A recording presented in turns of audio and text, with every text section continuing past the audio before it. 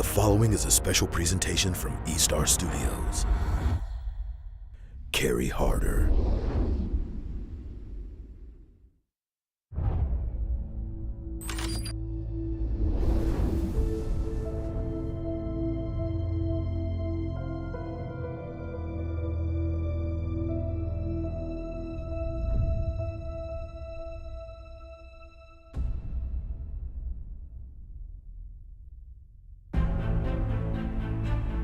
History says, work hard,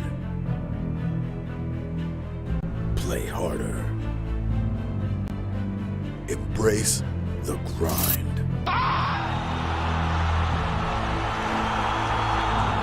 The journey is an arduous lane, yet creates a lifetime bond. 1, 2, 3!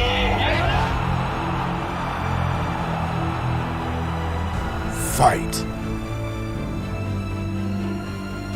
Learn. Reach beyond. History can't say what happens next.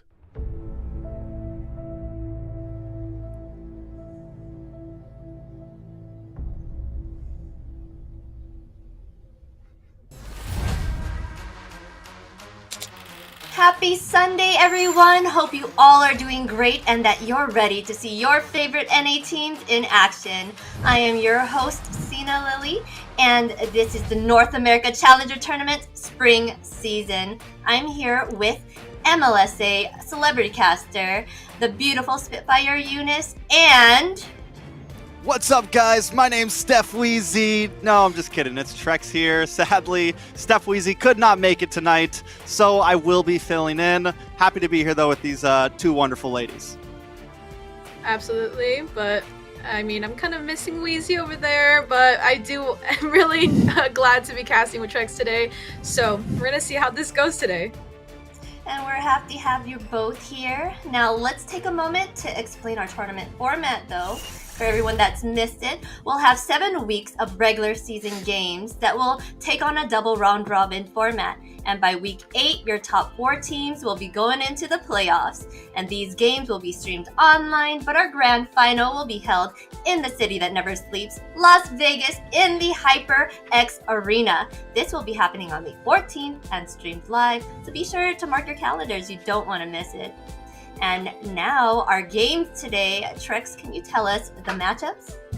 Well, up front, we have Ackerman trying to hold their position going up against Empire tonight. After that, the OhioBrothers looking to stay undefeated up against the Wasians. Then my personal favorite series of tonight, F4LLOUT trying to take a number 4 spot by beating BloodThirstyKings. And to wrap it all up, LaiMiTop looking to get a win under the belt, facing off against Area 77. I mean, if you look at this bracket right now, it's actually pretty intense, knowing that depending on how the matches go, some of these teams are actually being knocked off in that 4th player spot or possibly steal a 4th place spot. So I want to see who's going to go ahead and take it. My personal favorite is going to be that 3rd match, right? F4LLOUT versus BTK. We're going to have to see who's going to go ahead and take that 4th place spot. And I don't know, Trex, kind of feeling a little tickle up my sleeve right now. I cannot wait to see either, but we cannot wait to see them battle. But first, let's check out the tournament prize pool. The total prize pool features $50,000 worth of rewards, which is split into $24,000 in cash and over 900,000 diamonds. And the first place winner will get 15,000 cash and 100,000 diamonds. And we cannot forget the main goal here. The NACT champs will be going to the MSC, the Mobile Legends Southeast Asia Cup. This is the first time North America is going to be in one of these tournaments, which shows how far North America has come along in the Mobile Legends esports scene. The prize pool is stacked, guys. What would you do with all that money and diamonds? Well, I would definitely do a lot, but the main thing I would be doing is going to MSC, and that's, I think, is what I am most excited for. One of our teams will be representing us in the biggest middle of the year tournament. Oh yeah, absolutely. And like the professional players are gonna actually go ahead, right? We're gonna go see that MSC, them representing us, and let's forget about MSC real quick. Top 8 right now is very tight. We do see all these teams and like these players really putting it at that professional level, but whoever is going to go ahead and take that crown over to MSC and go ahead and represent NA, which is the first time actually, just like Xina said, that is going to be representing us in the MSC Cup. So I wonder who's going to go ahead and do that, and we're all stoked right now to see where these matches are going to go ahead and take us. I cannot wait to see us there, guys. But speaking of prizes, we've got special giveaway for our community. We have 40 giveaway codes on screen. Put that code in, be the first to get it. You're gonna get a Phantom Blade Karina. So we're gonna have this up for just a little bit before we take it down. So we'll rush in and put it in right now. But make sure you stick around for halftime, as there will be another chance at getting another giveaway. And these top 8 teams are fighting for a spot in the playoffs, which only 4 will be moving on. Currently, the OhioBrothers are taking NA by storm and keeping the top seat. BTK took number 3 yesterday from Area 77, making them fall to the 4th place. But FALLOUT and Empire will be fighting today to see if they could move on to try and take on 4th. Let's see if today's games will be changing these standings. And for our patch notes, if you guys don't already know, we have a 1.768. And what are our changes, Trex? Tell us the updates. Well, I think a lot of us are waiting to see if Minasar, how he's going to fare up when he gets to be played. Currently, he still is banned in the league. I think it's going to be about another week or 2 until we get to see him. Something to definitely point out, though, Esmeralda has been seeing a little bit more play in the EXP lane, so I think she may start to hold a bit more of a position. Anything from you, Eunice? I mean, looking at the buffs right now, we are seeing that Minzatar up there. Unfortunately, it is going to be banned on the tournaments, right? But Minzatar is a very strong EXP laner, or even in that roam position, right? Countering almost every marksman out there. But let's talk about that Joy real quick. It is going to be banned a lot right now in our matches, and especially in the ban phase. The dashes did get nerfed, but that damage buff over there, right? Full direct magic pen is going to do a lot of damage, but Eudora. I do see Eudora out there. Her second skill stun is a little bit extended. I haven't seen it played yet, right? But who knows? Somebody might slot in that Eudora and go ahead and show what Eudora really is. And that 1-1 did get just neutralized, but seeing how Basic played it last night, I don't think that's really a nerf, right? Eudora's burst is a beast to be reckoned with. I don't like dealing with that. They'd be hiding in the bushes and they take you out. But now let's check out our first match between Ackerman versus Empire. Casters, what are our predictions? Well, first things first, I needed to defend myself here. I heard they were making fun of me because of my terrible score yesterday. I will say that, as you see tonight, I like to keep my guesses spicy. And I'm going to go for the upset because I know everyone else is favoring Ackerman. I do think Empire, if there's a team that could pull it off, it's going to be them. Eunice, how you feeling about the predictions? So I went ahead and chose Ackerman. Looks like you chose Empire, but you're probably wondering, well, you didn't ask me that question. Why did you pick Ackerman? I did also say a 2-0 sweep along with Ben over there. But the thing is, when you look at these two teams and their play style, Empire is known for that 1-3-1 style, but Ackerman's also known for their 1-2-2 style.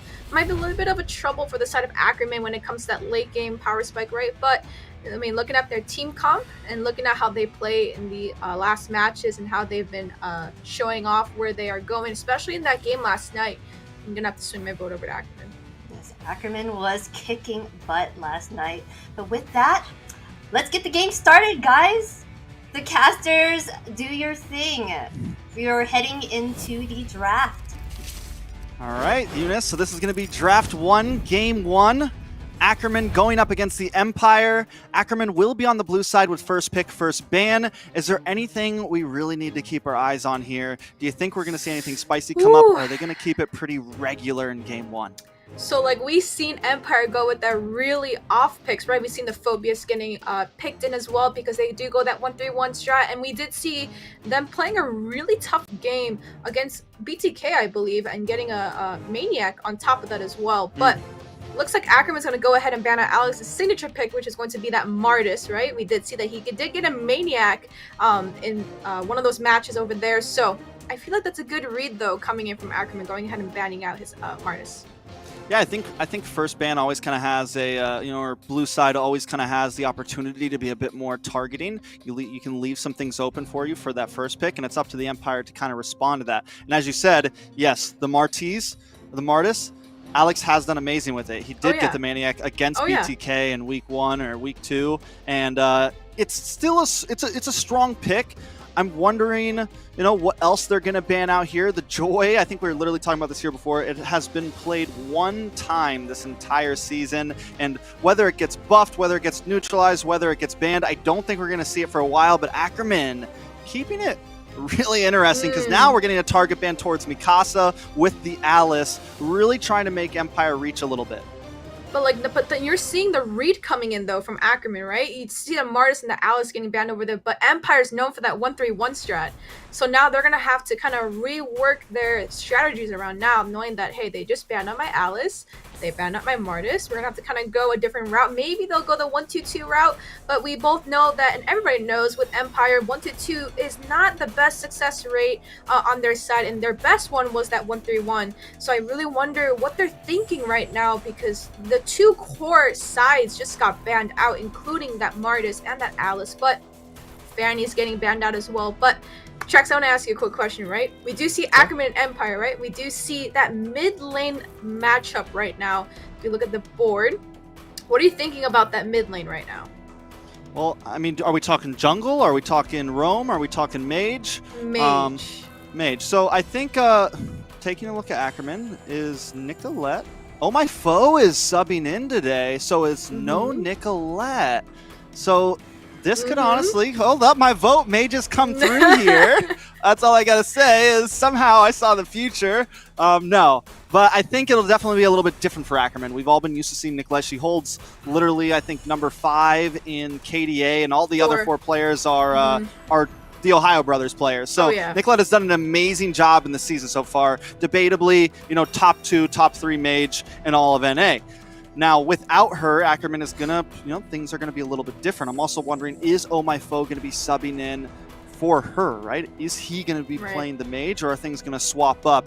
So that could definitely help out the Empire here, or it could throw them off a little bit. I think Ackerman's a good enough team. It does look like they're gonna focus on that mid lane first, locking in the Valentina though. Yeah, that Valentina, we've seen actually a lot of Valentinas being picked to 100%. If it's not banned, they're going to go ahead and pick that up. We did see Hoon play very well, along with Nicolette as well, and any other, pretty much any mid laner is going to go ahead and pick that up. But Zia is going to go ahead and pick that up. We do know there's going to be probably some hero swaps coming in at the end of draft, but I feel like Valentina is a must pick, only because it's a pressure against the enemy's draft, knowing that you can't just slot whatever you want anymore as soon as that Valentina comes in. So good pickup coming in from Ackerman. I mean, the Valentina is definitely solid. It has been beaten. It's not like this unbeatable pick, but it is a strong, flexible, upfront pick. I don't think people in NA flex it that much, so we almost always know it's with the mid, but it doesn't really show too many cards. It's not really easily countered or anything, but the Empire also going to keep it pretty solid, picking up their gold lane immediately, going for the EXP lane with the glue, and glue, honestly, has just kind of been a stick in the, no pun intended, has just kind of been a stick in the EXP lane, right? And sometimes I feel like he's going to have a bad matchup. Sometimes he has a really good matchup. I don't think there's anyone that really just completely destroys him in the EXP lane. Even after the early game nerf, he still can get the better of a lot of other EXP laners. He's a body bag. Oh yeah, he's a body bag, but he's gonna go up against Galaxy on the EXP lane. I do wonder what he's gonna slot. He is one of those lane bullies, and we've seen it multiple times coming in from the side of Ackerman, and just like that, Lapu is gonna get slotted in by Galaxy, and that is one of his signature picks, right? Lapu, and we're gonna go ahead and see that Yuzong as well being slotted in by Galaxy, but he's gonna go ahead and shoot today and pick up that Lapu. But Kush, I see a Grok getting slotted in here right now by the side of Ackerman. I like it. I mean, a lot of play potential from Ackerman right now. You have the Grok, who has great setups. You have CC with the Lapu Lapu. And then you have any kind of CC that Empire picks up. You have that with your Valentina. So Ackerman just keeping things pretty simple. one good thing is normally I would say, do we want to pick up our jungler early? But Kush has been showing to be super flexible, right? He can play assassins. He played an amazing Hayabusa game last night. We've seen him play the more bulky jungles like the Fredoran, the Akai, whatever. I think they're not too stressed about that position, so they can save that jungle pick towards their last if they want to and use it as a pick. They're not going to get pushed into a corner if that's the way the Empire wants to start banning. And now, if we look at the current 6 bans or picks getting picked in right now, usually every time I see a Valentina, it's always a Farsa getting put up right there. So, Battle of the Feathered Airstrike coming in. Who is the better Farsa coming in for both sides? But do want to talk about Kush real quick. So he is going to be the jungler for the side of Ackerman, but we do know that he can play that assassin and that tank fighter role. We see him play both of it so far, but I do wonder what he's going to play this time. We don't see it coming in yet, but we do know that he has a lot of comforts. He is a multi-role in that specific area, so he is able to adjust very easily, which I think is a really big plus for any team that has a multi-role that can play it at a really good level. I mean, with the way Ackerman's banning right now, taking out the Hayabusa, they definitely want to limit that. They definitely want to, I think, maybe pick up, continue to go into these assassins, maybe take out the Ling here, maybe the Karina. Kush has played well on that as well. The Farsa's good, but like, you picked it into the Lapu, into the Grok, a lot of issues. It's going to be tough for Empire to keep that Farsa alive. They're really going to have to think about where they're positioning with these ultimates. And as you also said, Valentina's going to be able to steal ultimates. Ackerman, so far with this draft, I'm liking it. It just kind of depends on what they pick in the gold lane. And I think Empire, with the Hayabusa ban, now they need to maybe take something. Oh, they go for the Ling, double. So I'm a little worried about, I don't know. I think there's still a lot of options for Ackerman in the gold lane. Beatrix, a lot of things. And I'm wondering if maybe they should have shifted to that instead of focusing on to Kush. Yeah, so there's a lot of backline dive coming in from the side of Ackerman. We only see that glue getting slotted, and I would like to maybe slot that Farsa in the second phase ban. Maybe switch up that mage pick because we are missing that backline. Maybe a Yeve could have potentially been a little bit better. That little bit of shield coming in from the real world manipulation might kind of be like the little bit of saving grace here. But getting that Farsa picked up, like you said, we do have the dive coming from Galaxy. We have the ultimate coming in from that Grok, that wall charge. So kind of canceling out a lot of Farsa's. Actually, the Garden Barrier actually does cancel out Farsa's ult as well as it is a stun on her. So I do wonder why, but we're going to see the drafts being finalized in that ban area, and we do see Karina getting banned out, Yuzong as well from the side of Ackerman, and I don't know why there's an EXP laner banned out when there is glue already, but who knows, maybe a roam slot. Some unorthodox pick, but we do see a high-end link, so just like Trek's guessed, right? Manifesting into reality. A lot of assassins have been banned out, and banning out Kush is hero pool. I mean, it's definitely, especially with the lineup that they currently have, like having this Claude, having this Farsa, Ling and Hayabusa could both be a major problem, especially the way that Kush plays it. So we're limiting that down. Now Kush is kind of be forced into picking something a bit bulkier. Maybe he goes for, some classic. The Fredoran is still open. The Akai is still open. We have seen some other the Paquito's still open. Could be another possibility for Kush. So hold on though, from the side of Empire, we do see the Edith pick up. Right here. How you feeling about it? So we did see Edith getting picked up by Mikasa in our previous matches with Empire, and Mikasa actually had a perfect KDA, no deaths. And Edith is one of his signature picks as well. So whoever is going to be, this is going to be, I'm pretty sure, a roam Edith, I believe so, because Reckless is going to be going ahead and going into that EXP lane. But Edith, her CC in that early game, as soon as she gets her 2 skills up there, going to be a lot of stun ability control as well to get that early pick off, right? But the little thing what I'm worried about for the side of Empire, yes, Mikasa might be able to provide that CC with her first and second skill, but like if you compare the roams to like Atlas, Lolita, it's not that set potential with her ultimate. She does have an immobilize, but it's not for too long, right? And I feel like they need that set because there's a Farsa that has a lot of dive potential coming in from Ackerman, but Beatrix and Lance is going to be finished, and the draft is complete for the side of Ackerman. I like it. Honestly, I mean, the Tanks-a-Lot has just taken the world by storm. You see it all the time everywhere around the world now. Some people are slotting it as like a S tier jungle, not gonna lie. And especially against the composition that Empire has, another hero to dive towards, to dive towards this Farza, to dive towards this Claude, phase out whenever Mikasa tries to get the play with the knockup. So something else to dance around. And then, like I said, the Beatrix solid. You have a long range sniper, you have close range, you have something to melt down the Fredrin or the glue. You have plenty of opportunities. I feel like Ackerman is very well rounded. Empire, on the other hand, I like their comp. I just feel like Ackerman counters it a little bit too much. Yeah, and just like you said, that counter though, I feel like Empire really has to be careful right now when they pick and choose their fights, knowing that, just like you said, they're at a lot of danger right now, especially this Farsa and this Claude right here, right? We do have to watch out for that dive and that CC coming in from Twinks, which is going to be that Grok. But Trax, let's take it away. We're going to go into game one. It's going to be Ackerman versus the Empire. Yeah, definitely going to be a big game with Ackerman facing off against the Empire. I mean, right now, Empire sitting at number 5, number 6 on the board. Ackerman feeling some momentum. They took down Area 77 last night, right? Which a lot of people didn't know how that was going to go, but Ackerman didn't just take them down. They 2-0'd them. So they're feeling great. We also get to finally see Oh My Foe on the team, and it looks like Foe is going to be in the gold lane, and Zia is going to be playing mid. This is something that we're not unused to seeing Zia. He played mid during M3, so we know he does have those skills. Yeah, Zia is known for that marksman spot, right? Did play ahead with BTK in M3, so I really wonder what the playstyle is going to be a little different, right? Obviously, Zia can have that flex and play in that multi-role, but we do see a little bit of a brawl situation that mid. A little bit of a brawl. Kush taking a little bit of a damage, all for the Litho Wander. Does go to Kush, though, so he is able to take that first small neutral objective, right? But nothing too major, no deaths on the board, Eunice. We do see a little bit of chip damage on that mid side, and I feel like, oh wait, this is going to be a glue roam here, which actually I thought Mikasa was going to be in the mid lane. Just noticed that. A little bit of a lane punish, I feel like. And I feel like that's actually pretty smart. Glue with immobilized, but we do see a little bit of invasion coming in here.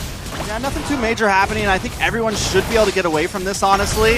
Empire gonna keep it aggressive, try to take the purple buff. Alex is able to secure it though, but wait, the re-engage coming from Kush, trying to get the finish onto Alex. Toinks picks up the kill, but Demon doesn't want to let it go for free. It's a 1-for-1 trade already on the map. Wait, Demon in a lot of trouble. Zia finding one for himself. Make that 2-for-0, or maybe 3-for-0? Ackerman finding another one onto Reckless there. A lot of death right in the first 2 minutes. I mean, Trux, you said you thought everybody was going to get away with that pretty smoothly, but it's going to be a 3-0 to the side of Ackerman, and that is going to be a little bit of that gold boost coming in already, sitting in at about 2 minutes right now.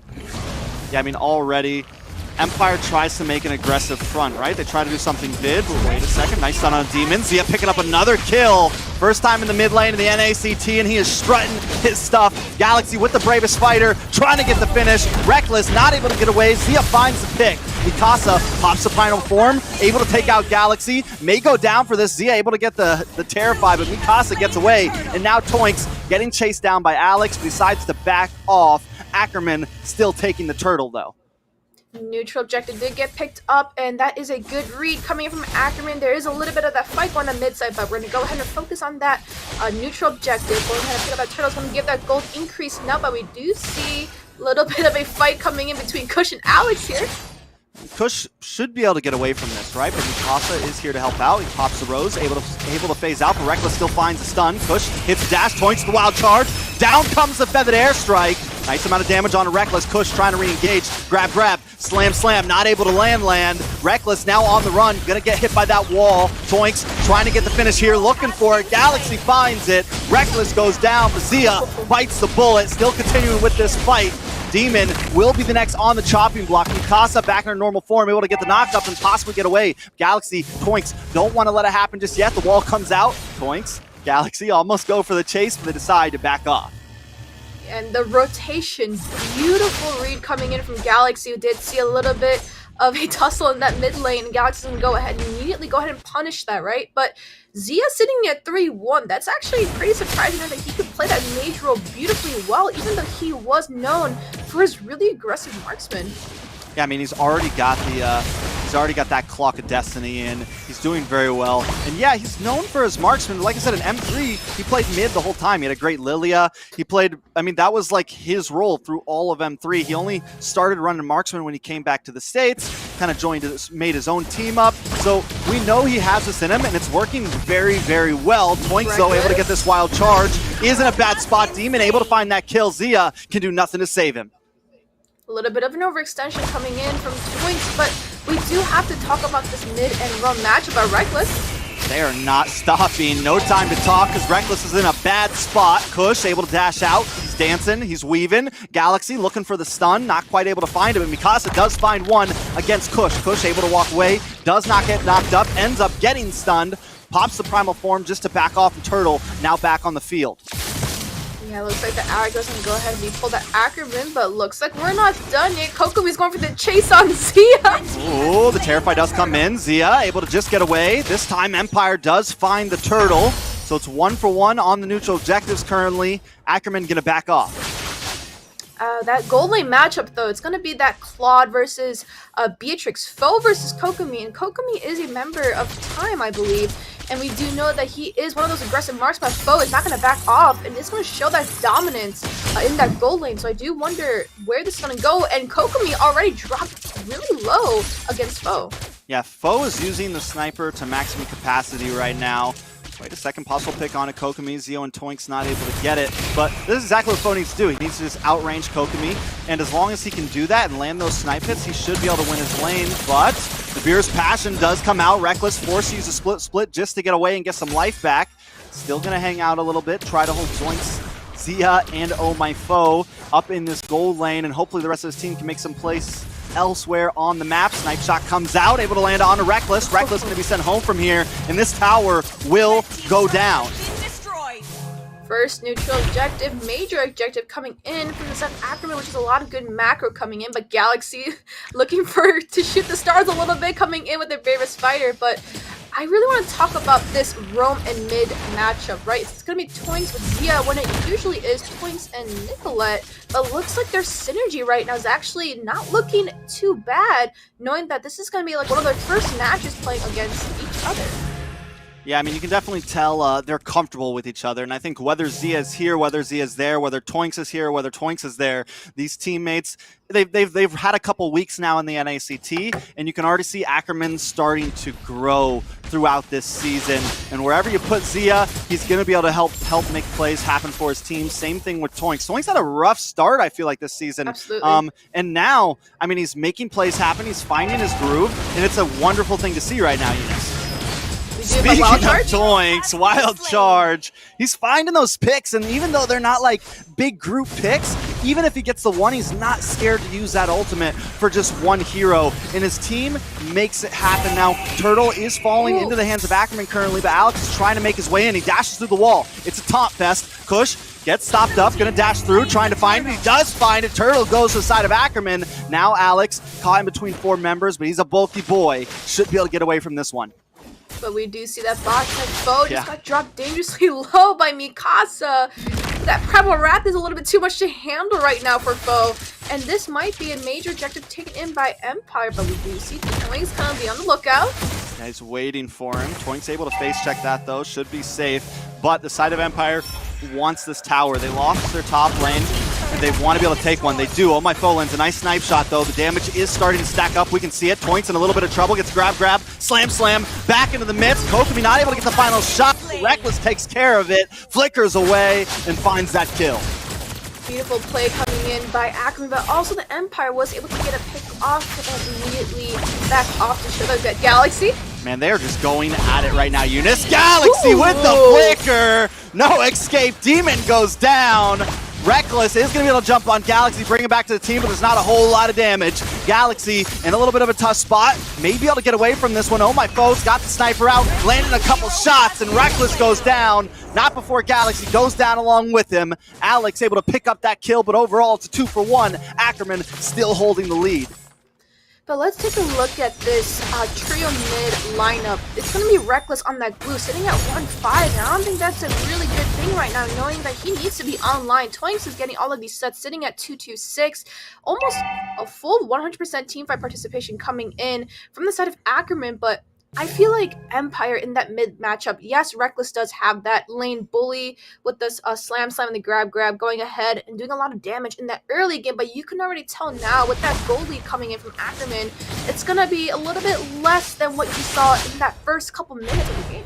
Yeah, I mean, with Demon on this Farza, with this glue, even with Kokomi, Empire's looking for a mid-game spike. They already missed that shot, right? They're too far behind. So now it's really coming down to late game for them, trying to get Kokomi online, and currently they're just having trouble doing it. Toinks was able to get a nice wild charge. Alex and Reckless looking for a possible re-engage. Demon, not quite there, has found a position, waiting for the Feather Airstrike to come down, and there it comes. Toinks taking a bit of damage. Demon finds the finish, so a good play from the side of Empire. This is exactly what they need to do. They need to drag out this mid-game until they can get to a nice spot in the later phase. With that fight coming on that top side, Galaxy was able to get another turret in that mid side. And the turret gameplay right now is going to be the side of Ackerman, but Reckless. Oh, Reckless is going to go down here. Oh, my foe going to pick up that kill. And as you said, Eunice, not looking too hot right now for Reckless. Right now, that I don't know, that mid matchup is just not looking too hot for me, knowing that Reckless is going to be the one doing that damage and dealing all that CC, but without that CC, Twinks and Zia are just free walking everywhere, and there's no punish coming in. I mean, look at Zia, 5-1-4, but Demon, 2-4-1, and Reckless sitting at 1-6-4. I don't know if that's the KDA that you want, especially in this 10-minute mark, knowing that Lord just got picked up by Ackerman. yeah, I mean, Zia's definitely just showing dominance on this game. Him and Toinks look like they've been playing together in these positions for a long time. But another player to keep our eyes on is Oh My Foe. 1-0-1, not an amazing KDA, but just going deathless right now is super important. But the good thing for Empire is Kokomi has also gone deathless. Before we go any farther, Lord is getting melted down. Kush into the backside, looking for Demon. Does look like a slight response from Zia. Is going to get pushed out of that feathered airstrike. Reckless finally finds a grab. Misses the slam. Not able to pull Toinks back in. Empire might want to stop him. Mikasa gets a beautiful knock-up. Galaxy wrecking havoc with Bravest Fighter. Alex misses the Prazer's Wrath. Ackerman doesn't really want to force this fight. Seeing if Empire wants to try to push in. Mikasa does and goes down for it. Now Kush on a roll. Hits a couple dashes, looking for the next target. Maybe you want to pick up this purple buff. Alex doesn't want to give it up, but he's all alone. Is able to take it, but maybe for his life. A lot of damage coming in. Big flicker from Galaxy. He lands them back-to-back. Almost takes down Alex with it. Beautiful play. A lot of utility being burnt right there, right? But wasn't able to get the biggest response that we were looking for with that Lord. We did go ahead and see a couple members getting knocked off the board. But this Lancelot pick is going to go ahead and be that Tanksalot, like we call it, right? You do need the full team. We do need that. We need Foe and Zia, right? We need them there. Only because Kush is not going to go ahead and build that damage. The Phantom Execution to go to that back line is crucial for the side of Ackerman. But with no damage, they're going to go ahead and need Zia. But Toinks. Ooh, this is good. They get a nice pick onto Toinks. They definitely needed that, but they have to do that a little bit more if they want to stay in this game. It's a 6,000 gold deficit for the Empire. You do need that response coming in, and maybe the Empire is going to go ahead and be careful now. We have to be thoughtful of our fights, right? We can't just go in anymore, knowing that Empire is going to have to wait for Mikasa to give those 2 sets, because Reckless can only give that CC and that slow, but Kush coming in. Kush is going to be able to dash around, just play with it. He wants to try to bait these fights out, and that's exactly what he's doing. Makes Demon use that utility, and now Empire's down 3 ultimates, and Ackerman has the advantage. Galaxy with a big stun onto Mikasa. Mikasa in a lot of trouble. Snipe shot comes in. Oh My Foe finds him, and now Empire's on the back foot once again. Beautiful American sniper coming in from Foe, but looks like they're still not done. Doing a little bit of dance here. Feather Airstrike. Yeah, with Toinks in the wild charge, Reckless in a lot of trouble, able to get the grab, but taken out by Kush.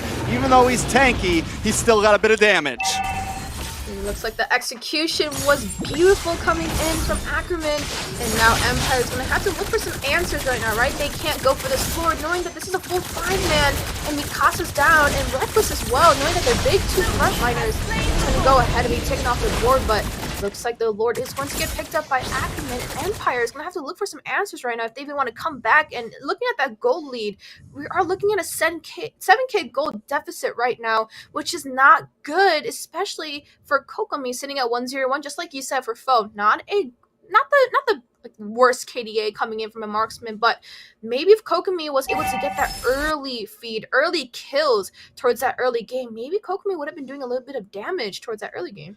I mean, the fact that he hasn't died, though, means there still is hope, though, right? He's been getting gold steadily throughout the game, so he should be able to melt down this Lord. I think the real problem with Empire is they keep getting baited into these fights. About 2 fights ago, Ackerman was ready to back off, but Mikasa pushing in, and in the end, they lose that skirmish just because Empire tries to force it. Ackerman didn't even want it, but they ended up bringing it to them. So Empire needs to be a bit more picky and choosy, and definitely don't fall for the Kush bait. Yes, he's annoying when he dashes in, but he's not a huge threat to take anybody out. Now the Lord, he's going to crash into this top inhibitor. Toinks going to crash along with it. Zia is the first to fall. Kokomi does find Galaxy, so a good response. The inhibitor finally does fall. Kokomi with the blazing duet, able to find Oh My Foe. A double kill for Kokomi, but Zia shuts him down. Mikasa looking for Kush here, trying to maybe get the knock-up or just get Ackerman out of their base. Reckless can do the same. Able to get the slam on to Toinks there, but another inhibitor does fall. Kush in the back line, trying to hunt down Demon. Gonna get knocked up. Mikasa trying to keep them away, but Ackerman just doesn't want to give this up. Lot of beautiful defense coming in from Empire, and that was actually one of the toughest defenses I've seen so far coming in all of NACT. Their backs were up against the wall right there, but looks like Empire's gonna go ahead and use a good utility to go ahead and defend that base, but Zia doing a little bit of chip damage here. Yeah, I mean, we saw the amount of damage from Kokomi there, right? And just as we were talking to him, he's able to come in, pick up a double kill. So we can see that, like, the possibilities are there for the Empire. The problem is I still feel like the Beatrix scales a little bit better and has a bit more utility, especially the way the Foe's using it. Because he's not scared to pull out the sniper. He lands a shot, so he has damage. Absolutely. And he has shred with Nibiru. So a lot of options for Ackerman, but I still don't want to count Empire out just yet. Yeah, and with that Beatrix being mentioned right there, you can kind of flex what kind of build. You can go ahead and kind of go more for that burst damage and more with the sustained damage, right? You can either slime that DHS or you can just go for that straight Blade of Despair build, and I'm pretty sure my marksmen do know what I'm talking about, but we do know the Foe is known for his sniper shots right now, and he's just doing a lot of chip damage. Oh yeah, look at Reckless, 2 shots, and he is already pretty low right now. I mean, he brought Kokomi down to like a third of his health with 1 shot, so we know it's there. We know it's a problem. I don't think Empire wants to give up this Lord for free, though. Look at Galaxy waiting. Again, they want to bait him in. They want to try something. Zia has now taken ultimate of Oh My Foe. Still finds the Lord. Toinks the big flicker knock-up. Able to hit 2 members. Alex will go down first. Reckless into the backside. Looking for Oh My Foe. Can't quite find him. Locks onto Kush instead. Zia able to get away. Possible knock-up from Mikasa. Is able to find Kush there. Demon gonna take a shot to the face. Foe does miss, though. Now Ackerman trying to close in the grass. It's 1-for-1 currently on the map. Alex and Galaxy are gone, but Lord is coming down the midway.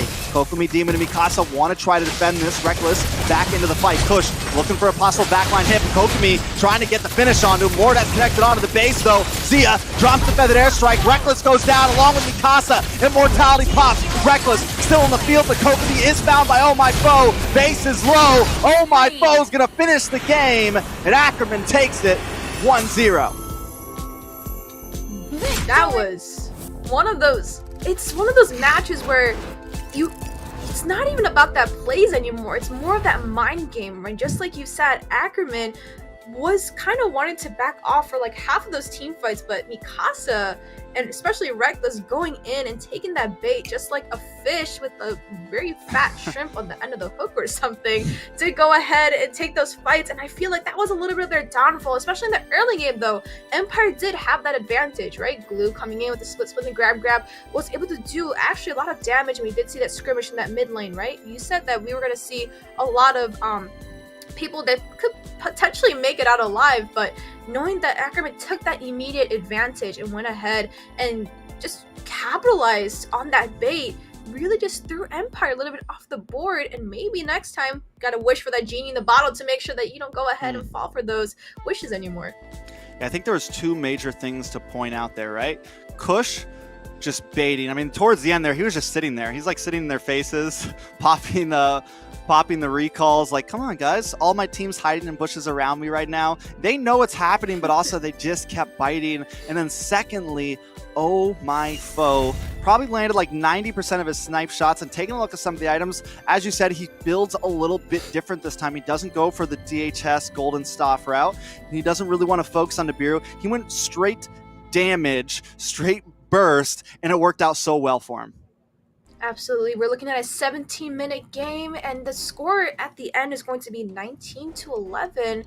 And let's take a look at these substats really quickly. 8-1. We're talking about these turrets, right? Not too many kills up on the board, and we do know that since they are high elo teams, they really want to go ahead and focus on that macro and micro, which is going to be obviously into the hands of Ackerman. Picking up a lot of these objectives is really going to be the strong suit, but Zia and foe, their KDAs are looking beautiful right now for the side of Ackerman. 818 and 514, they're gold as well, up in that biggest lead right there. But let's take a look at these damages, Trex. Yeah, I mean, taking a look at it all, Zia just outputting an insane amount of damage along with Oh My Foe, and Ackerman knew the assignment. They knew what they needed to do. They knew who they had, and even Kush went deathless that whole time. Galaxy and Toinks, all they had to do was take a couple shots to the face, and Oh My Foe and Zia are going to clean things up. Yeah, we're going to go ahead and give that rich gold guy over to Kush, knowing that he was in that jungle section with that Demon Slayer emblem, so he is going to be able to take a lot of that farm a lot faster. But Zia is going to be known as a carry. But look at Kush, just like you were saying, going ahead and doing a lot of pressure in that backline, putting Kokomi in a very tough spot. But we do see that Feather Airstrike coming in by Zia using the IMU, was able to take on Mikasa. And then I just feel like the snowball is just too much, especially in that state. And if you're already going ahead and looking at the gold deficit up there on that top side at the bar, that's almost a 10k gold difference even when they were closing out that game, which is not something you really want to see. We do know that's a huge disadvantage, but just looking at the way that Ackerman played, especially into their Nexus and leading into that crystal right there, I just feel like it was a very well executed play. Yeah, I mean, Kush just, even towards the end there, like, Kush had so many different dynamics in that game with that Lancelot, right? He was able to be a frontliner and deal with the glue, deal with the with the slam, deal with the taunt that comes from the side of Fredrin, but also dive into the back line and harass Kokomi and Demon enough to keep them out of position and keep them out of the team fight so that Zia can output damage when he needs to. So Kush, I feel like, was really kind of the driving force behind a lot of those team fights. Depending on where he was how the rest of his team followed up. And now we are going to jump into the second draft here. Ackerman will be on the red side this time, so Empire will have first ban, first pick. Now, we did see that patch note earlier. Fredrin actually got nerfed, or like neutralized, I believe. I'm pretty sure it's on that nerf side. And honestly, looking at these matches and how we actually talked about this, Fredrin getting picked into any of these matches, we didn't see the highest win rate or the success rate coming in from for a lot of those picks. And even though Fredrin is going to go ahead and be that menace in that jungle, very tanky, go ahead with that tank fighter route, right? I just don't feel like I feel like you need the exact proper lineup to go ahead and execute Fredrin into that map, knowing that his I'm pretty sure his base health damage or some of his skill HP scaling got a little bit of that nerf, so might be a little bit of an issue now when it comes to drafting. You're gonna have to be careful, and you kind of have to work around your jungler, knowing that it really all depends on that mid to late game. Yeah, and I mean, it looks like Ackerman, they're not stressed, right? They're literally, even though they're on blue side now, or they're on red side now, they're not going to switch up their bans. Yeah, Eunice's side. They're on Eunice's side now. It's my side. They're not going to switch up the bans at all, right? They're still focusing on Alex's Martis. They're still focusing on Mikasa's Alice, which does show some respect, right? Because these aren't like the most amazing picks. Not everybody is vying for these picks, but we know that Alice and Mikasa do great on them. Empire, going to take out the Fanny, take out the Arlot, keep things pretty regular, but how do we deal with Kush here? He is always a driving force behind Ackerman, whether he's able to actually play damage with the Hayabusa, or whether he plays something a bit more utility like the tanks a lot. I'm wondering if they need to either change routes and focus on someone else, or just find a way around Kush. Or maybe change up their lineup and start doing that 1-3-1 that they're known for. Maybe go ahead and retry that 1-2-2 lineup. And I'm pretty sure they just did that 1-2-2 lineup with the Claude, right? But we do know that for almost every single game, Empire is going those two fighters with that burst marksman jungle. But maybe they should be trying that out for this match, apparently. Maybe it might be their little bit saving grace. Whoa! We missed it. I'm so used to it not being on the bands. Maybe this is the game changer?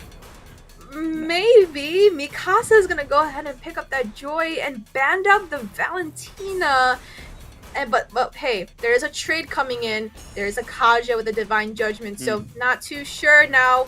I'm gonna back off just a little bit. It was a little bit hyped. Tracking that guy a little bit hyped, knowing that Joy doesn't get picked at all. But Twinks is gonna go ahead and lock in this Kush. Oh my goodness. Kaja. Not Kush. Lock in the Kush. Yeah, he's gonna lock in the Kush. It'd be a good hero. It would be a good hero. Oh yeah, you know? It would be a good hero. Pretty broken, but Kaja's gonna get locked in by Twinks.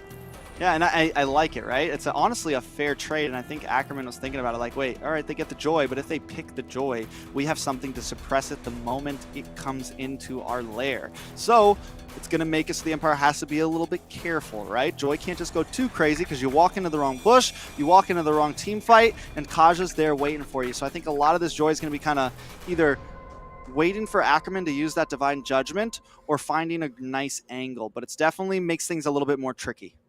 Now I do see Zia gonna lock in this carry, and it's gonna probably be Foe going ahead and playing that marksman area, but we do know late game, right? Carry's gonna take some time to go ahead with that Trinity build and go ahead and scale, and she did get a nerf a few patches ago, actually, knowing that we were at one time in that point where Carry was an immediate ban. We did see it play in M4, we did play in MPL. It was just such a broken marksman, but locking it in this early, I'm not too sure, and Kokumi's going to go ahead and respond with the Brody, but when it comes to these 5v5 team fights towards that late game, Mikasa's probably going to go ahead and run that Vengeance on Joy. Now, Zia can't just be free, or Foe is going to be, can't be free hitting anymore into that Joy, knowing that the Vengeance is just going to melt that carry, so there's going to be possibly no big damage or attack coming in from the side of Ackerman. I mean, we'll see. Definitely, carry does take a little bit longer to get online. Going up against Kokumi on this Brody too. Like last game, Kokumi still had a good game, right? Took 0 deaths, played gold lane the way you're supposed to play gold lane. This time, with the Brody, you do kind of have a little bit of an early lane advantage, I feel like. You have a little bit more range with that first skill, a little bit more possibilities. But, I mean, even though carry's not as, like, first pick prio anymore, I just feel like there's always that threat of a carry, you know, like, because once it does get online, no matter who it's against, whether it's a Joy, whether it's Vengeance, whatever, I just feel like the true damage, it's too much. But real pick here, Kush on the Hayabusa once again. Last night, the man went, like, 12-0 or something. When I tuned into the game for a second, he was 8-0, and they were already on inhibitors. It was insane. Yeah, absolutely, and I don't know, but the Empire's lineup changed, and looks like, so it's gonna be Mikasa, Demon, Kokumi, Alex, and I wonder who was the one that just got... Galaxy. Galaxy's it was not... Galaxy that got subbed No, wait, no, out. Galaxy is on Ackerman. My bad. Oh my god, no, we're well, who's at the Empire's lineup changed just a little bit, but listen, you're the analysis, Eunice. Come on. Yeah, I'm trying to figure out who just got slotted out, but I'm probably having some brain fart right now. But we do see Foe locking in Xavier, and have we seen Xavier get picked in? I don't remember. Xavier actually. has been picked. Yeah, Xavier's been picked a few times Once or in twice, like the first but I don't week. think... Yeah. Oh yeah, I don't think a it's whole like lot. a. Oh yeah, no, but we do know Xavier is Mystic Field towards that late game. Oh, it hurts. Oh, it hurts. I wouldn't want to go up against Xavier though. But Galaxy's gonna go ahead and lock into Esme, and we called it earlier. Esme is gonna go ahead and get slotted in, and Trex, looks like your wishes are coming true. Go ahead, talk about Galaxy in this Esmeralda. I mean, I think the Esmeralda is slowly going to become more and more solid. We saw it even before it got buffed. We saw it very rarely against like the Lapu, because Lapu gets shield. I've seen some very good EXP laners still able to pull her out, dust her off, and get her working on the Land of Dawn. But now, since she's had another buff, last patch she had a small buff, this patch she had another one, I think she can be viable again. Do I think she's gonna be like she used to be, where she was literally the best EXP laner in the game for, I mean, like a year and a half? No, but she can be solid. And against the Joy, maybe do okay. Joy does get some shield. Esmeralda does like shields. So, I mean, it can work. Esmeralda doesn't really have any skill shots, so there's nothing you really have to aim at. You're just going to keep clicking and running, so it works out against the Joy. But before we get too deep, this is Game 2. Empire going up against Ackerman. Ackerman holding the lead right now in a best of 3, 1-0. Can the Empire strike back? So now I do see Kush locking in this Haya, and we did see a pretty intense game coming in actually yesterday. And speaking of lineups, Empire, Reckless actually got replaced by Copla. So now we're going to see a different role mid-synergy, and we already see a lot of damage coming in on Demon. Yeah, a lot of damage already on Demon. Taking a look at both sides, I do like the mid side for Ackerman, even though they do have, this time Oh My Foe is going to be on the mid again, so Zia will be back into the gold, switching it literally between games here. But nice wave clear from the side of Ackerman, nice pressure from the side of Ackerman with this Taja. Copla and Demon should also be good, but I really want to see Demon rotate down in this bottom lane, use that wings by wings advantage, and try to possibly get some early game picks, and that's exactly what he's trying to do right now. Yeah, we're going to go ahead and see a little bit of pressure in that gold lane, and I feel like that is the response that Empire needs. A lot of hyper-focus, especially towards that bot side, knowing that this Brody needs to get fed at least decently stacked enough to start doing some chip damage and possibly starting these team fights early, which is what Empire kind of lacked. Ooh, Kush trying to come in. Has hit that level 4 and immediately tries to make a strike. Copla able to get the knock up on the points there. Galaxy is also rotated down, and the way that Galaxy does that and Ackerman does that, they're so quick at rotating down. And now that Galaxy's got a nice position, cutting this top lane, he's going to be a lot more involved in a lot of these early skirmishes. This Galaxy is not scared of Joy, and Esmeralda is actually able to sustain Joy's damage a little bit well compared to other EXP laners, but we do see Dawning Light coming in. Alex? A lot of damage on Alex there. Galaxy being ever aggressive. Someone tries to get the snipe shot on Alex there, but he's able to get away. A little bit of damage though on Galaxy. Kush able to take the turtle. Galaxy able to flicker. Mikasa almost finding the pick there now that he's hit level 4. Just want to emphasize on Joy's damage right now. She doesn't even have a core item yet, and the way that Galaxy just got chipped down so low and actually now is preventing him from going up close and clearing, this might be a little bit of trouble for that late game in that back line, right? Mikasa does have that dash ability, and the electrifying beat is going to go ahead and target that back line, which is not cool, but Copla does get the knock up. Damon comes in, Dawning Light from across the field. Mikasa finds the kill, and that's exactly what they need to give him a little bit of an advantage over Galaxy, because he was having some trouble there.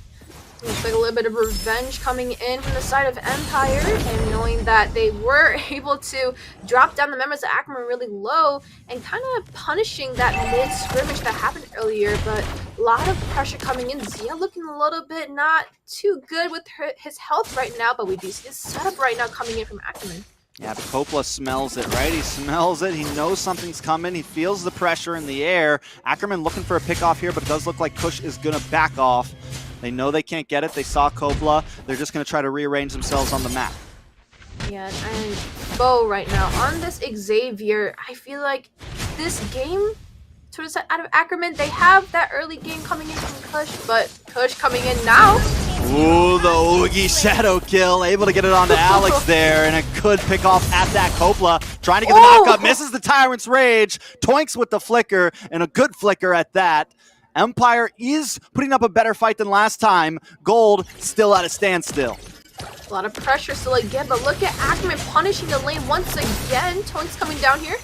Copla Get the knocks up onto Toinks. Toinks walks right into it. Dawning Light comes out. Direct hit onto Kokomi there. Demon here to help out. Alex here as well. Turtle on the map now. And I got a feeling everyone's going to be fighting for this one. Kush on his way down as Mikasa harasses him up in that top side. Might actually end up being a free turtle over to the side of the Empire. A lot of members are actually dropped down pretty low for the side of Ackerman, so I don't think anybody wants that turtle, and Alex is going to pick it up, and Kush is still going to go ahead and just redo his rotation, but Galaxy Xavier stealing purple? Oh yeah. I think Galaxy just stole purple. He just did. That's rough. Goodness. It looks like Menace coming in again from Mikasa with electrifying beats.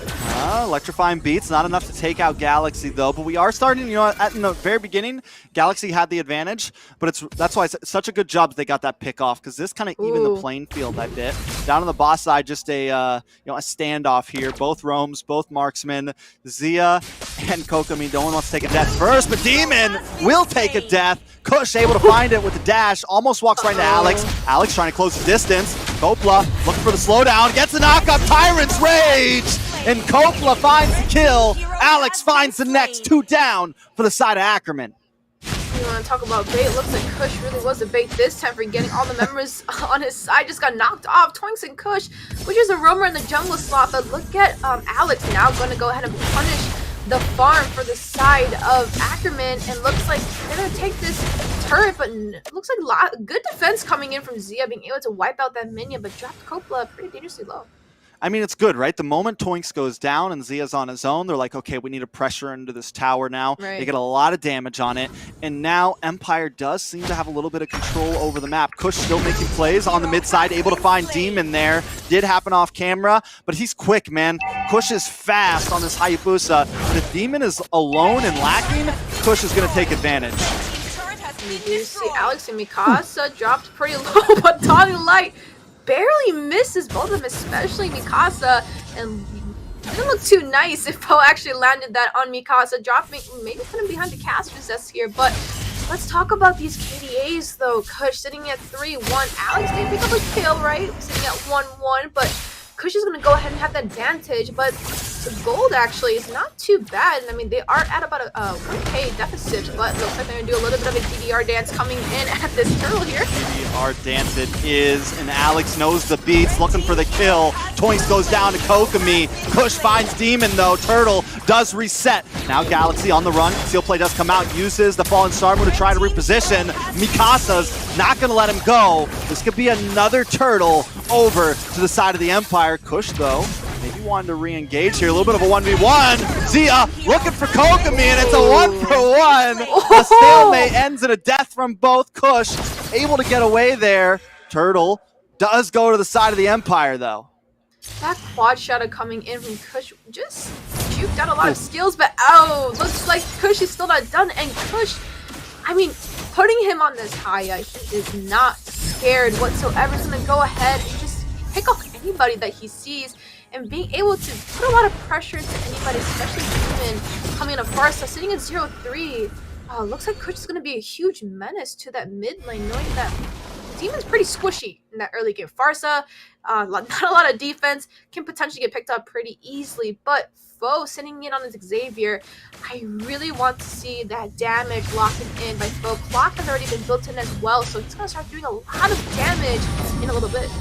So I feel like Foe's been doing a good job on this Xavier. Some would say he's immobile, right? Some would say he's just hanging out in the mid lane, but he has the range. He's able to do that, but wait a second. Zia finds Mikasa. Toink's able to get the help. But as I was saying, his goal is to keep Demon in that mid lane. He keeps on pressuring those mid lanes so that Demon has to stay there, try to clear by himself, and because of that, Kush is able to pick him up. But Alex now looking for Zia. Demon finds the kill. Toinks will be the next one to go down. Alex finding that one. Looks like a little bit of trouble for Kush here, almost getting stunned up. Kopla may not be able to get away from this. Oh my Foe, he's going to chase him down, gets the Mystic Field, and the double kill. Back and forth, 8-8, Empire only holding a slight lead. We do see that damage now starting to respond in from Foe, and looks like that trade isn't the best, right? We did the top trade, but Foe flicker. Kush looking for Demon once again. Foe able to flicker, bait in Alex. That's 2 members down for the side of the Empire. Galaxy and Toinks with the concealed play, looking for Demon. Dawning Light comes out. Demon may go down here, wing by wings, but no escape, but double kill for Galaxy. Very beautiful. Divine Judgment coming in from Toys was able to go ahead and punish that Farsa for being in that mid lane. And this matchup is so interesting. We did see Mikasa, this Joy was supposed to be that huge menace. 3-1 right now, looking pretty solid for that EXP lane, but I would like to see that KDA actually put on the marksmans or even Demon right now. And Demon sitting at 1-4, which is not good, especially on that mage. You do need that scalage coming in, but if we compare Demon and a foe right now, 2-0-5, which is not the best KDA you want to see this side of Empire on this mid. Listen, oh my foe, man. You put a Beatrix sniper in his hand, you put a Gojo Dawning Light sniper in his hand. He is landing shots across the map, and Coppola goes down next. Speak of the devil, oh my foe, find another one. 3-0-5, almost making me wonder, man, where's he been this last season? Beautiful. Just like you said, I mean, putting foe on these two sniper heroes, right? The Dawning Light is able to go ahead and kind of snipe anybody around the map, but we do see he did play pretty good Beatrix using that sniper shots, but his Xavier is going to be into the favor, sitting at 3-0-5. Perfect KDA right now for the side of Ackerman. And he is the only one right now with no deaths, but Demon caught out once again. Demon's going to take a death, I'll tell you that. And he's been taking a lot of deaths. Kush has had a target on Demon's forehead since this game started. I think literally all 5 kills of Kush are the 5 deaths from Demon. Wait a second, big Tyrant's Rage. They finally find foe. Zia, though, with the spinning light wheel, flickers in, able to find Alex. Kokomi will be next, a triple kill going over to Zia. Galax finding another. It's a full team wipe with Lord marching down the top. Rex, what just happened? They all died. They all died, Eunice. Everyone's dead. Empire could possibly lose this. Demon is up, though, but with a 1-5 KDA, he's not doing a whole lot of damage. Galaxy not stressed about it. Lord still coming. And we do see Galaxy kind of putting a little bit of... He's saying hi, right? He's going to go ahead and say hi to Demon. And looks... Oh my goodness! That Dawning Light damage on Demon just chipped off half of his health. I mean, it's like he spawns and people take damage. It's insane, right? Oh, my foe. He is going to be up and ready to play, though. Galaxy taking a bit of damage. The Empire able to fend this off. They were able to take some of the bigger members down when they took a full 5-man wipe. But wait a second. Kokomi goes down. This is bad. Coppola looking for the possible Tyrant's Rage. Almost gets it on to 2. Zia goes down. Coppola able to find the kill. Demon finds Toinks next. Galaxy now forced to back off. Oh, my foe does not have a Dawning Light to try to clean things up. Maybe they should have said bye. Because what just happened? It looks like Ackerman, a little bit of an overstay coming in, but Coppola still looking for more. Kush is going to go ahead and put that pressure again. And like I said, he's going to go ahead and give that vision with his quad shadows and Galaxy, doing a lot of frontline damage. And foes will start to hurt. Dawning Light coming down. And look at Demon. Oh my goodness. 2 Dawning Lights. And Kush still looking for a lot of answers here. Yeah, I mean, Empire. Okay, let's break things down. I think we got a little bit of time. Right. Does Empire have a chance here, right? They're on the back foot. It's only a 3,000 gold deficit. Is there something they can do to try to take this win?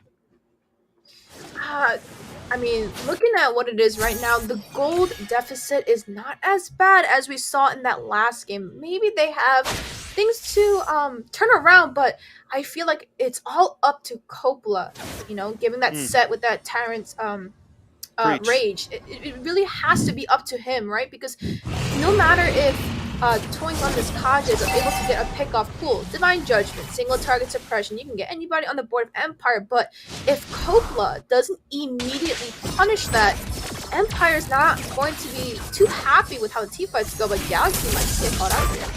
Yeah, Mikasa with the electrifying beats, able to put a little bit of damage, but Galaxy's not too stressed about it. Oh, my foe getting targeted out from Alex here. Alex finds the kill, but they trade it for the Lord. And with 2 inhibitors already down, it is troublesome. The death counter's not too high for Oh My Foe.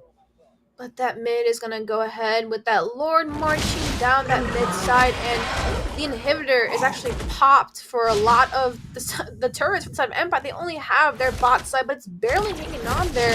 And it looks like Empire's been trying to get the last bit of their farm whenever they can before Galaxy can go ahead and menace that. Ooh, a lot of damage on a Galaxy there. Alex able to find him. Galaxy flickers away though, and Zia picks him up. That's 2 members down for the side of Ackerman currently. Galaxy does eventually go down. Mikasa takes a lot of damage, forced to back off. Lord on the base though, back at base. Doing a little bit of damage, a lot of shots on a Demon. Ackerman wants to try to hold them away from their own base as Demon fends it all alone. Mikasa has arrived. Lord goes down, and all Empire has is a sliver on their final inhibitor. But on that note, Kush did actually get taken out by Coppola. Got caught out, unfortunately, which is now the jungler side dead. Dawning Light doing a lot of damage, and this is what I was hinting at earlier. Xavier is going to have a little bit of a hard time putting a little bit of damage, right? Because he is a scaling mage with that clock, coming in with that book, and then lastly finishing up that lightning. He's going to start doing a lot of damage with that Mystic Field, but he's taken off the board a couple times. Now he's sitting at 3-2-9, but that Dawning Light, even though he's not there, he's doing so much damage on Kokomi and Demon. And now that Demon's sitting at 2-5, was able to get some kills here and there. I feel their momentum now, it has to pick up now. It has to work with Coppola, right? Knowing that the sets has to be immediately followed up, but looks like a little bit of a temporary pause coming in. And I mean, looking at these matchups right now, how about you? Let me ask you that question. What does Empire need right now that is going to give them that success to go ahead and maybe turn the game around a little bit, or maybe take some in towers? So what do you think, Trex? Okay, so we're having a couple technical difficulties, but anyways, we're going to break down this game for a second. I like the question, right? I think the major problem with Empire right now is you have Coppola, who does need to get the big set off, right? And essentially you would think the targets are Zia and are Oh My Foe. But every time he goes in, even if he finds one of them, and then Alex commits, who's also more of a diver, he's not really a frontliner, he wants to dive in and do damage. Same thing with Mikasa, wants to get to their back line. And when all of these heroes dive in, who's left alone in the back as a perfect target for Kush? You have the Farza and the Brody, who Kush is just capitalizing on that every time. Every time the rest of the team dives forward, Kush is like, all right, I'm just going to go around this wall real fast and kill Demon. I'm going to go around this wall real fast and find the Brody. So it's a little bit of a conundrum therein, right? Because they want to dive, and your backliners kind of want to be a little bit more immobile, drop down feathered airstrikes. So I think Ackerman or Empire just needs to try to be a little bit tighter. They can't leave their backliner. They need to let someone, either Alex needs to stay back, someone needs to stay back to protect against the inevitable Kush flank.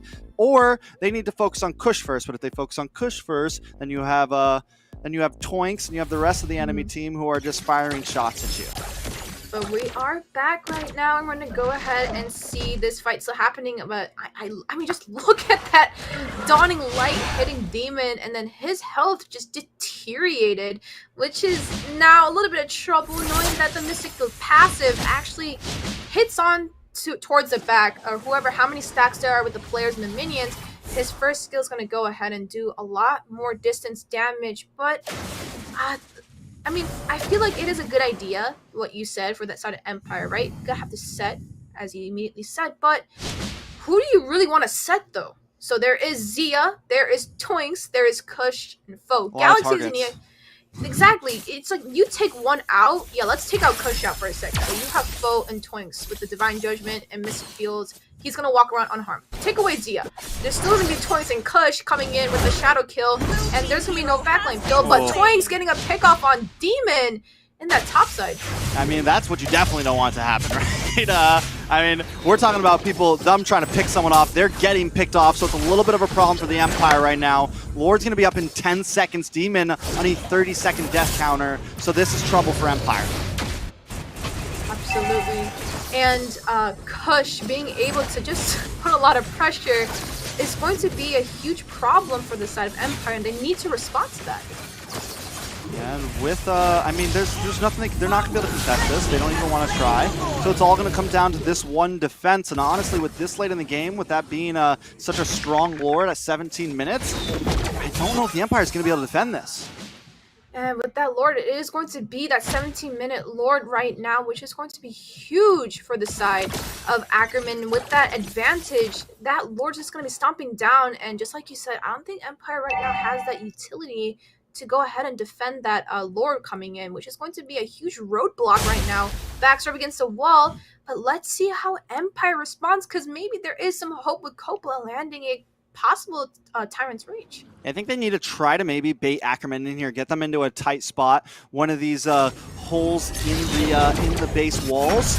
Looks like they're going to try something out in the bush, though. Coppola misses the dive. Lord is coming in, and Demon's a prime target for Kush. Kush going to almost pick up that kill. Demon forced to back off, try to get some health. Looks like they want to keep up the push, though. Galaxy into the midst of things. Oh my foe, holding the backside. Toinsia going to come to the wall. Looking for Mikasa. Mikasa is going to hit the freeze, but still get taken out. Locked onto the base. Lord does go down. Mikasa will go down along with it. It's two members from the Empire that have dropped. Kush dashes in with the shadow. Base goes down, and Ackerman takes it 2-0.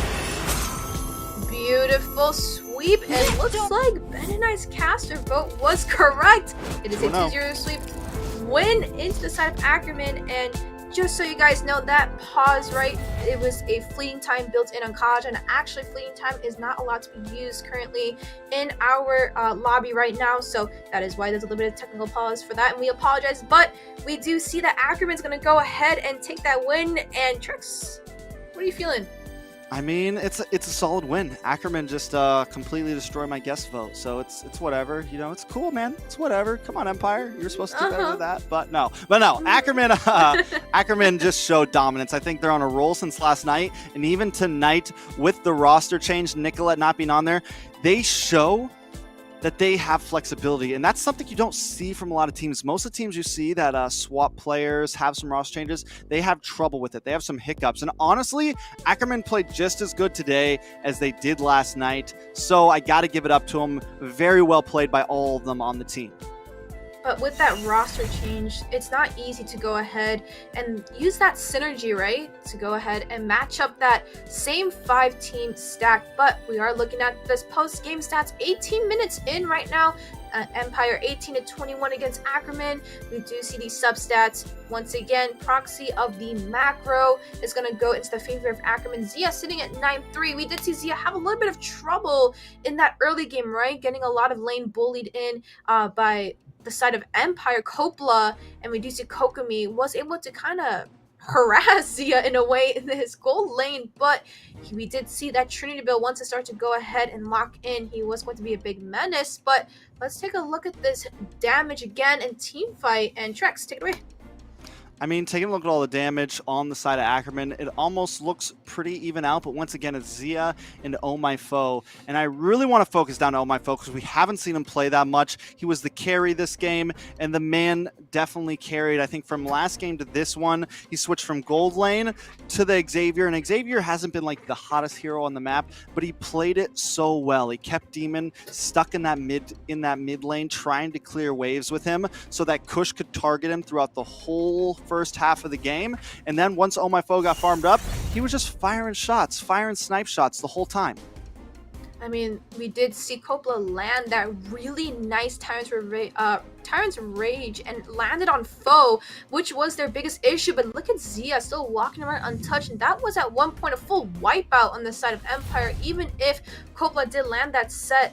And just like you said, right, it just the pick off was just unfavorable for the side of Empire. No matter who you took off for the side of Empire, whether it be the mage, the marksman, the roam, it's just the punish is a little bit too much. And we do see from this previous game, though, however, they were able to put up a more of a solid fight towards that early game. But once the tables have turned towards that 10-minute mark, we did see the power spike, and Zia is going to go ahead and run this mage this time.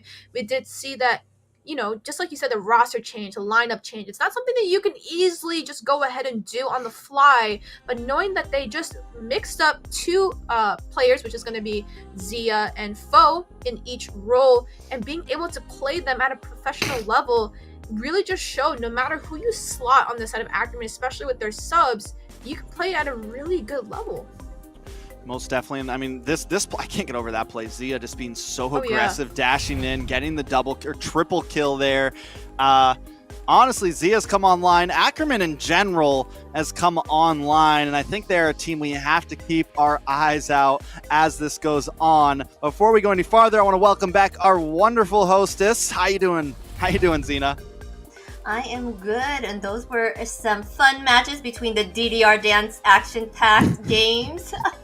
Congratulations to Ackerman for taking the win and securing their spot in second for the week. But sorry, Trex, you moved down the prediction board. It's okay.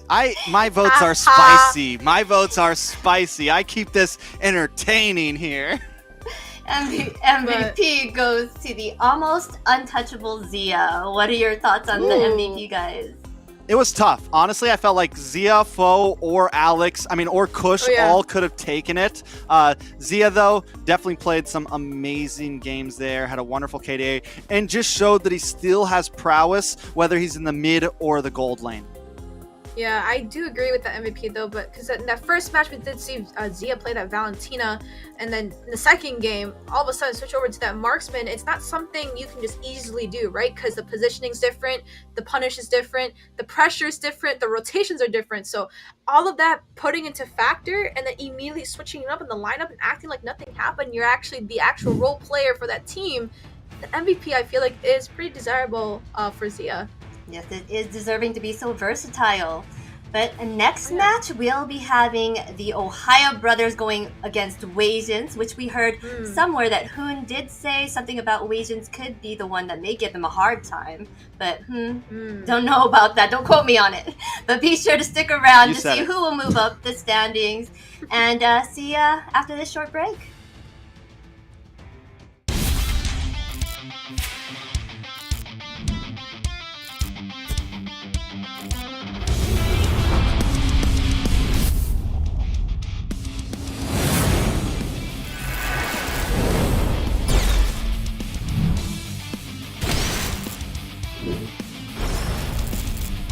おっす決まってこうぜ少し乱暴しようか釘崎野原喜べ男子こう一点よ邪魔だ虎杖裕二です好みのタイプはジェニファー・ローレンスよろしくお願いします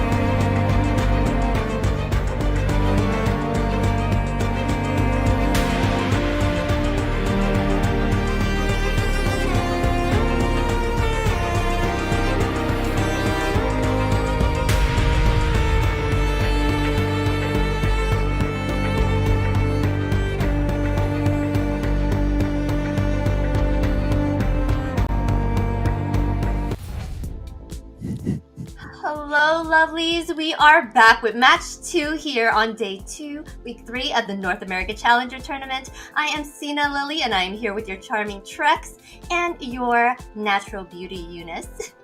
Our next match will be the Ohio Brothers versus Wasians. Remember to get your predictions in the chat. As for what our casters chose, let's check it out. All right, so Eunice, I think this time I'm a little more on the right side here. Everyone's guessing TOB here, but hold on. Eunice in private with the 2-1. Any way to explain that, Eunice? So the thing is, I feel like they had the hardest matchup with Wasians in the playoff stage, so I want to see where they are going to take this game. Could be a 2-0 sweep, but I'm giving a little bit of hope over there to the side of Wasians. Maybe they can take a game. Maybe the boogeyman is gonna pull out the Hanabi. Who knows? So I'm just gonna have to give that one only because they did have the hardest matchup against Wasians in that playoff stage. So I'm gonna give a little bit of a benefit of the doubt and kind of make my vote a little bit spicy. Well, hopefully it'll be a spicy match.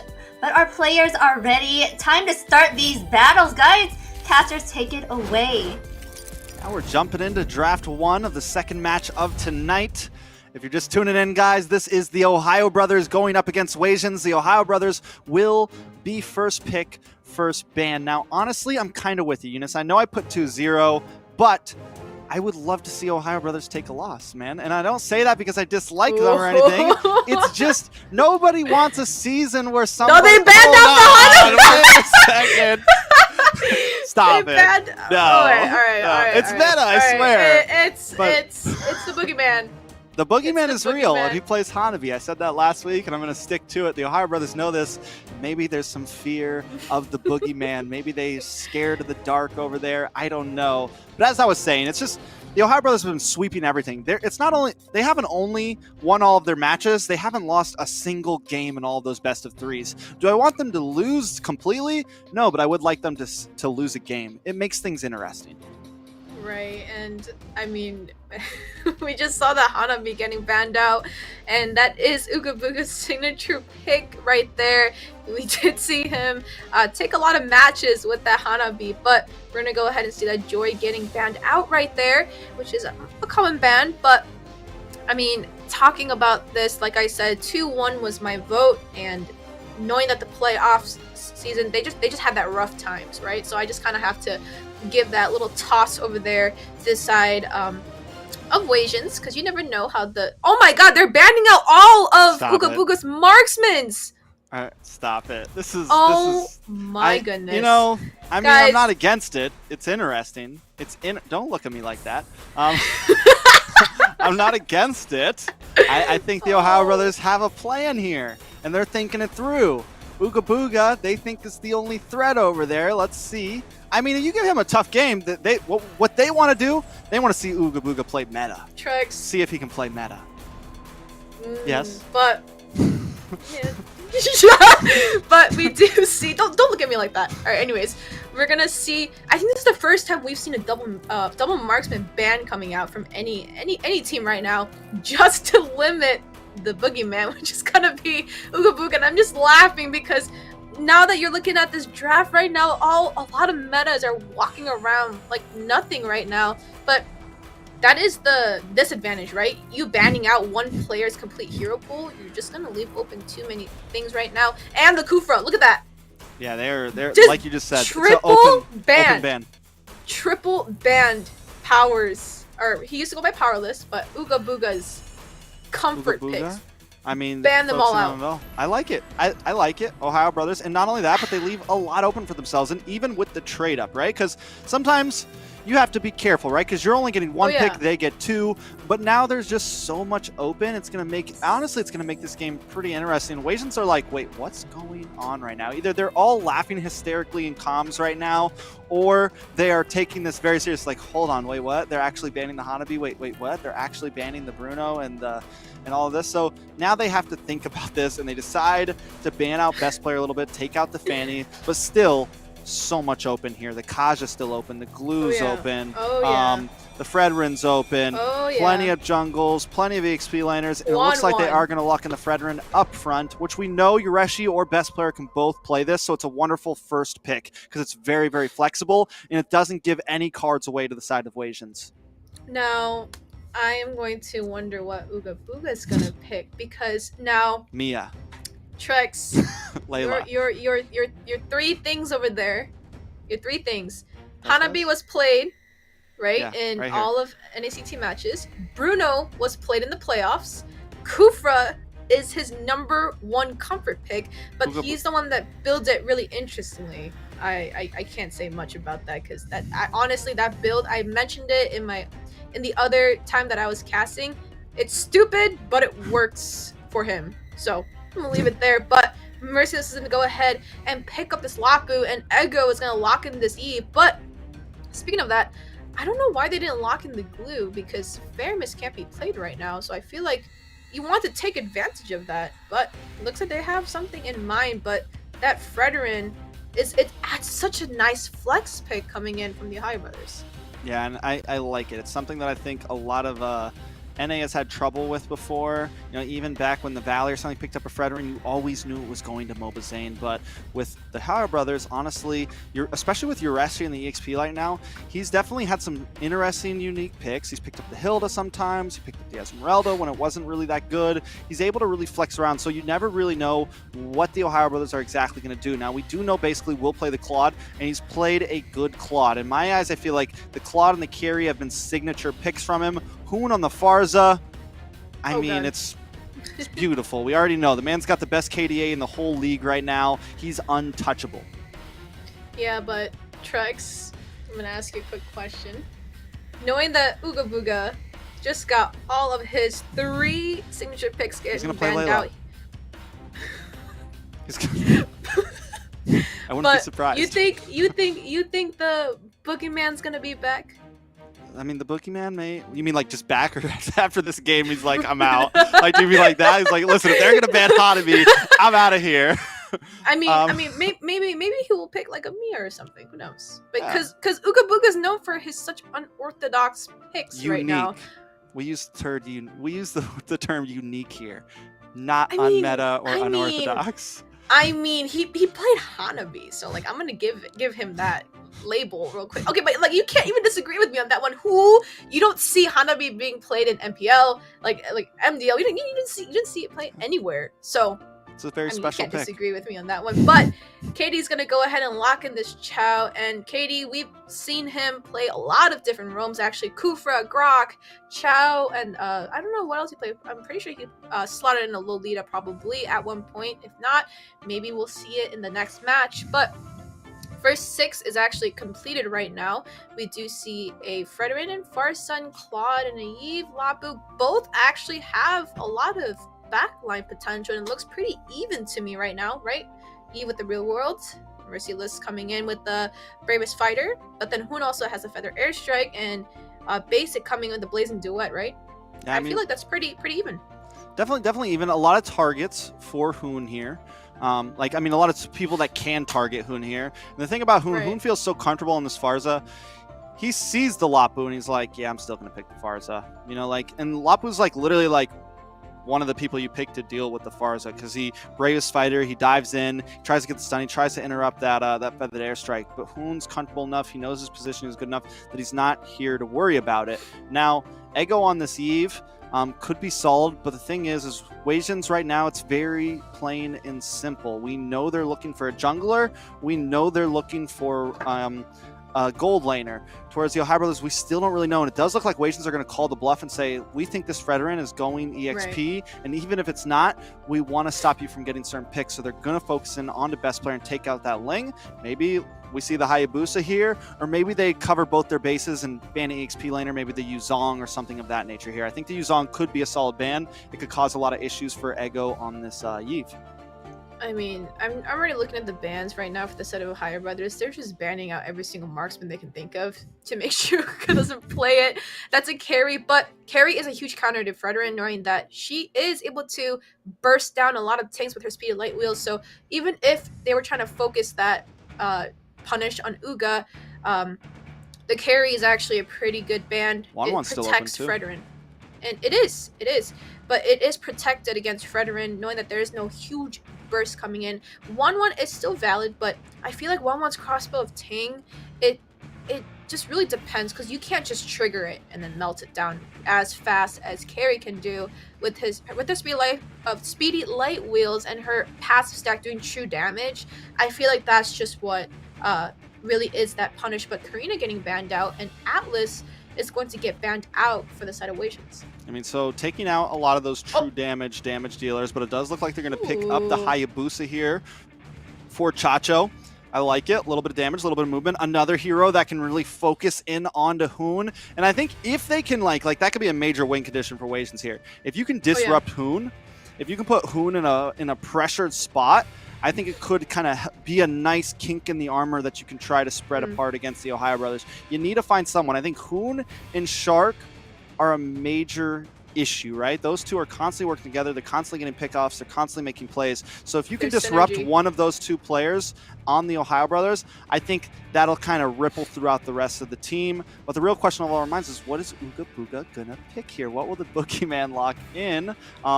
They are going to pick up the Grok from the OhioBrothers, and then Shark on the Lolita. Ooh.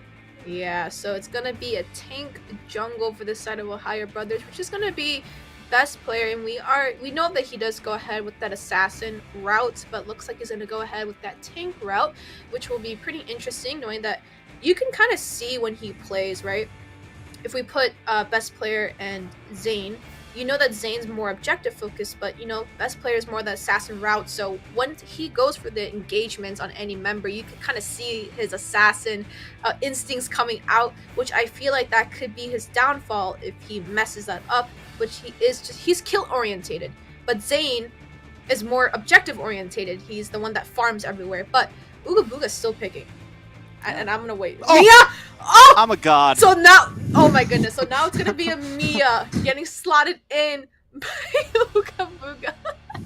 Hey, man. Which is, it was either Mia or Layla, right? It was either Mia or Layla. It really was. But, I mean, Layla actually got a buff, and she actually kind of hurts. So, I mean, we're gonna have to see where this Mia pick goes. And Trex, what are you thinking? What are you thinking? This Mia pick. I no longer laugh at Ooga Booga. The boogeyman is real, as I've said several times.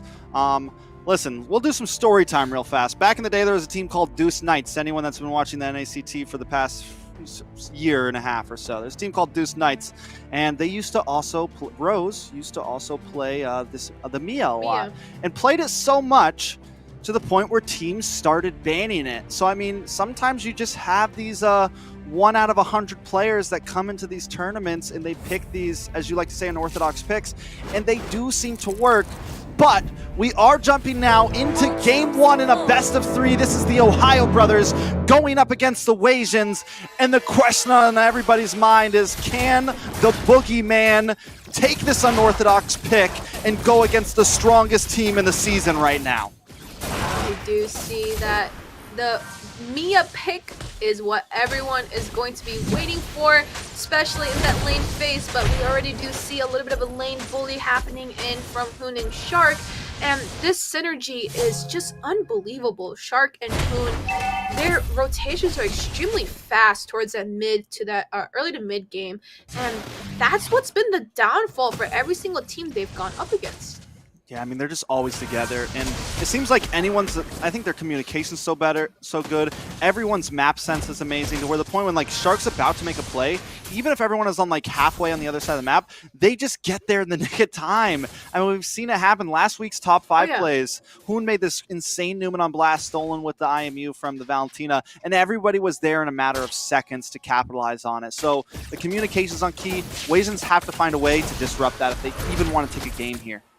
And it doesn't even matter how far they are, right? As soon as Shark gets that potential, they're going to go for it. But Chacho is going to use a little bit of chip damage on basic, which is not too bad. But early rotation coming in from Wasians with no follow-up. But we do see a little bit of a kind of a tussle going on that bot side. But Yureshi, we also need to point out where Yureshi, his rotations are fast. that EXP lane. Yeah, Yureshi's like just a very proactive EXP laner, right? He's not one to just stay down there. He's going to get involved in the mid side. He's going to try to cut lanes sometimes, but he wants to be involved in team fights even in the early stages of the game.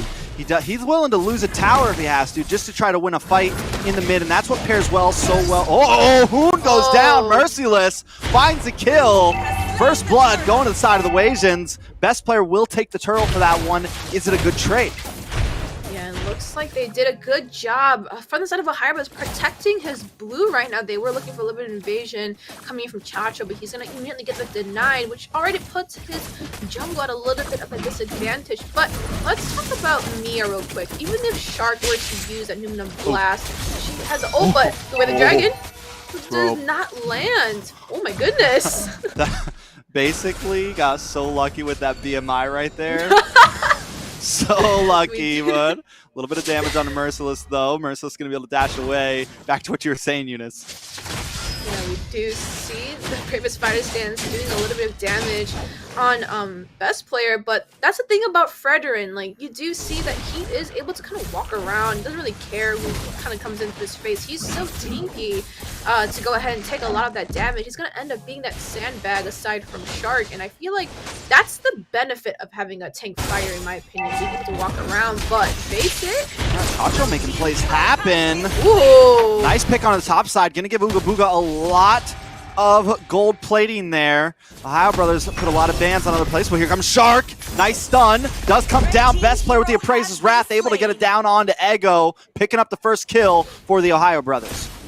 But we do see a little bit of a damage coming in from Best Player, but the way the Dragons is going to take him back out of his lane, telling him to just go back home, go back to your land, don't come over here, kind of thing. But Mid's getting pushed, but Mercer's coming online with the Bravest Fighter Stance. And see, the thing is, the Shark and Hoon synergy is just unbelievable. And Yureshi already coming online to zone out the I mean, they're just like we were saying with Yureshi, he's up in the mid side. Merciless has to chase him down, and now Yureshi's back to the bot side, clearing wave as Merciless is trying to play catch up. So I think one thing Merciless doesn't want to do is do that, right? You don't want to do this back and forth thing. You need to pick your own goal, and I think maybe it might just be best for him to let Yureshi roam and get that tower down or something along those lines. But you can't just follow him around all the time. You have to kind of play your own game a bit. So during this entire time we were talking, Best Player denied one of Chacho's purple buff and denied one of his orange buffs already in a span of 5 minutes. And that is already putting Chacho's jungle at disadvantage. I mean, look at the level difference right now. Best Player is at level 8, 6 to 8. That is, you could just tell how much farm just got stolen in a matter of 5 minutes. Yeah, it's literally the thing that's keeping OhioBrothers ahead right now. Normally, you know, Wasians have gotten a lot of gold plating, literally on both lanes. They've taken almost all the gold plating. They've also gotten 2 kills compared to the 1, but OhioBrothers still holds the lead here. They've taken both neutral objectives with the turtle, and they've been able to just out-farm. Best Player far ahead right now. One saving grace, though, the boogeyman on this Mia. But look at Yureshi. Yureshi's up in the top side instead of the bot side.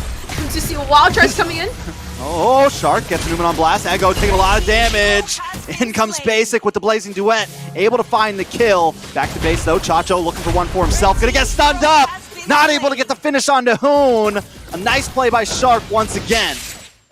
That rotation, though, I want to focus on that. They sent Best Player to go ahead and defend that bot side. But where the Dragon Flicker kick, big whip. Not landing. Ooh, that is not good for the side of wave. That is a top turret down now. Very confused about what just happened over there, but the rotation coming in, right, was still able to defend that bot side. Took down a mid turret, but still, their turrets are still standing perfectly fine. No, what was Yureshi doing up there? The man moves from the bottom lane all the way up to the top side, but Best Player's holding down the boss side. And the communication, once again, just the synergy between the OhioBrothers. Yureshi's like, hey, I got something to do real fast. Best Player, will you watch my lane for me real quick? I'm going to go up top side. Yeah, I guess so. That's cool. Whatever. I trust you. And they pull it off. They take a tower, and now they've taken their 1K gold lead to almost 4K in literally a minute and a half. he was just like, I'll be another wall for you. But we do see best player doing a little bit of a 1v3 situation, still untouched, unharmed, and just being a menace right now. Crazy's Wrath missed, but hold on. Crazy's Spider Sense coming in. Watch Shark, he's literally behind them all right now. Hoon on the run, pops the wings by wings. Taunt comes in on a Merciless, not able to finish. Basic here to help clear things up. Newman on Blast crashes down. Does land on to Merciless. Merciless may go down. Basic looking for the finish. Cade enters the fray. Ego drops World Manipulation. A lot of damage from Basic. Blazing Duet comes in. Ego goes down. Best player able to find another one. KD will be the next to fall. Ohio Brothers starting to make a stance here. Chacho ends up biting the bullet as well, and Wasians fall to an extreme deficit. And Uga Buga was over there kind of trying to help, but he was put in a difficult situation, had to get out, and was sneaky by using the flicker under the turret.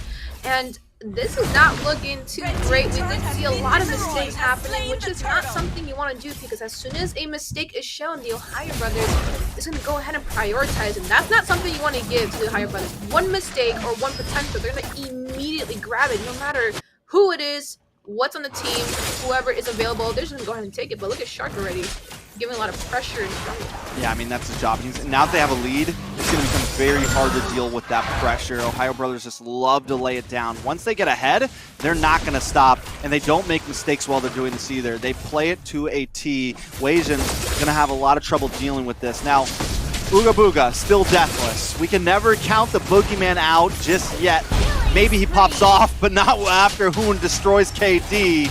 Shark giving vision as well over to Merciless and Ego. The rest of his team able to take another tower on the field. Absolutely, and that's the punish that you don't want to see. And I keep highlighting this because the Ohio Brothers, maybe like we've seen yesterday versus the Empire, right? That's one of the actually most intense matches that we've seen Ohio Brothers go up against. But even if they had that lead, one small mistake, they're just going to grab it. And you already see the rotations coming in, trying to defend that bot side to prevent a push. But look at all of this pressure that's coming in through each lane. Oh, basically finds it a blazing duet after he gets stunned up. Newman on Blast comes down on top of KD. The taunt, and Hoon gets the finish. Basically does go down to Chacho though, but after he goes in, Merciless will fall next. It's looking a lot rough for the side of Wasians. 3-1 trade. All they find is Basic. It looks like best player and Chacho did exchange a thumbs up at each other, but that is not a favorable trade right now coming in from the side of Wasians. Yes, Uga Booga might be at 0 deaths right now, but his farm is a little bit behind. And actually, Chacho's even behind Uga Booga, which means Chacho hasn't really been able to take any farm. He's frantically right now looking for even a potential camp on somebody or even trying to grab some farm, but Shark already smells it. Look at him. Yeah. He smells it. Sharks smell blood in the water, man, and they know when to strike. Chacho's gonna have to run out of town here, but a lot of damage from Hoon there. Once again, the dynamic duo looking for a play. Shark with a conceal. Dodges that. I mean, literally calls the pick there. Hoon flies up, finds the kill, but just those minuscule things. I know it doesn't seem huge, but he stops. He stops moving his joystick for just a second. And I know it wouldn't have been any big damage, but he stops those blades from coming out and hitting him. And just those little things just never seem to not amaze me. Yeah, now this Lord is only that 9-minute Lord, but the thing is, do they have the potential to defend? And they might be losing their inhibitor turrets here, but we have to see how they're gonna think about going about this. Another airstrike does come down. They're going to try to charge into this tower. Shark dives through, gets a taunt. KD almost taking a lot of damage. Chacho on the backside trying to land on a Hoon. Merciless also looking for the finish. Uga Booga flickers in, but goes down. Hoon finds the kill. Merciless able to find basically in the backside, trying to pull them away from the base, but the Lord ready to connect. Merciless taking Hoon and best player for a ride. He's willing to die for this as long as he can buy time for the rest of his team to try to take out the Lord. Merciless finally taking the final shot, but not after giving a big thumbs up. KD and Ego all alone against the world right now. 5 seconds on the death counter for Uga Booga. Hoon gonna flame in, trying to get the stun, not able to find him, but best player's also here, gets the taunt onto KD. Ego also looking for a target. Uga Booga and Chacho back on the map, but TOB aren't looking for them. They're looking for towers. They're looking for the base. They're looking to finish. In comes the Newman on Blast, but no flicker to help secure the stun. Chacho around the sideline as Ooga Booga are trying to regroup with the rest of the team. The Ohio brothers just don't want to stop. They're keeping pressure on as Chacho tries to defend the bot side. Best player is going to move in as well. Merciless, the bravest fighter, and TOB are finally leaving town. That was a lot of pressure, and knowing that they still have the numbers in their hands, but they were able to defend that, and they were kind of scared for the side of Wasians with that Lord coming down and with that gold lead almost sitting at 10k. We weren't really sure if they could defend that Lord, even if it was a 9-minute Lord, just not looking into their favor, but they're going to go ahead and do it well. And looking at this builds right now, they are at that power spike at that mid section of the game, which is going to be towards Ohio Brothers, but looks like Ooga Booga though finished his Trinity build, so we're might see a little bit of damage coming in for the side of Wasians. Maybe, but the thing is, his Yeah, positioning is going to be key, and it's not going to be easy with the Ohio brothers having such a huge lead. But Cade looking for a possible pick here, testing the waters. Hoon continuing to find picks though, as KD goes down. Yureshi with a big wild charge into the backside, plays Duet to follow up. This is looking rough for the Wasians. Merciless once again into the backside to try to draw them away from the base. He knows he's going down. He knows he can't get the finish, but he's willing to die for this, trying to fight it off. But they find the kill anyways. 4 members from Wasians are down off the ground. Nothing but Ego to help defend. And the Ohio brothers going to wait for these minions. Ego knows it's over too. Feathered airstrike comes down and TOB will walk onto the base, but not before Shark stuns them all, and they pick up the kill onto Ego. They're here to mess around. They don't want to finish this too early. They want all those kills, ladies and gentlemen. They're going to clear up these minions. Ooga Booga tries to get the finish, but Hoon takes them out before they finish the game. Ohio brothers take game 1. That was a very, let's be honest here, very Interesting. one-sided game, right? It was very interesting, but it was that one-sided game. We did see that early game wasn't just into their favor, and yes, the Mia did get picked, and the draft was just not in my favor, knowing that Ohio brothers really just put Ooga Booga's draft at such a very tight pool. Maybe we'll see a Layla, Trex. Don't be disappointed in your boogeyman. Honestly, what I'm confused by is this, right? Does the boogeyman only play non-meta heroes? Like, Maybe. Does banning out the Hanabi and the Bruno, is that targeting his hero pool? Like, is there no Wanwan? Is there no Beatrix? Is there no Brody? Like, is his hero pool strictly off-brand heroes? I mean, I'm not against it. Look, they're in the top 8. It's cool. It's whatever. They proved to the world a lot. But it's just, I'm a little thrown right now. I'm a little confused. That was a 13-minute game, which is one of those fast games that we've seen, but we are looking at 21-4 right now, Ohio Brothers versus Wasians, and look at the buff counts. Orange to purple, 10 orange buffs and 9 orange buffs, and Chacho was only able to get it twice this entire game, which is not something you want to see in the junk. Exactly, this is not something you want to see, especially as a higher player. You need that blue buff, the purple buff, especially for that energy that you need to go ahead and use the quad shadow and go ahead with the shadow kill. But let's take a look at these KDAs real quick. Hoon 816, but best player, and Yureshi having that perfect KDA this time. And we do see that is perfect KDA, knowing that that's some synergy work right there coming in. Same from Shark. And let's take a look at these replays right now. We do see, just the thing is with Shark and Hoon, every single punish, but look at Yureshi going to the backside, and that's not the level of synergy with the Ohio brothers compared to any other team right now. It's just undefeatable right now.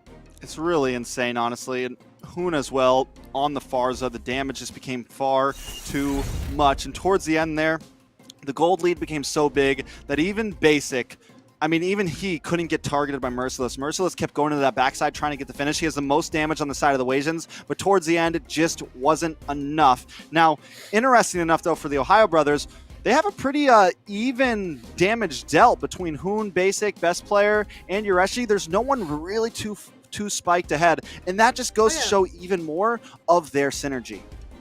Oh yeah, and that's how you know that evenly distributed, because that's when you know the team fights.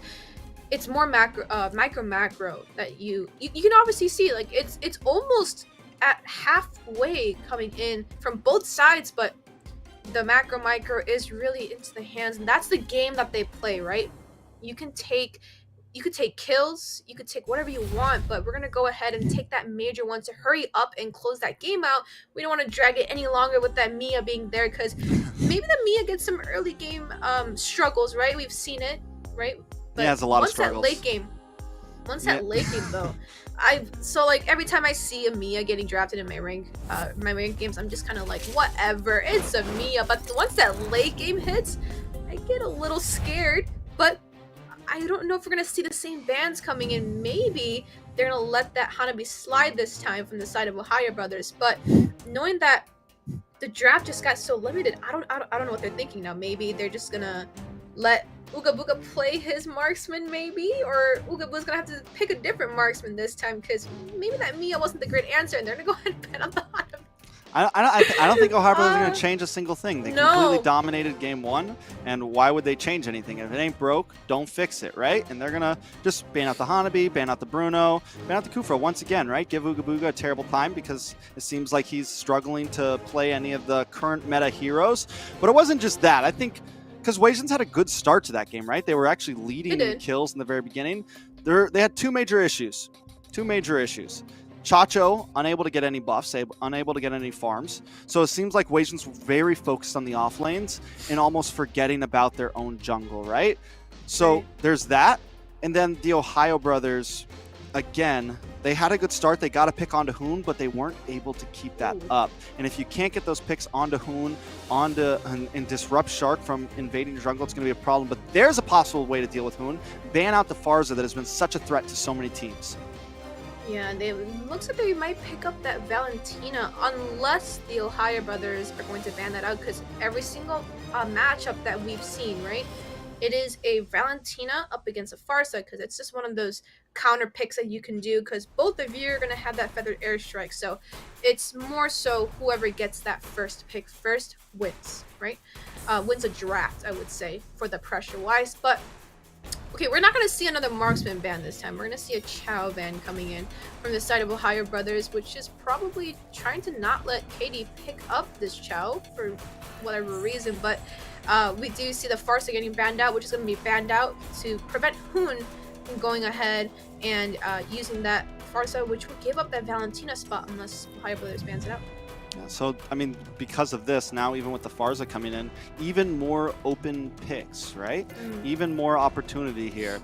Are they going to give over that Fred once again? Best player did a great job on it.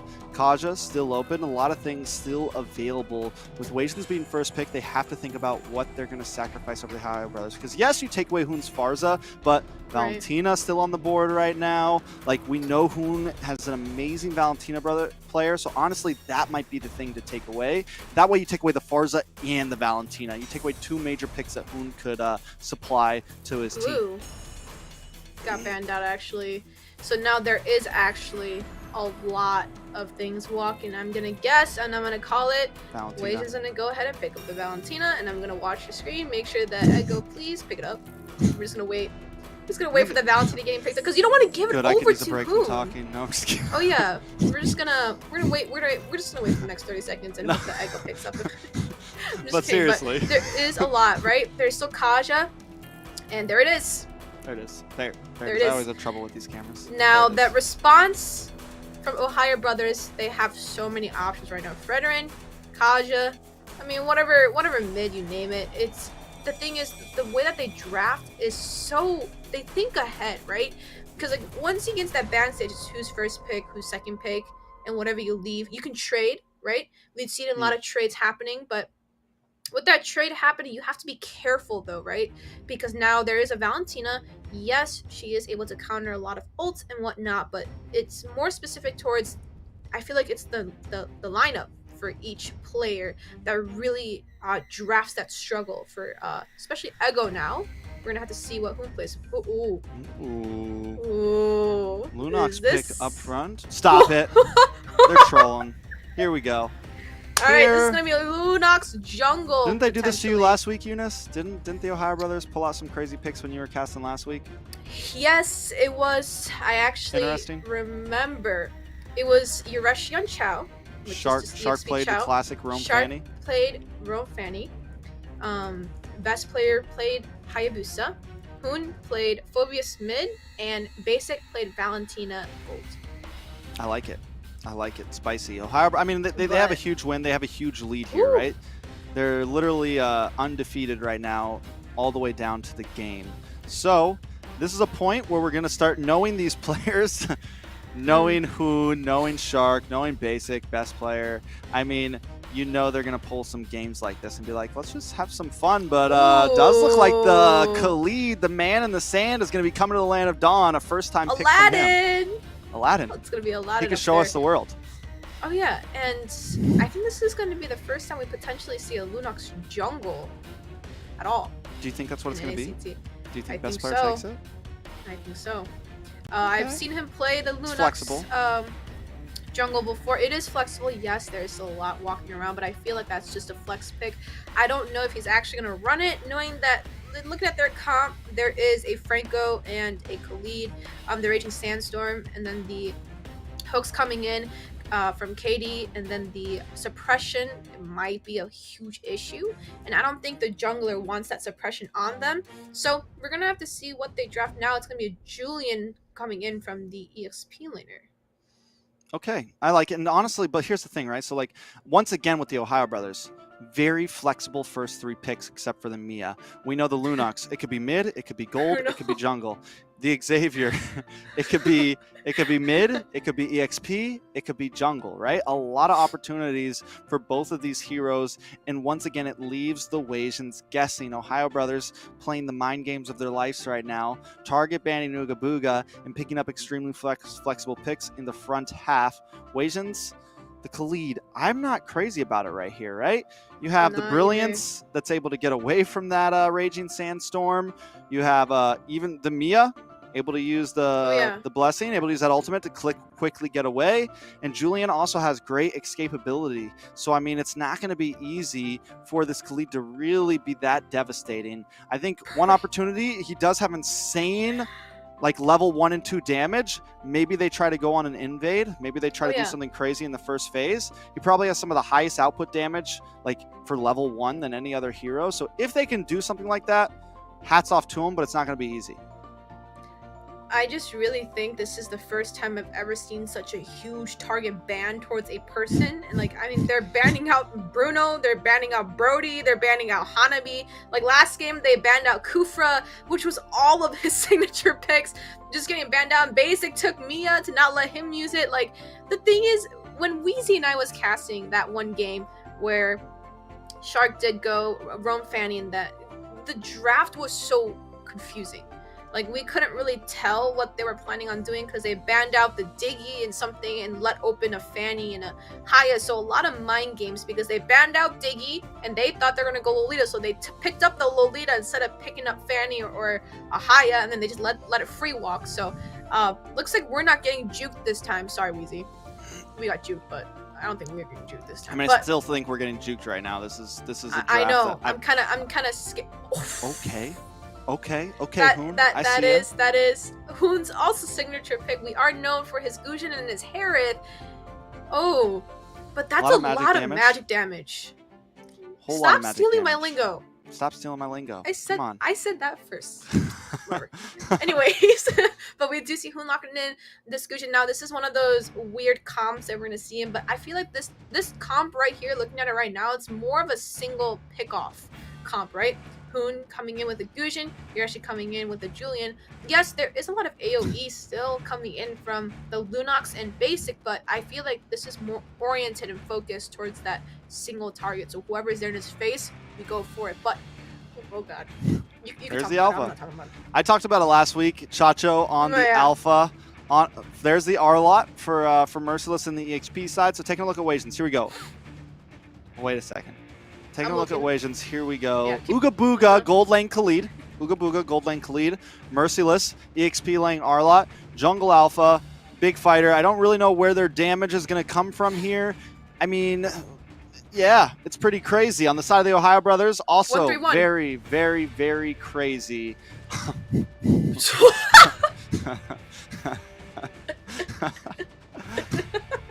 So, guys, if we're looking at It's gonna be a this fun right game now, to cast. that side is physical orientated. This side is magic. So this is really physical versus magic right now. Yeah, so we do exactly see what one it is. physical coming in from basic, and then we see one magic coming in from Ego. So I guess this is physical versus mage comp. We're about to see it into the game. I'm just laughing at Shark locking in for the Johnson. So that's all I'm gonna say. But we do see Chacha locking in Alpha. So I'm excited. Physical versus magic. I'm speechless. But if I really want to take this seriously, right? If I really want to take this seriously, Right. a lot of pick potential from the Ohio Brothers here, right? Now that we've now introduced this Johnson with Shark, we know Shark and Hoon already. We know they're an amazing dynamic duo. But you put the Gushin in the whip with Shark to be driving around, crashing around, getting kills all over the Land of Dawn. It could happen. Before that happens, we got to jump into the Land of Dawn. Game 2, Wasians going up against the Ohio Brothers, the undefeated Ohio Brothers currently. Wasians looking to take a game here, but it's definitely not going to be easy, Eunice. Absolutely, we do see an Alpha going up against a Lunox jungle right now. So we saw that in MPL actually, but it's the first time we're actually seeing that Lunox is drafted in that jungle section area. And I really wonder how fast it can snowball with this, knowing that Lunox is going to have that early game damage.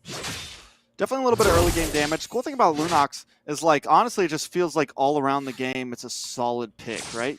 Once you hit level 4, you get a spike, and then towards the end of the game, you're literally just like a walking, talking DHS, melting everything down. So, oh yeah, a lot of possibilities there. On the side of Wasians, though, I'm wondering what the plan is with Ooga Booga on this lead pick. A lot of CC from the side of the Ohio Brothers, or at least like CC that can deal with him. But will go down first. Second game in a row, first blood. Ego able to find a kill on Hoon. A little bit of a vendetta here. not something traditional that we see Hoon getting taken off the board first, but looks like Wage is going to go for that 1-3-1, and Ooga Booga looking at a little bit of a tough situation, and the Iron Hook going pretty wide there on basic, but this is, I mean, the first kickoff coming in on Hoon. It's been that for both games right now. Ooh, Chacho look for the pick. Onside. Urashi goes down. 2 kills to the side of Wasians, looking very reminiscent of game 1. Here's the thing though, Shark has not hit level 4 yet. The rest of the team has not hit level 4 yet, but there goes Ego, able to steal the ult, crash himself. Best player goes down. Wasians taking a big lead here. Alright, looks like Ego did call the Uber, but Chacho gonna come in and potentially gonna pick up Iron Hook lands on Shark, and that's 4 members already down for the side of Hive. There's 4 kills actually, and that's not something we traditionally see from the side of Ohio Brothers. And now maybe this might be a 2-1 track. Listen, you don't play the unmeta game against the Wasians. Wasians do this, not the Ohio Brothers. So I think right now the Ohio Brothers wanted to come into this game, have a little bit of fun. Wasians said, listen, we don't do this for fun. We actually pick these unmeta heroes because this is how we play. And Wasians are bringing the heat right now, 4-0, 2,000 gold lead already. Uber! Shark's gonna go ahead and drive on that Johnson. Wonder who he's gonna use on that rapid touchdown. Probably landing somewhere, but he's looking, smelling. He's smelling all these bushes right now. Trying to look for a pick. And look at the rotations though coming in from that top side. He's smelling, and what's it smell like? Looks like a pick. Shark looking for something. Waiting for the crash. Here it comes, looking for Ego. Wonder if we're going to stay on that cam the whole time up the top side. A little bit of pressure. Down on the boss side as well. Merciless goes down. Best player finds the kill. First kill on the board for the side of the Ohio Brothers. Going to take some gold plating off of that EXP first lane tower. And I'm just looking at Shark. Oh, this Johnson, where's he going? We're waiting. He's really going around the entire map right now. Looking for blood right now. Still smelling. He's just driving around the world. You know, being a little Albert. Oh, there it is. Big burst. Coming in. Coming, but Ego coming in response. This is ridiculous. This is a insane. little wide. Sandstorm comes in with a flicker. A lot of damage onto Hoon. Finds a kill. Ooga Booga, the boogeyman, finds another one. Ego in trouble though. Brilliance, darkness comes out. Best player finds the kill as well. 5-3 on the map paid, trying to get the hook. Merciless coming in on Ureshi. He's able to just escape that one. Shark with the recall. Merciless clearing the mid side.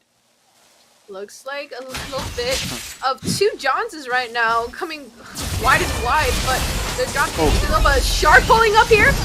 Pulling up with the whip, looking for the kill. KD goes down. Ureshi finds it. Merciless looking for the next one, though, trying to respond to 3 members. Just misses the knockup. Merciless able to flicker away. Hoon and Ego looking for the standoff once again. This is a bloodbath, guys. 6-5, 1,000 gold lead at the side of Wasians. Yeah, and they're going to go ahead and look for a little bit more. Sharks already going ahead and zoning out this turtle. And this is just, we can just see that they're just trying to go right now for these single pickoffs, but Merciless already putting Shark in a difficult situation here. Yeah, I mean, honestly, I thought last game was interesting. This one, very interesting. 2 Johnson ults, driving around, best player, big crash, gets pushed away, but they still find the kill.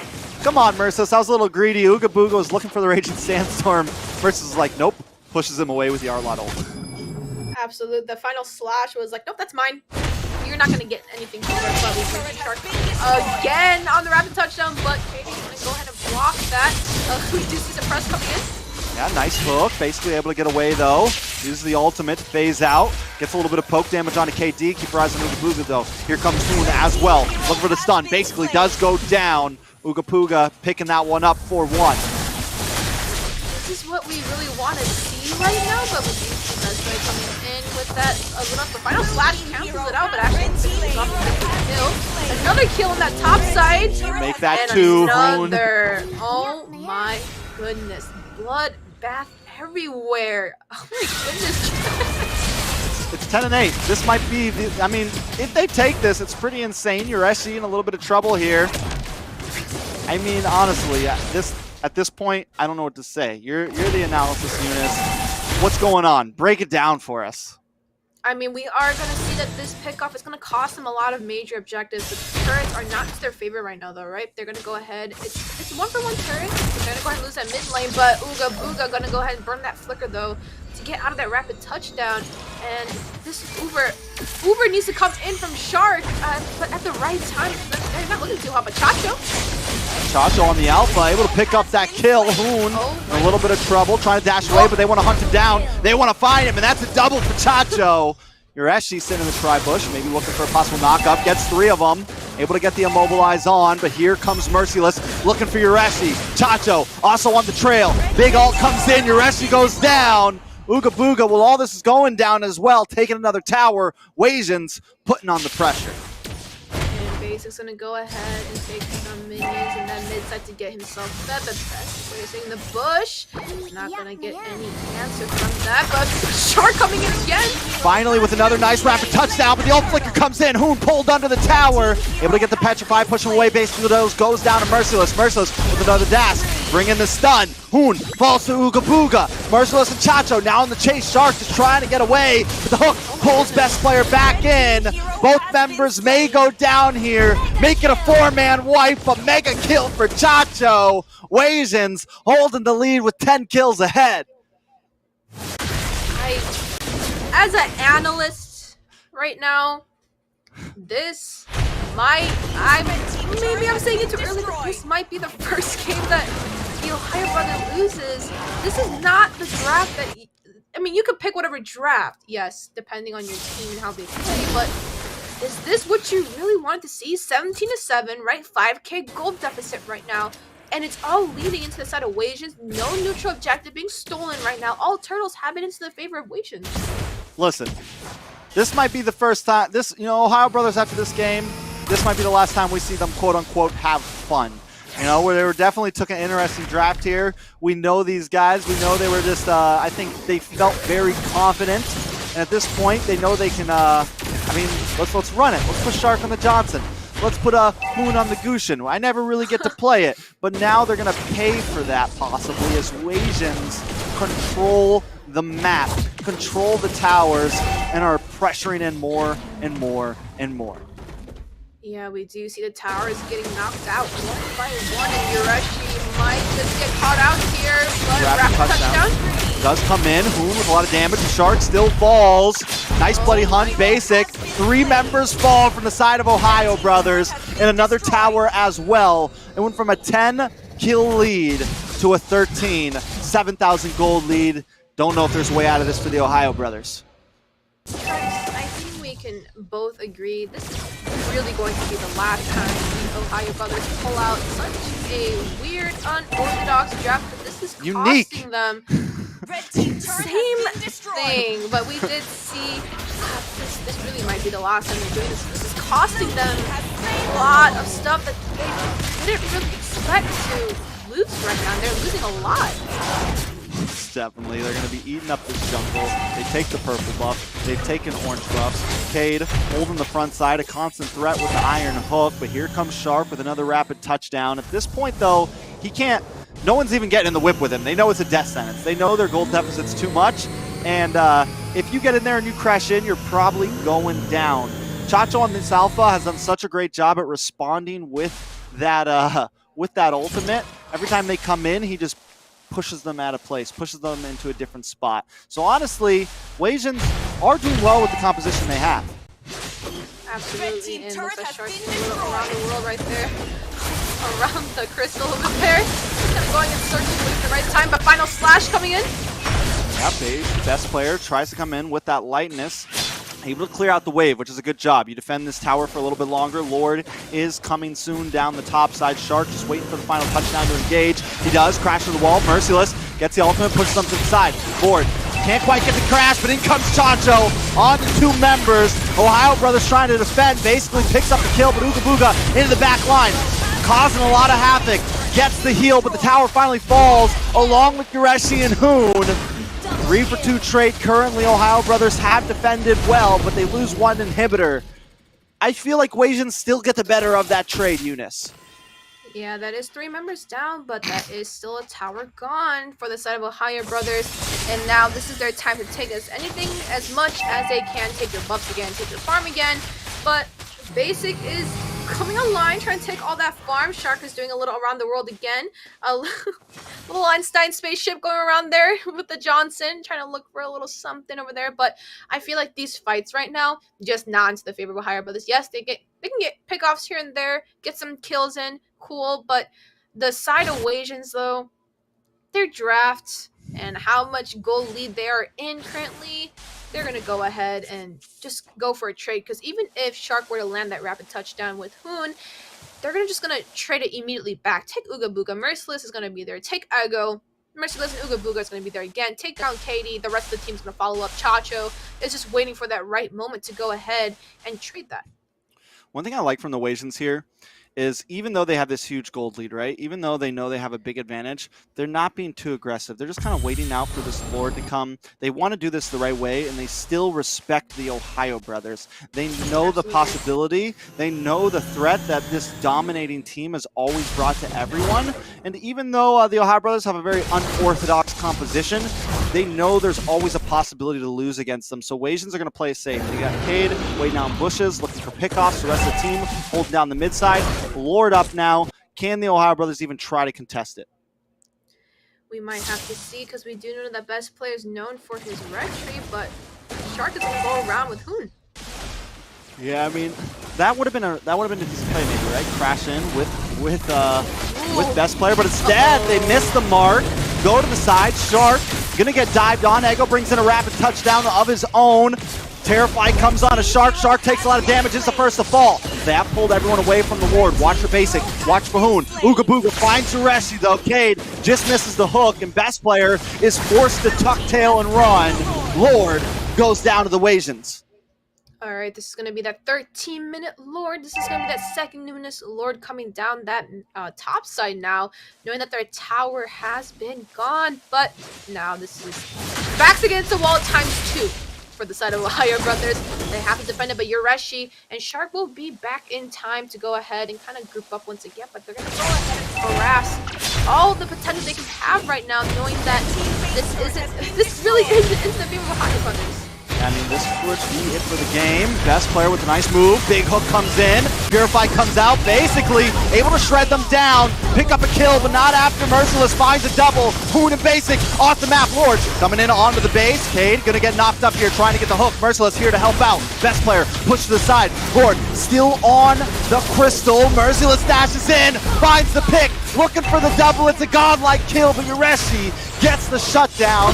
KD able to get the hook back in. Chacha wants to re-engage, finds Yureshi. Shark all alone against the world. 2 waves of minions coming in. He pops her up, touchdown, but not before Wasians try to finish this base. Want to get the finish, and will this be the first loss? That is it. Wasians making it a best of 3 all the way to the end. They find the first game up with the Ohio Brothers.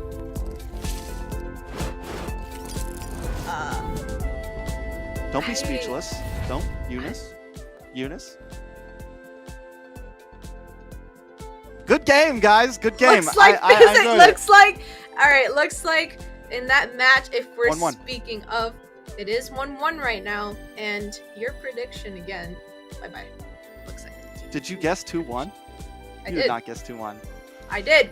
Run You the knew they were screen gonna back. through. I did. No, I see. I gave the hope to Wasians, you know.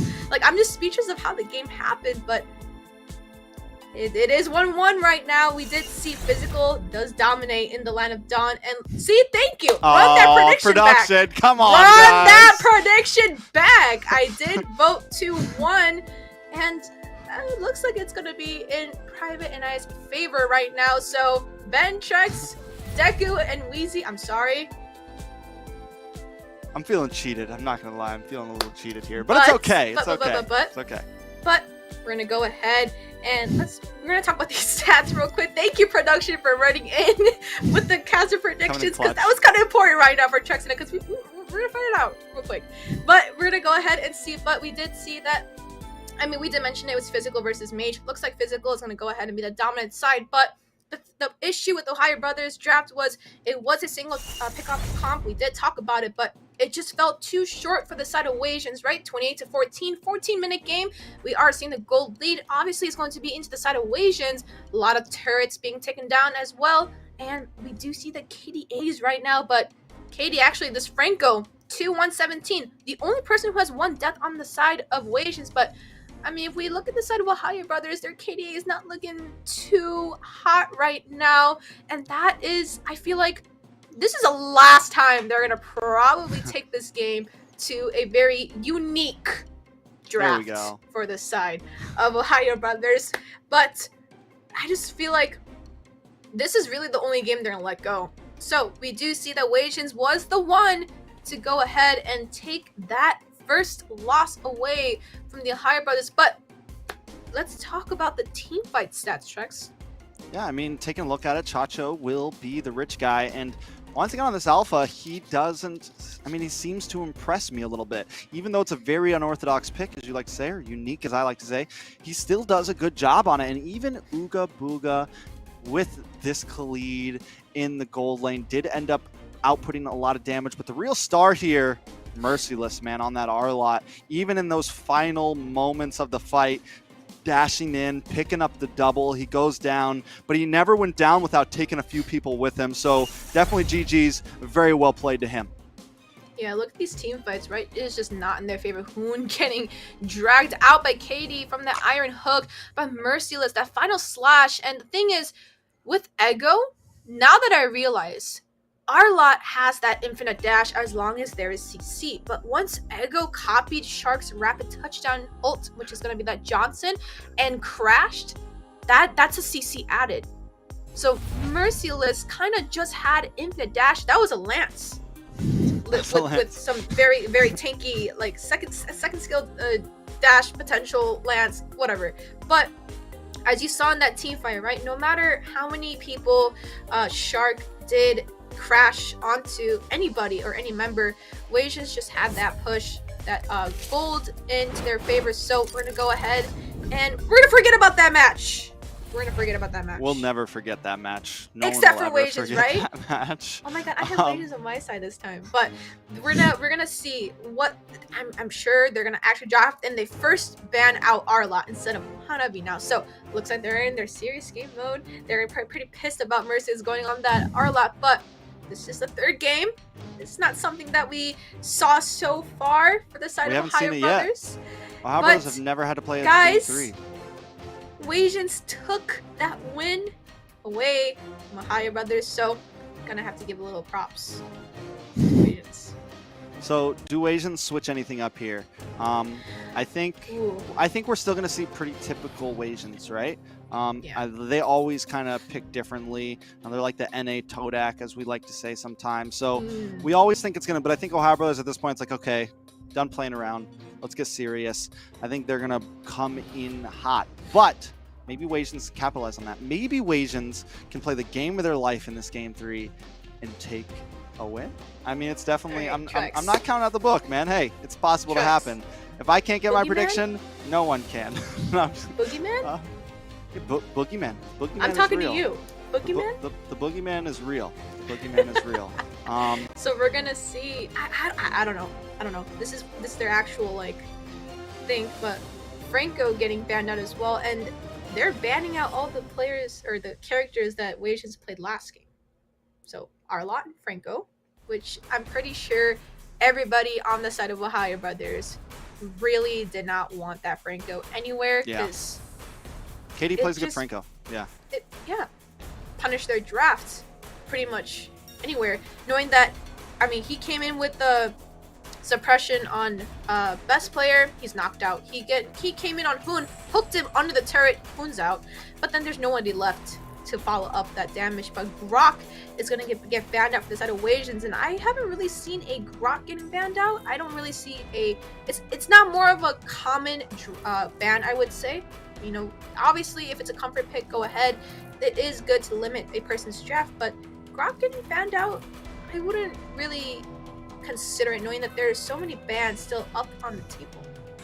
I think it is a solid ban though, right? Because you focus on 2 players with that ban, because Yureshi plays a good offline Grok, we've seen him do it, and then Shark also plays a great Grok. So I think it's honestly solid, and especially since Ohio Brothers take the right of banning out some of Merciless picks, they need to make sure that Merciless can keep up with Yureshi. And last time Merciless had a strong pick like Lapu, he still got wrecked by Yureshi on the Grok. Oh yeah. Yureshi seems to like always have answers. It's one great thing about him in the XP lane. Like, he always comes up with something clever, whether the whole team, whether it's him, whatever. They always come up with, he's not scared to, he plays a little bit different than your typical NA EXP lane. That's because, I mean, the man comes from overseas. He has some of that experience, and he always kind of has the pick to beat the enemy. So Wasian's covering those bases. I think it's solid, and if they're going to leave things open, why not leave things open for yourself too? I mean, knowing Yureshi, he came from MPL, right? He played for Echo NXPE, so he does have a lot of experience with hero pool, and especially that lane bully, right? Knowing that no matter what you draft, I'm just gonna pick whatever EXP and go ahead and give you that same punishment and that same treatment. But Wasians banned out Farsa. I am guessing Hoon is going to go ahead and pick up that Valentina. It's 100% pickup usually coming in from any team right now. Valentina is a hot pick. It's a banner pick. So I am going to expect potential Valentina or a Kaja maybe. And there it is. Hoon is going to go ahead and lock in that Valentina, which is something that he got MVP twice with in a row, which is not something you want to let Hoon touch or even pick up in the first place. But I wonder how Wasians is going to respond to that. And I think, I mean, Ooga Booga's going to pick up the Hanabi. That's how they're going to respond to that, obviously. But I think one of the things that makes Hoon really so good on this Valentina, honestly, I think like one of the best Valentina players in the league right now, is the fact that he's so multi-rolled. He's played so many positions over his career. He's played so many heroes over his career. Oh, yeah. He's a very extensive hero pool. So someone with a hero that can literally take ultimates from other heroes, he just... No matter what ultimate he's taken, he plays it so well. Sometimes he's dropping the Newman on Blast better than the enemy Lolita. Sometimes he's dropping the Wild Charge better than the enemy Grok. You know, like, he's literally outplaying you with your own skills sometimes. And this is something I was worried about, that the Wasians weren't going to pick up the Kaja, and now you not only gave the Valentina over, but you also gave the Kaja over. And those are 2 very threatening heroes, especially for the dynamic duo, Shark and Hoon. And we all know where Hoon came from, right? He's been the champion for NACT Fall. He was also the Season 3 champion with the Valiant NASL, and he's he's just been everywhere, right? But he has now that he's the leader right now for the side of EDTBrothers, so he's gonna have that leadership shot calling. He has a very versatile hero pool. He can play long range, short range, anything right now. Knowing that he has a really big hero pool, it gives that dynamic flex pick of whatever you can do, right? But Hoon can also play other roles. We've seen him play jungle on his streams. We've seen him jungle just in general as well. So they can switch up a lot of lineups here. But Yureshi's gonna lock in Dairoth, and Dairoth, I haven't seen a Dairoth in so long, but ooh, Katie going with the Atlas, and now I'm thinking right now, Hoon is going to benefit off of so many ultimates right now. I'm just looking at these two right here. I don't know if he'll take the Hanabi ult. I don't know if he'll take the Hanabi ult. But he may. Here's the thing, to the Dairoth pick. Now, Dairoth was literally like the thing that put the nail in the casket for Esmeralda back whenever like Dairoth was the major counter to Esmeralda. So like, yes, Esmeralda's showing face a little bit right now and like has been showing up, but don't forget, like, Dairoth just destroys Esmeralda throughout the game. And, like, once again, Yureshi knows his lane very well. And though you don't see Dairoth all the time, he can still dig him out. You want to pick up the Esmeralda? Yeah, I got you. I got something just for that. And once again, Yureshi seems to be ahead of the enemy EXP laner all the time. Now, the EDTBrothers going to ban out the Alpha in the second phase here. Wasians also going to target the enemy jungler by taking out that Fanny. I'm surprised EDTBrothers didn't pick up the Fanny, actually. It's getting banned out in that second draft phase, and we know that best player is known for his really obnoxious Fanny, but looks like they're just gonna let that walk, and they banned out Alpha, which is Chacho's pick. Maybe he might pull out the Harley. We've seen the Harley. We have seen right? the Harley. I mean, I would like to see them do something normal. Oh yeah, but hey, please. Please. But we did see Fanny and Ling getting banned out, which is going to limit draft for best player over there, which is one of his signature picks, right? That Ling, we saw that in that first game, which is a BTK versus EDTBrothers. So that Ling is going to be a disgusting pick, but they're going to go ahead and ban that out. And Yves, actually, we're just going to prevent a lot of that backline peel and that CC coming in from the side of EDTBrothers. Most definitely. Now, I mean, with the final phase coming in, both teams looking for a jungler, right? Of course, like the Dairoth could be flexed over jungle. I don't think it's gonna be though, but the possibilities are there. And you mentioned how like best player didn't pick up the Fanny. Honestly, best player has done well on like salvo rolls, and I think like yes, the Fanny's good, but I think the Kaja and the Valentina are just so solid. And with the Esmeralda coming up, the Dairoth is like super clutch to bring in, because right now you are just destroying Wasian's composition. Yes, KD is known for making good sets. He did well on the Franco. He's done well on Kaja before. I don't think I've seen him play the Atlas yet, but I'm sure he can make some plays happen. It's just not going to be easy when Hoon is going to try to respond with the same thing right after you do it. Ooh. So we do see a Lunox getting locked in by the side of Wasians, and Lunox is a really good burst damage hero, and I'm pretty sure Echo is going to go ahead and pick up that Lunox. We did see the Lunox jungle. It didn't work quite well, but looks like Brody is going to be picked up by Basic, which is a really good pick as well. Brody has actually been pretty strong lately. I've seen him played a lot. We've seen him, Brody's been locked in by Marcutie. We saw him get all those Maniacs in as well. Best player is going to go ahead and finish the draft with a Tank-Salot, I'm pretty sure. And it might be Assassin. Who knows? The thing is, like with Lancelot, with these jungles right now in this meta, you can just flex that tank side or that assassin side, no matter if it's an assassin or not. So I'm looking at draft right now, Trex. As soon as Ego locks in this last pick right now, if you're just looking at draft, whose side right now are you favoring? EDTBrothers. I mean, they're literally, like I said, EXP lane, they're winning on. Gold lane, they're winning on. Mid lane, maybe it's debatable, but I think they're winning on personally. I think EDTBrothers have all the answers right now. They're not messing around. Game 3, yes, there is play potential for Wasians, right? They have an end game possibility with Hanabi, and EDTBrothers didn't bring a very end game marksman, right? So they have that option. They also have the Esmeralda, who does eventually scale, but honestly, as long as Yureshi scales too, Merciless will never beat the Dairoth, like ever. Shouldn't ever beat the Dairoth.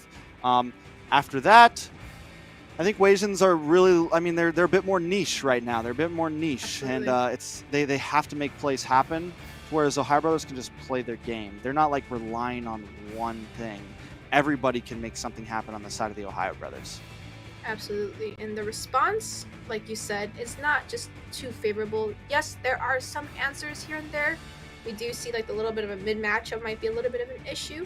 But knowing that this is a team-oriented game might be another interesting match. But we're going to go into the final game, the OhioBrothers versus Wasians. And we're going to see how this match goes, knowing that we just talked about that draft. And not looking too hot, not favorable for the side of Wasians. Yeah, I mean, look at Shark already being hyper aggressive against Chacho here, and this is what he does every time. And until a team stops letting him do that, it's gonna be a problem. I think what a lot of these teams that go against the OhioBrothers need to do is Cade, like whoever your roam is, needs to be on Shark. And if you're not going to be on Shark, then you better be on the enemy. You better be on best player, right? You need to be doing the same thing that Hoon and Shark are doing to you. But once again, they are always controlling the river, and it is a problem to every team that faces them. And gives up too much vision for the side of OhioBrothers, right? Even though Shark might not capitalize too much, it's giving a lot of vision. But Ego, a lot of damage on the Ego. Oh, no, gets picked off. But that was. See, the thing is, like, with these mistakes, it's going to be a huge punish coming in from the side of OhioBrothers. Definitely a huge punish, right? And already, first kill. OhioBrothers coming into this game much different than game 2. I don't think they're going to give any space to breathe. And Yureshi already putting a lot of pressure on a Merciless as well. Luckily, Chacho does come in to help out. Yureshi gets petrified, though, and Best Player shows up in the nick of time. Chacho able to still find the kill, but not after Best Player takes him out. Yeah, we do see Best Player dropped dangerously low, but Yureshi unfortunately got taken off the board and wasn't able to get saved this time. But we do see the top side pressure coming in from KD, and it looks like a little bit of babysitting happening with that 1-2-2 rotations. But for right now, this punish is too much right now for Wasians. He gives up too much vision, easy pickoffs, first blood under the first minute, which is a little bit of that extra gold bonus. We gotta do something now, or it's gonna be too late. Yeah, I mean, they do have endgame opportunity, but I still don't. It's not like it's still very hard to achieve, right? There's just like it's very late game. KD in bad position once again. You're gonna get pulled in by Hoon's Fatal Links this time, and you're actually picking up that kill. Gonna make up for the death that happened to him earlier. Ooga Booga still deathless, but so is Basically, and Basically is gonna hit the spike far before Ooga does. And with Hoon on this Valentina, they technically have another tank. They have Shark with the Divine Judgment, single target suppression from Hoon. Coming with the Fatal Links is gonna able to actually just CC their entire team, knowing none of them is running a Purify except for Ooga Booga, knowing that his first skill is able to immune some CC as well. So if he times that right, maybe not too dangerous for Ooga Booga over there, but a little bit of a skirmish coming in that top side. But it looks like they're just gonna back off and go ahead with their normal rotations. You know, another thing that just kind of popped in my head, there's going to be a lot of trouble for Chacho, right? Because he wants to dive in. He wants to try to take advantage, but he's walking right into a Divine Judgment. He's walking right into a Terrify. It's going to consistently be an issue. But wait, Hoon, able to flicker away. Torn Apart Memories goes off, does not land onto anybody. Wasians look for a pick, unable to find it. A little bit more action coming in. Ego, KD, Ooga Booga, all under the tower. Watch Best Player maybe coming from the backside. Looking for a possible hit here. Nothing too major. They're going to finally go for the dive. Hoon gets the Terrify. Best Player dashes in. Brilliance comes out. Best Player still under the tower. Pops Torn Apart Memories, but not able to get the finish. Back to a stalemate. OhioBrothers still holding the lead, though. Looks like that was not the... which was a good trade, actually, for the side of Wasians, right? No one died and was able to defend that top turret, but the OhioBrothers rotated up there, potentially thinking to get that kill, but no response was made. But we do see Ooga Booga kind of in a different situation, and Shark still babysitting, but Fatal Links coming in. Basically is going to get pushed in, pulled in. Ooga Booga picks up the kill, but then basically finds KD. Ooga Booga able to back off. Chacho, though, walking into Shark, finds the kill. Wasians trying to even the playing field. That Hanabi's passive was just disgusting. We did see that bounce, but really see Liz getting a little bit of a dangerous situation by Yureshi, just like you said, right? The Diroth with the Esmeralda lineup, not too good. It's a little bit of a counter coming in from Yureshi, but he is a lane bully. But I think he smells Chacho. Chacho is still smelling something. Petri coming out. Oh, Chacho though comes in the nick of time every time. Able to save that, pick up a kill, but Merciless still goes down in the end. A little bit of trouble they're having there, but Wasians are trying to keep the pace. Yeah, they are trying to keep up with as much as they can, and Katie is just focusing on basic on this Brody, but looking at Shark's position. He's just waiting again and again and again, and I don't think they really know that he's in there because Katie's giving vision on the right side, but who's going to walk in there because he knows as soon as someone walks in there, they're dead. And who's here as well now, so this could be the time to strike. Shark decides to back off. They found him out. Ooga Booga. I mean, this is what they do when the boogeyman has the Hanabi, right? They try to protect him, but no protection against that. Whoa! Booga actually able to phase away. Shark comes in, gets a Divine Judgment. He finally falls. AD now on the run, but Chacho, knowing all their ults are gone, maybe wants to engage, but basically still there. Gonna take out that top tower, and while this is happening, best player in the mid side finds Ego, making strikes across the map. And that is a inhibitor traded with that top side over there, but from that bot side, look at Urashi cutting. He's like, this Esmeralda's getting a little bit boring to lane up again, so he's going to go ahead and cut so that he can freely rotate.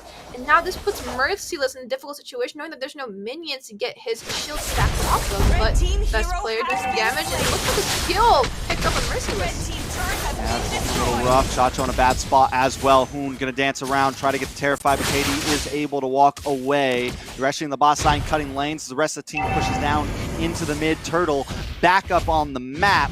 I mean, it's looking very rough for the Wasians right now. Absolutely, best player sitting at 3-0 right now. Looks like the perfect KD, but same with Hoon as well. 1-0, and this is what we want to see from the EDT Brothers. Usually, Shark and best player sitting at that perfect KD, best player getting all of the neutral objectives as he should, going around with that tanks a lot. So he is able to kind of go ahead, farm with that Demon Slayer emblem, and being just going around taking whatever jungle he wants, right? But look at Shark. Oh, so much damage. Ooga Booga in the wrong place, the wrong time. Shark waiting for the pick. Merciless hiding out in this bush, gonna get found out. Now they're gonna move on to him. He needs to get back under that tower over to safety. But TOB want to come in for more. Ego, Cage trying to find it, try to get the stun. But best player bobs and weaves through it all. No threats on the board for him. Walks into Chacho, still not scared. Merciless and the rest of the team trying to defend this mid-tier tower. Shark and Hoon look for another pick. Nice and mobilized. Best player in a little bit of trouble, able to just get away. In comes Merciless. Big damage. Merciless goes down. Chacho falls next. Urashi is a monster right now. 5-2-1, putting out the big damn. This is looking like trouble for Wasians.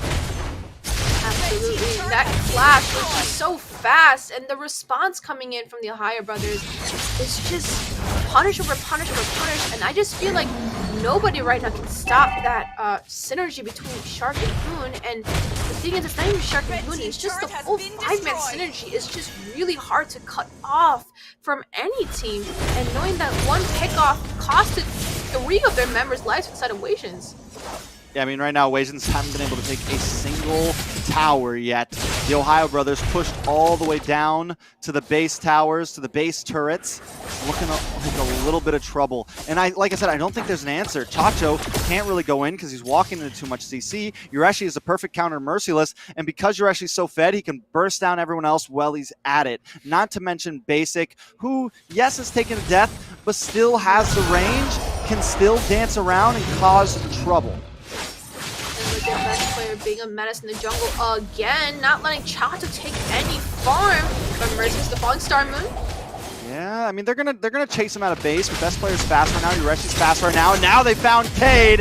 Cade uses the Fatal Links, but not able to finish anyone. Hoon with the Fatal Links of his own. I am you, and now you're going down. 3-member wipe. Best player into the backside. Basically finds Chacho. Next might be Merciless. Basically looking for it, trying to get the finish. Can't quite continue though. Now they're going to move on to these inhibitors. Best player and the rest of the team going to move on to these base towers and take them down. Nothing but Merciless on the field. They're going to move on to the base crystal. Find Merciless first. Cade trying to defend, but that is it. The EDT take it 2-1 in a very clean fashion. I think this is actually the fastest match that we've seen. It actually didn't even hit that 10-minute mark Really? 9 minutes and 29 seconds. I think that This is might probably be the fastest game of the fastest season. match we have seen this season. And OhioBrothers is going to go ahead, take that win, but I'm going to have to knock off your prediction again, though. Well, fun fact, I'll take the loss in the prediction because right now I have casted the longest game in the NACT at like 32 minutes, and I've now officially casted the shortest. So another notch on the belt. I'm cool with that. Absolutely. But we did see the OhioBrothers really came what they came for. That is their play style. And I feel like if we do a little bit of a future analysis here, the only way to kind of stomp the OhioBrothers is to cut off that synergy between Hoon and Shark and just that whole 5-man synergy. We are looking at that game second. I did peep it on that top side, 9 minutes and 29 seconds. This is the fastest game, 16-4. We do see the goal lead is very close to 10k right now, and we do see that the towers just have been macro. No towers have been taken.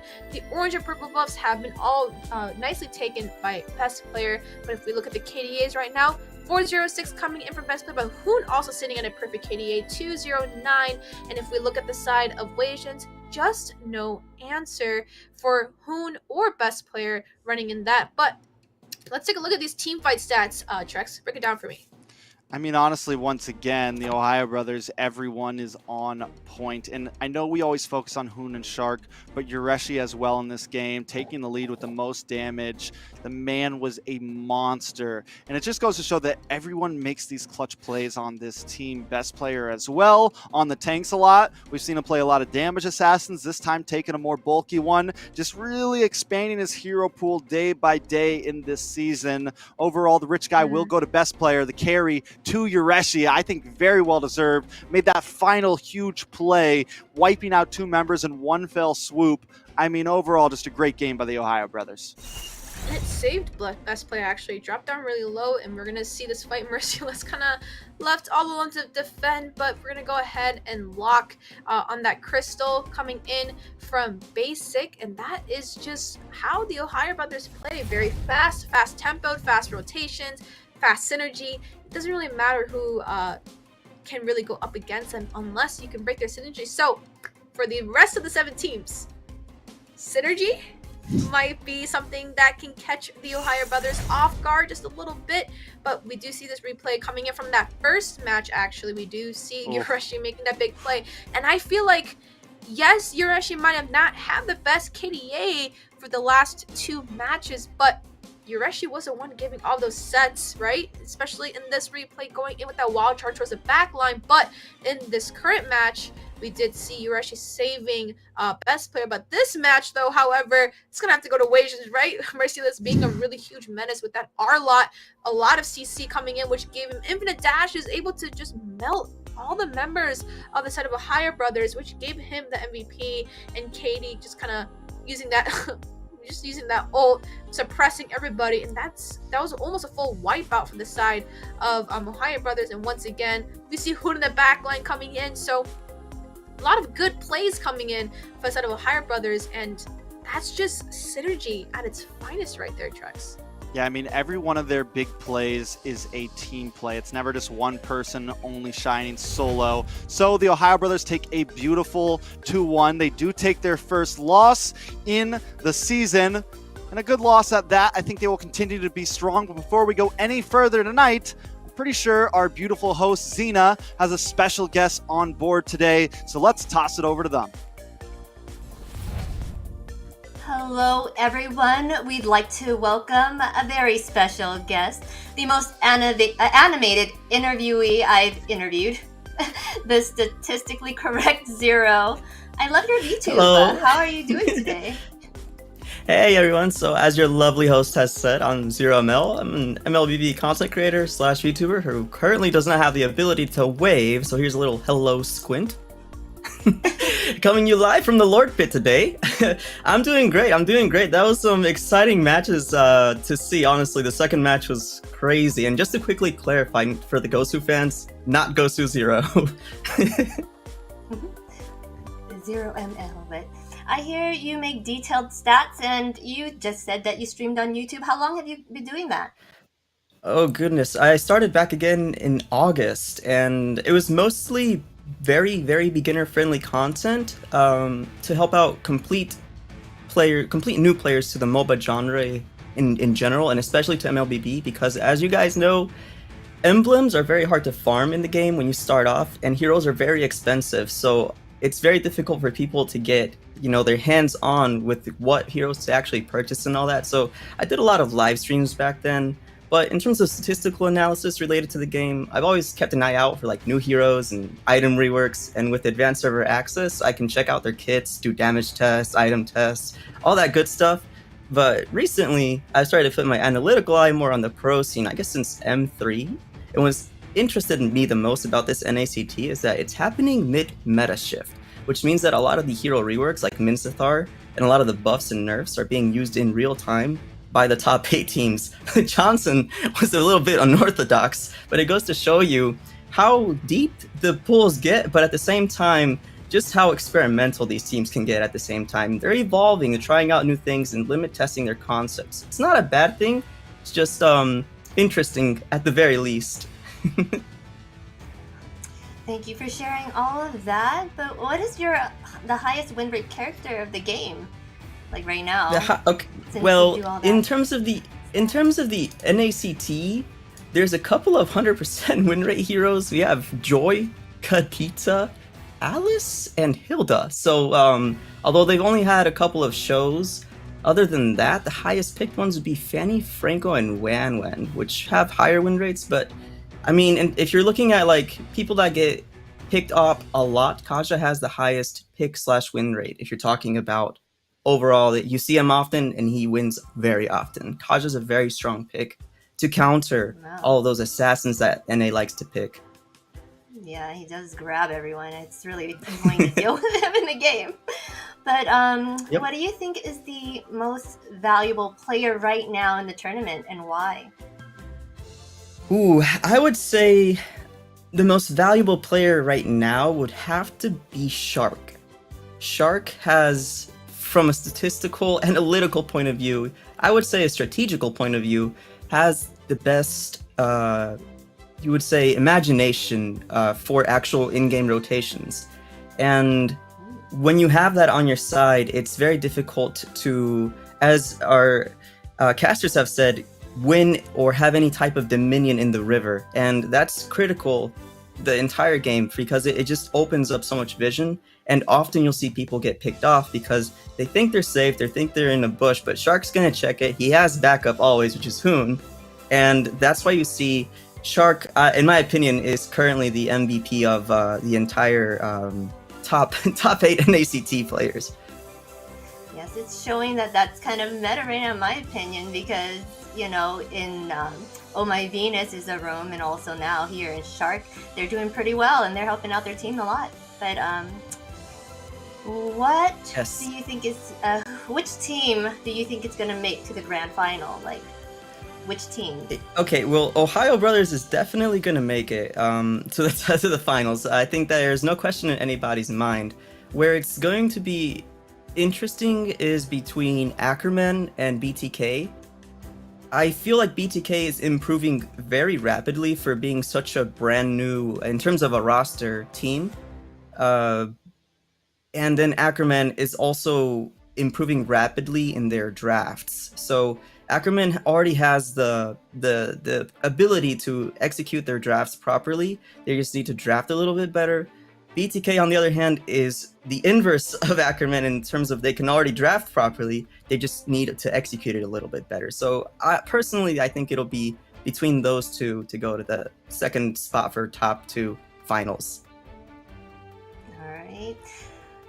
Thank you so much for taking the time to chat with us today, and we're looking forward to more amazing stats from you. I really gotta check up your YouTube channel to learn a bit of thing Thank you. As should you fans. Check out 0ML. Yes. So if you guys are interested in the analytical, strategical side of things, definitely drop by. Coach Deku and I recently did a draft analysis for last week's games on Monday. They just run very long because we go very in-depth on the draft. So, and there's like 20 matches every time. You have to combine both days. So it's a lot of streaming, a lot of time spent streaming. But thank you for having me. as a guest. And Xina, thank you for your time. And yeah, see you guys around. Right. See you later. But wow. I feel bad for those who missed today's matches because they missed the real-time first loss of the OhioBrothers. But the OhioBrothers was targeting Ooga Booga's picks in the first 2 matches. Oh yeah. But even with that, Wasians still won, which gave them their first loss. But they took it seriously and were able to take the game back. And congratulations to the Whirlwind OhioBrothers, leading to our MVP, which was... Who was our MVP though? Pretty sure it's Hoon. Hoon? But yeah, most valuable player will be Hoon, and I mean, the man has just I think he has taken MLB by storm in NA. He comes back last year after, you know, kind of taking some distance from the game, plays doing some other things, as we all know. Comes back a little, I mean, he had a great M4 showing, but still some people debated he was a little shaky. And now in this NACT, I think he is prime Hoon right now, has just been dominating the mid lane. I was debating him against some other mid laners. At this point, I do believe he is the best we got in NA. I mean, his immediate follow-up with Shark is just crazy, because Shark can set, any roam can set, right? But if there is no backup, that set didn't do anything. But Hoon is always there, always behind somebody to give up that push and to secure that kill.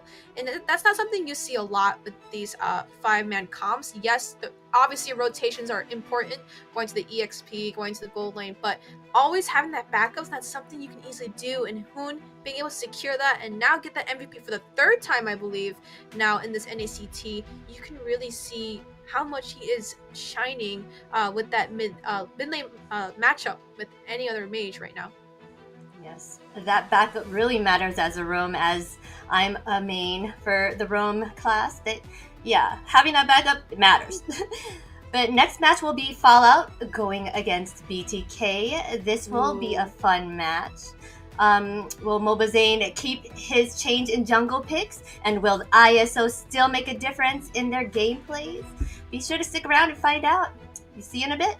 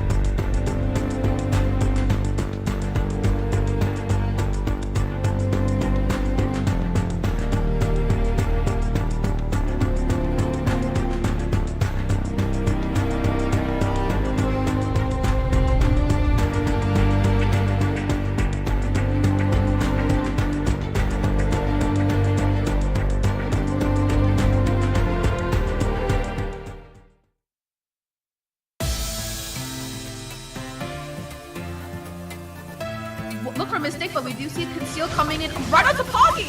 Huge play from Fallout, trying to get a pick off. Blazing Duet going in from Guapsi. A lot of utility wasted, not going to find anybody. And that is going to be a huge advantage for Area 77 to punish. They are rushing in. The IMU with the wild charge from KQT. Feathered airstrike for the zoners for the response. Pocket taking down Anna. Midnight taking out KQT. Pocket with the double kill is going to shut down Midnight. My goodness, fireworks are exploding in the land of Dawn. Found a way to turn this match in their favor. Thorn rolls on to raise the suppressor. Fine judgment of Shark. Boom going to take him down. The combination of the OhioBrothers too much to handle on the 4v1 in the mid lane, but now the battle on the top with a response to suppression. Over there is going to get the stun onto Yureshi, but he's fighting it out with the sustainability. Lives! Boone is going to use the feathered airstrike as well. Now for the punish from the gate. Boone pick up a double, takes out Golem Basic, shut down one punch. They are coming alive. Nothing can stop them. The OhioBrothers leading 13-5 against LaimitTop. To make a play happen. Minions are going to start closing in on the mid side.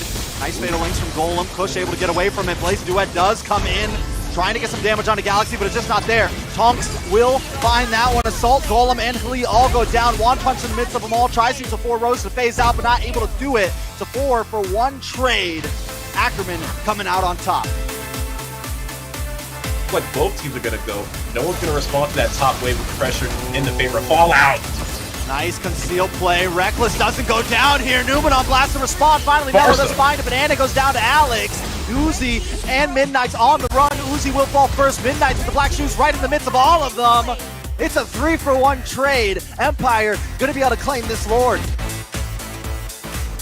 As he split pushes that top slide, a little interesting note, but he needs to start going for Yato. He needs to focus on this mage. Going for this Joy Bot. Ooh. Booga Booga instantly deleted. Does get down. Unicutie will be next. Yato on the run. Chacho trying to find the backside, but a double kill does go over the side of Mobazane. Chacho does want Yato though. Yato tries to sidestep, can't quite make it as Chacho picks up the kill, but now he's all alone against Joybaj T and Zane. Joybaj might fall. Zane doesn't want to let it go down like this. He's going to chase him down, pick up the mega kill, and now move on to the Lord.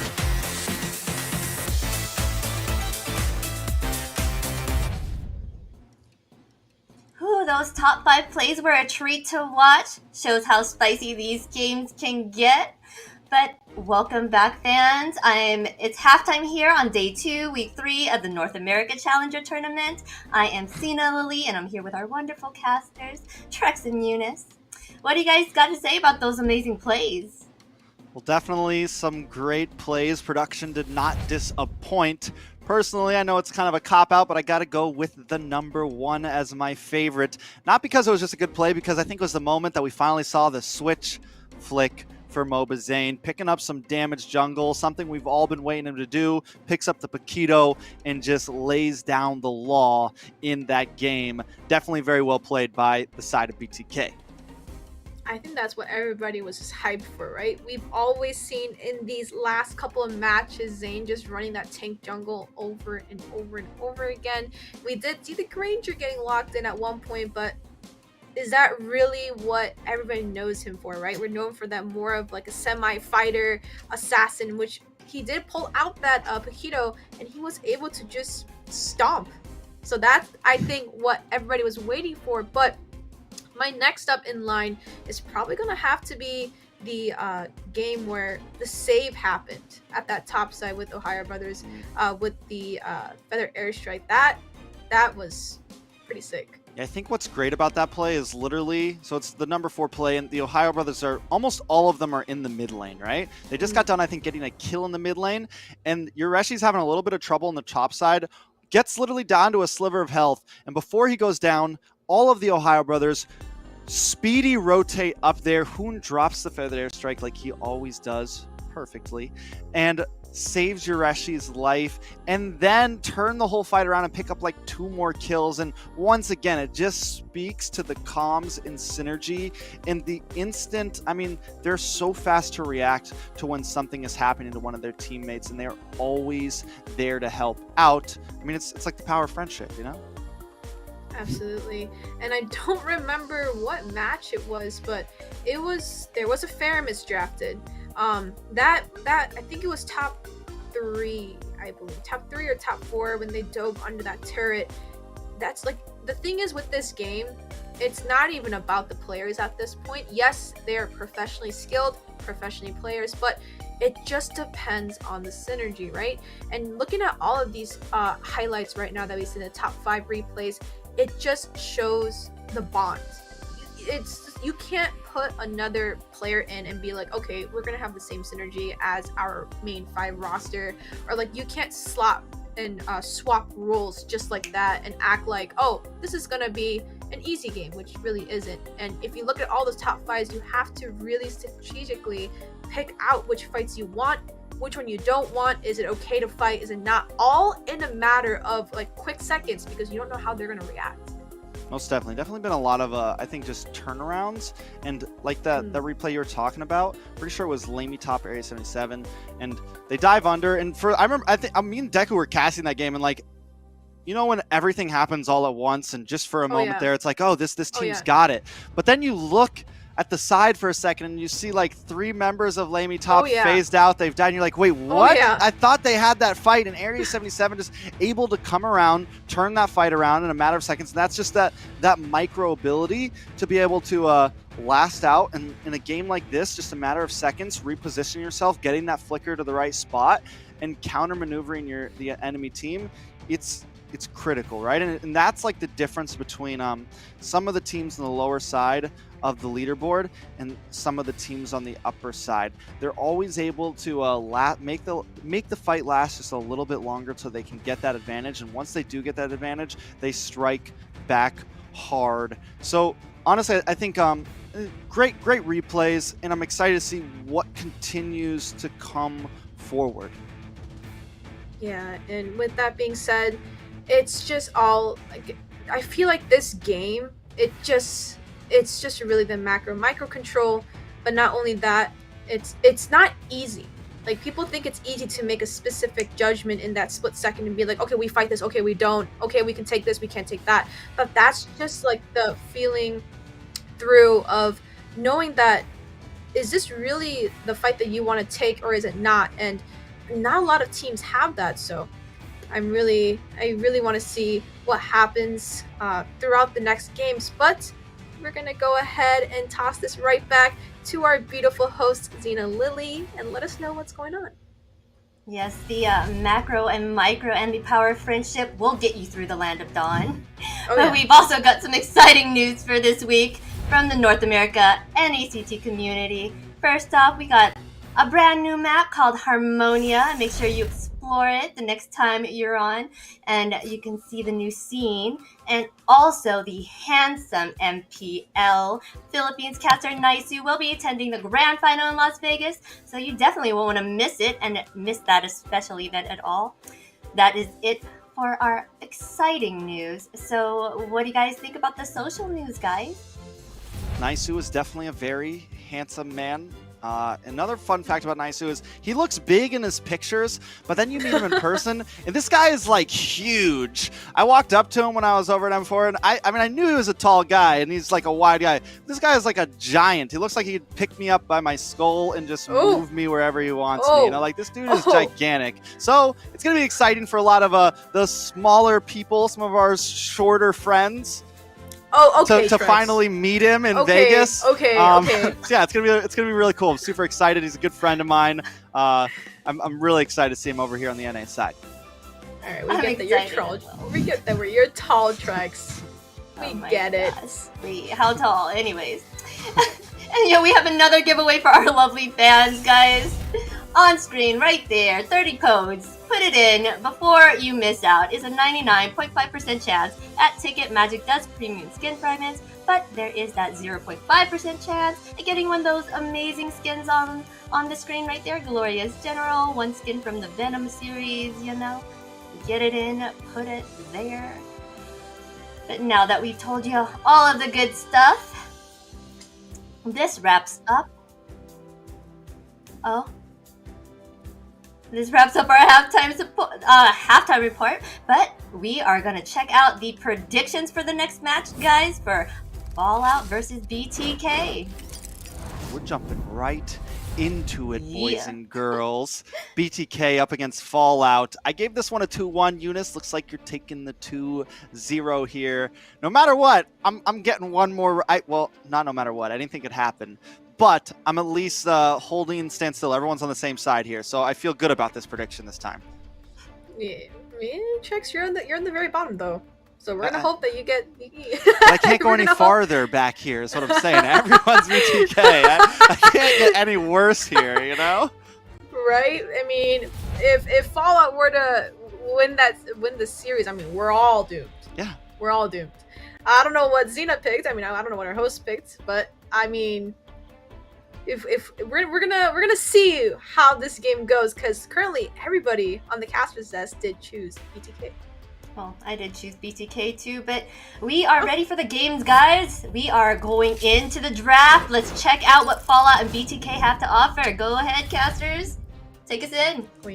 Well, BTK will be on the blue side, already starting this ban fest. Now, listen, I said in the very beginning of the show, Eunice, that I think this is going to be probably one of the best games we watched tonight, just because it is. Fallout's kind of like, they're sitting somewhere, and no one really knows where they're sitting just yet. Are they a good team? Are they on the lower side? I think it's just interesting, right? And they have some great games. They have some not so great games. BTK, honestly, yes, is on the upswing right now, but they can have some rough games. So, Fallout, can they get an upset win here, right? Or does BTK just wash this? And guys, the reason why Trex is saying this is such an intense game is because this will decide if Fallout is able to secure or even kind of push their spot up just by a little bit, or if they get swept right here, who knows where they will stand within the next top 8. So this is that intense match that we have been waiting for, especially us casters. We're kind of trying to see where everyone's going to stand after this game, right? We did see the first 2 series going on, and we already see that we can already say that the Ohio Brothers is going to secure that first place spot right now, but the 2nd, 3rd, 4th, 5th, 6th, 7th, 8th is all still going to be determined, and we are now about to wrap up soon our first round, and we're going to go ahead into that double round robin on Sunday of next week. So I'm kind of interested right now. Yeah, I mean, BTK versus Fallout.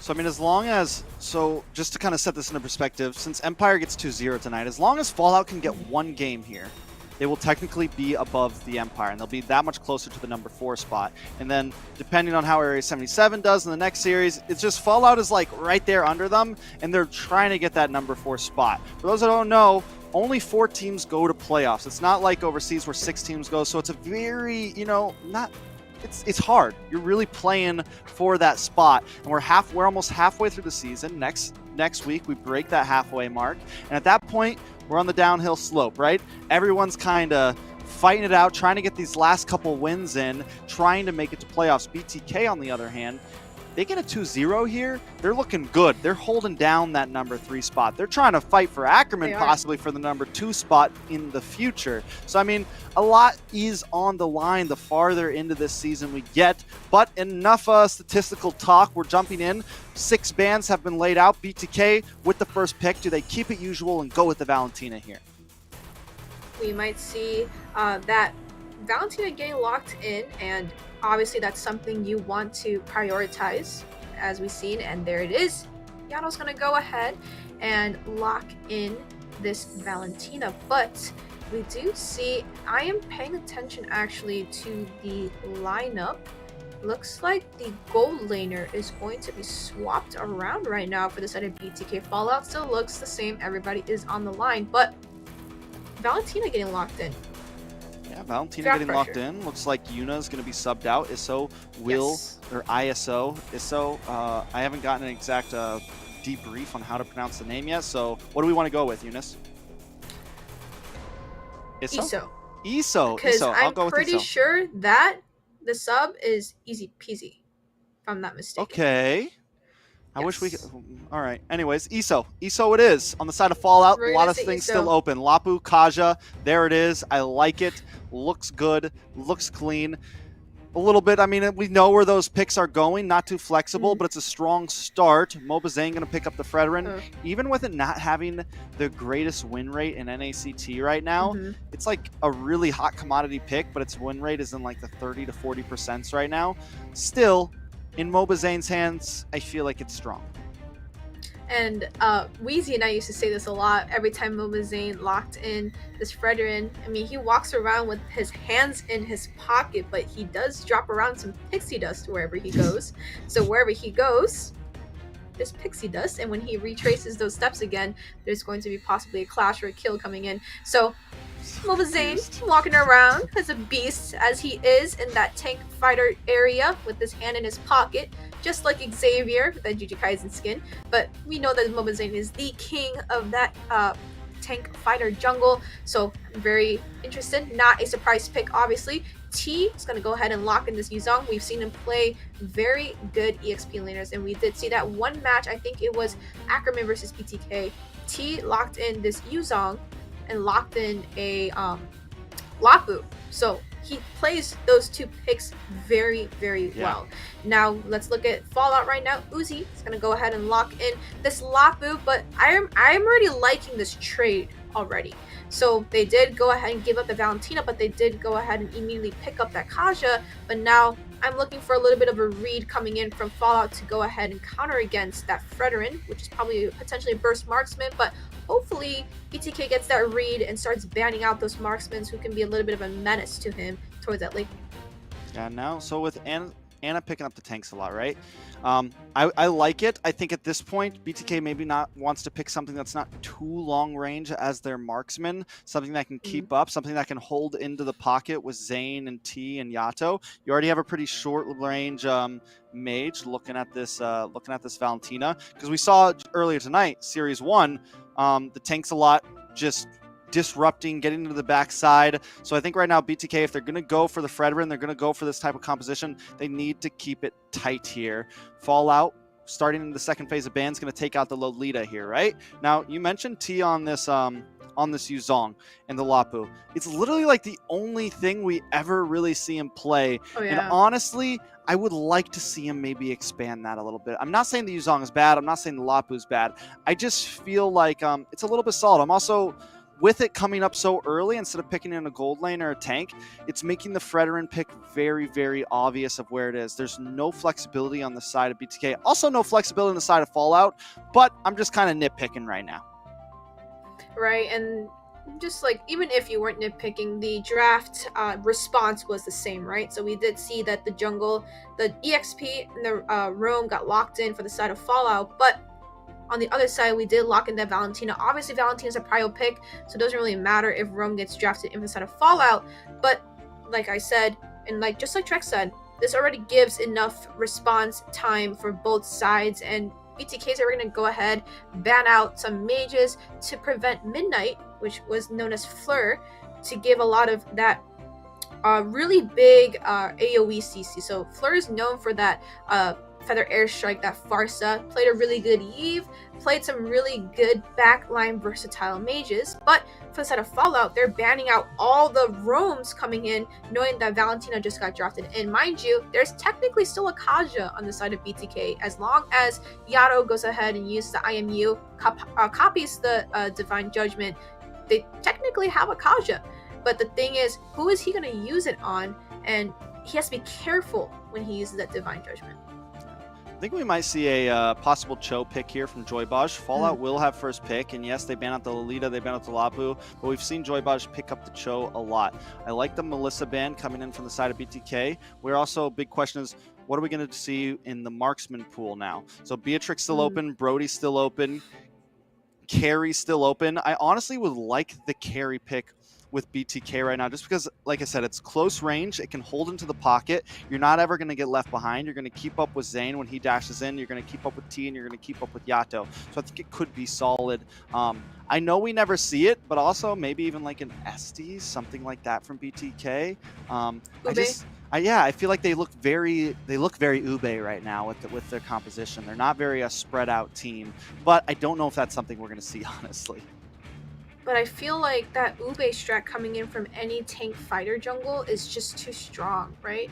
Because knowing that Mobazane or even anybody going into that tank jungle area, as long as you have a healer, you can just walk around the entire map and just farm and farm and farm. Low death rate when that happens, especially towards the early game. Yes, you might get picked off in that late game once that healer does get taken off the board, but even just without the healer right now, Fredrin is already really tanky in that early game stage. But like for instance, Ana going that tanks a lot, right? Still very squishy early game, only because she doesn't have the passive attributes just as Fredrin. But once Ana starts building that tanks a lot, the tank utilities and whatnot, it's gonna end up being kind of like neck to neck. But support, just like Trek said, wouldn't be a bad idea. But side of BTK's draft is finished. Joybosh is actually gonna lock in Atlas, and then Iso is gonna go ahead and lock in this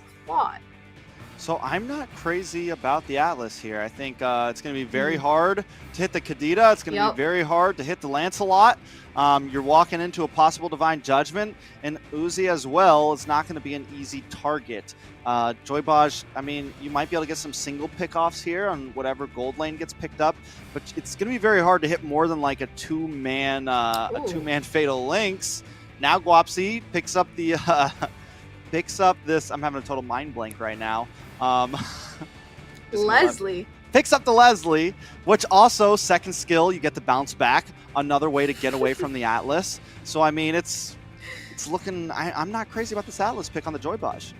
Oh yes, excuse my duocaster. He just had a. I don't know why he couldn't think of Leslie. I knew the skills. I knew how it works. I'm just like, oh, absolutely. Again? But the thing is that this is my biggest concern, right? Leslie, lots of true damage, but the time that it takes her to scale, a long time. She's not one of those marksmen that needs that Trinity build. She's not that marksman. She's the one that needs Windtalker, BOD, Endless, Berserkers in order to actually start doing decent amount of damage, and that's not 3 core items, that's nearly 4. So once it gets to those team fights, I feel like it's going to be a little bit of an issue. But enough of us talking about draft. We're going to go ahead and get into game 1, and I am stoked, and this is BTK versus F4LLOUT. And Trex, I know you're hyped for this match too, at the edge of your seat, aren't you? I am definitely at the edge of my seat right now, Eunice, waiting to see exactly how this is going to go down. Taking a look at BTK, Joybosh, and Yato already being kind of aggressive and already like keeping vision, but it looks like Mello is onto them.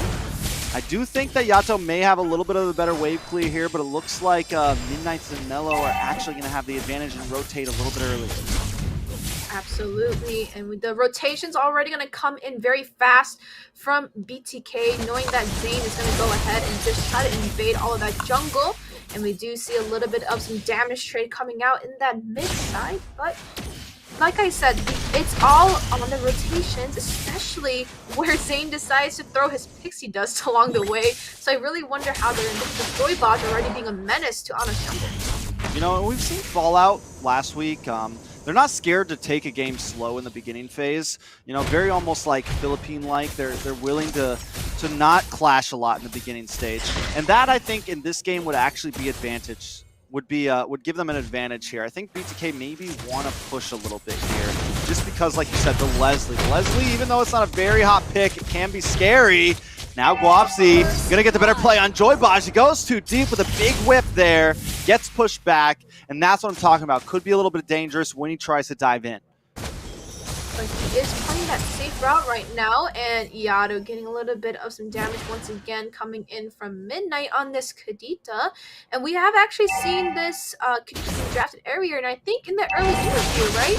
Kadita currently has a 100% win rate right now in our current NACT.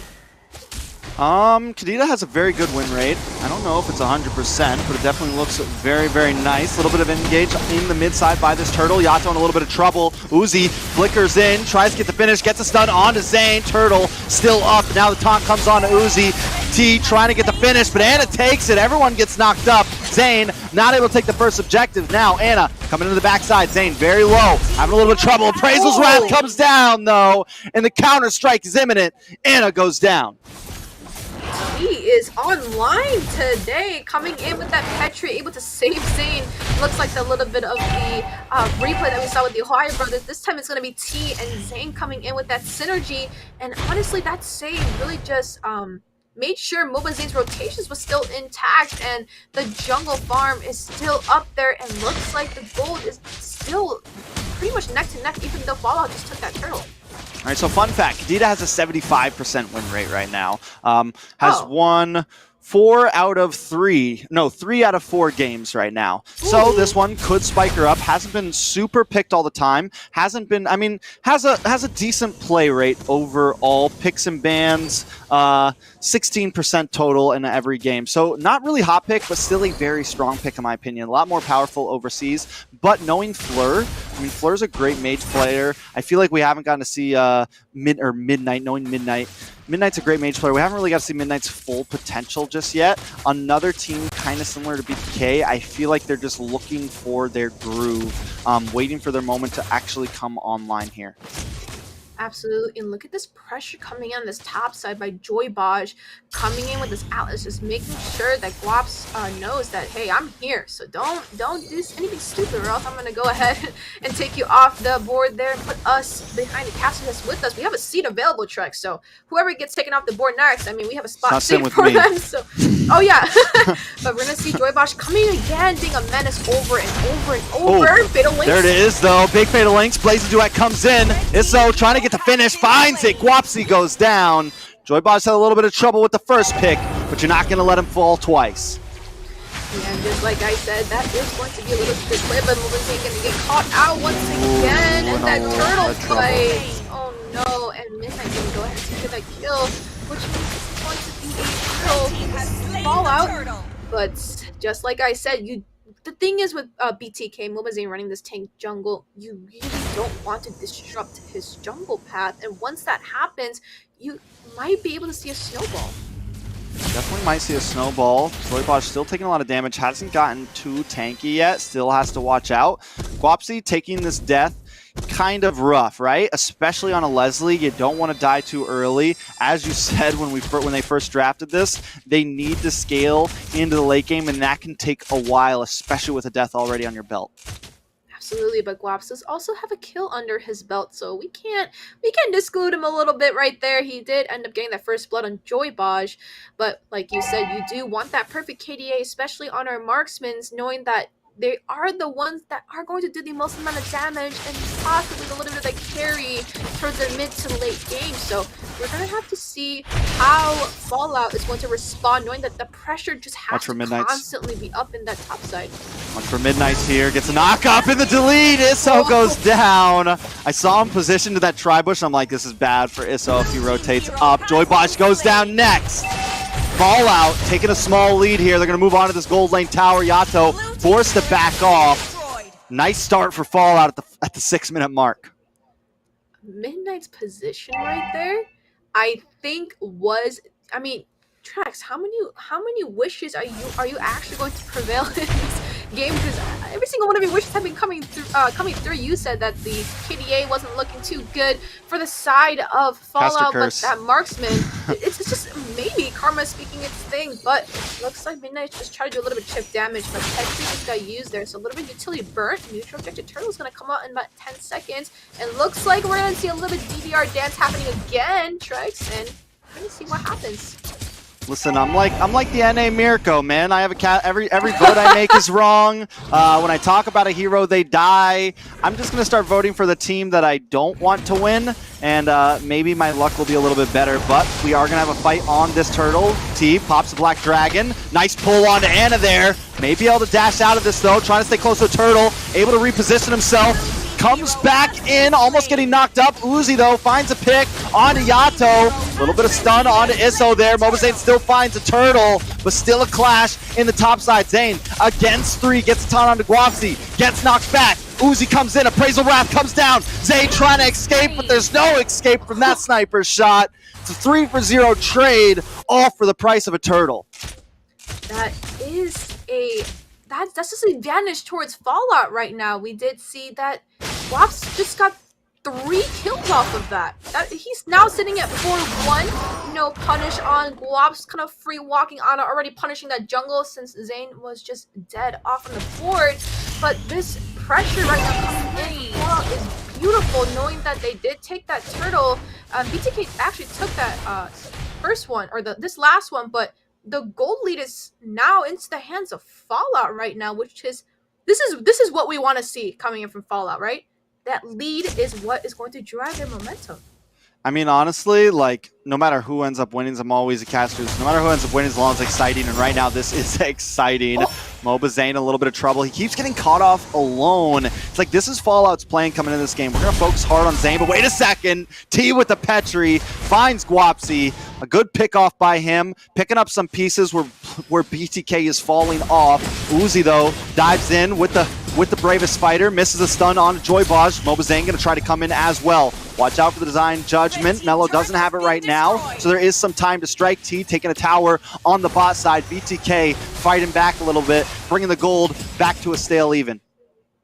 Absolutely, and we're going to go ahead and see Issa proxy this lane now since Guaps just got taken off the table, but that is the gold actually really even right now. 3-8 on the scoreboard right now, looking pretty normal right now. The gold isn't in anyone's favor as of now, but those team fights, I feel like as long as Guaps is there in that team fight, being able to just kind of kick Moba Zane out of his original plan, right? We did see the Praises Rat trying to come down, but Guaps just kicked him, and then it prevented him from landing it, which saved himself. But, you know, T being a menace in that EXP lane was able to do it. But, all right, round 3 for DDR Dance.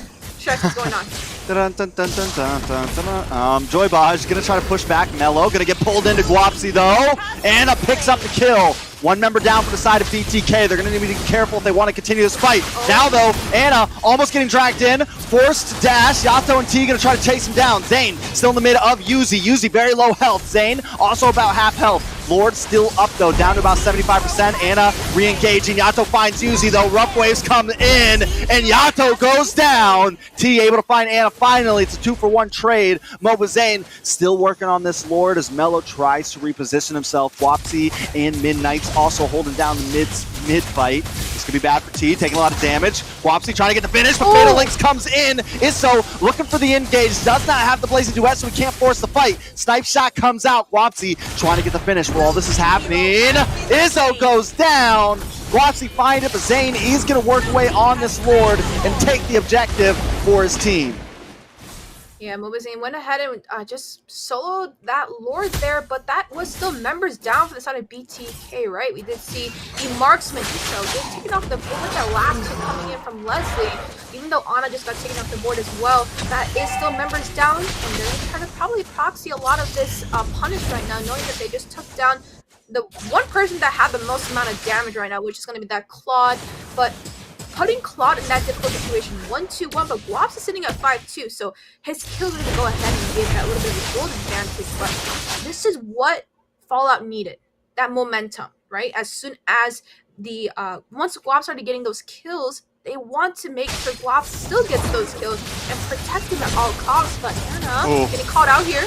Yeah, honestly, I would argue that BTK has possibly taken the momentum here. They've taken a gold lead. They've got a Lord crashing down. They've taken over position on the map. They're not too far ahead, so Guapsi can still make a turnaround with this Leslie. We know the possible damage output, but right now with BTK holding a almost 3K gold lead here, they need to make some plays happen now because crunch time is coming, and I like what they're doing. They're moving on to towers. They're taking away as many things as they can from Fallout while they have the advantage.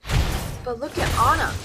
Anna's in Zane's jungle right now, just took out everything, cutting that bot lane as well, and that escape coming out on that lance was beautifully executed by Anna, and they just took all of Zane's jungle right away. Yeah, but they also took their jungle a little bit, so like I don't think they're. I mean, Anna yes takes that, but right now BTK still holding the lead, and JoyBaj now gonna get a big pick. Anna gonna get melted, taken down. Uzi with the bravest spider, trying to find the back line.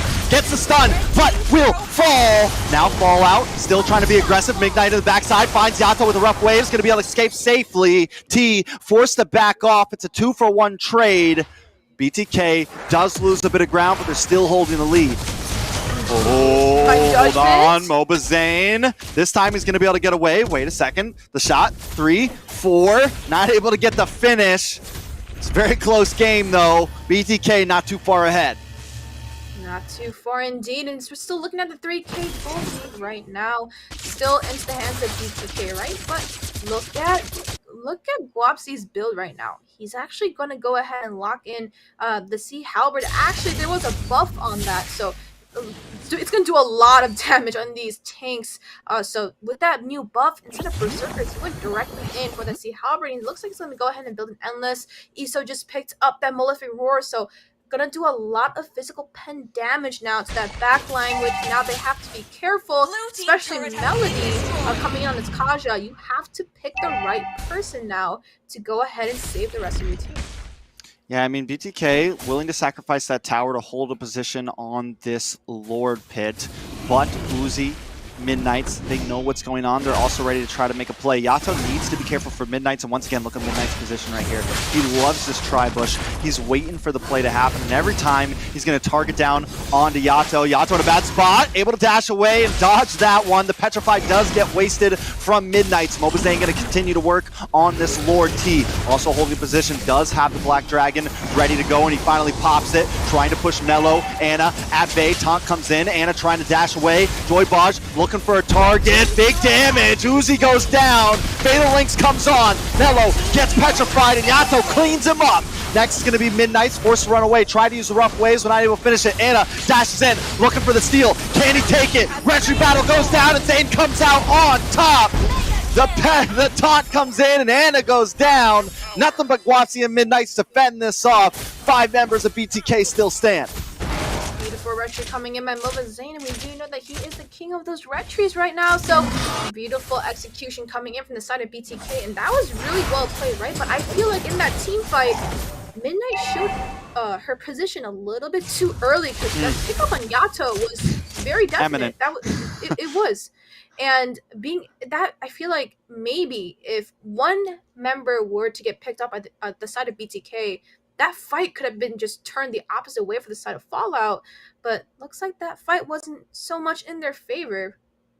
Yeah, for just a second there, I was thinking, oh man, Midnight's going to be the game changer here. Like you said, pokes face a little bit too early, and Yato baits out the Petrify, and at that point, it was GG's, I think. Now JoyBaj looking for something, able to find Uzi, pulling back under, everyone pounces, everyone jumps, and Uzi goes down. Midnight tries to come in, pops a rough wave, able to find T. Now the rest of the team going under the towers. Izzo's down, Guapsi with the snipe shot, looking for more. Mobazane and Yato force it back off, but the Lord is still crashing into the bot side, able to take down that turret as the rest of the team leaves house to clear up the jungle. It looks like it was a 2-for-1 trade though. Uzi for T and Iso. Guapsi getting a kill on Iso, and actually Midnight actually shut down T, which is now going to be a little bit of that gold, right? We are still sitting, the deficit is still there, 4K, a little bit behind, but they still have time to turn around because Guaps is on running this Leslie. It's going to start hurting that late game, so we just have to wait till the power spike comes, which we might see a little bit of a long game this time, and knowing that their placements right now are at stake, nobody wants to give up this win for free. Yeah, I mean, Guapsi's always going to be a possible threat the longer this game goes on.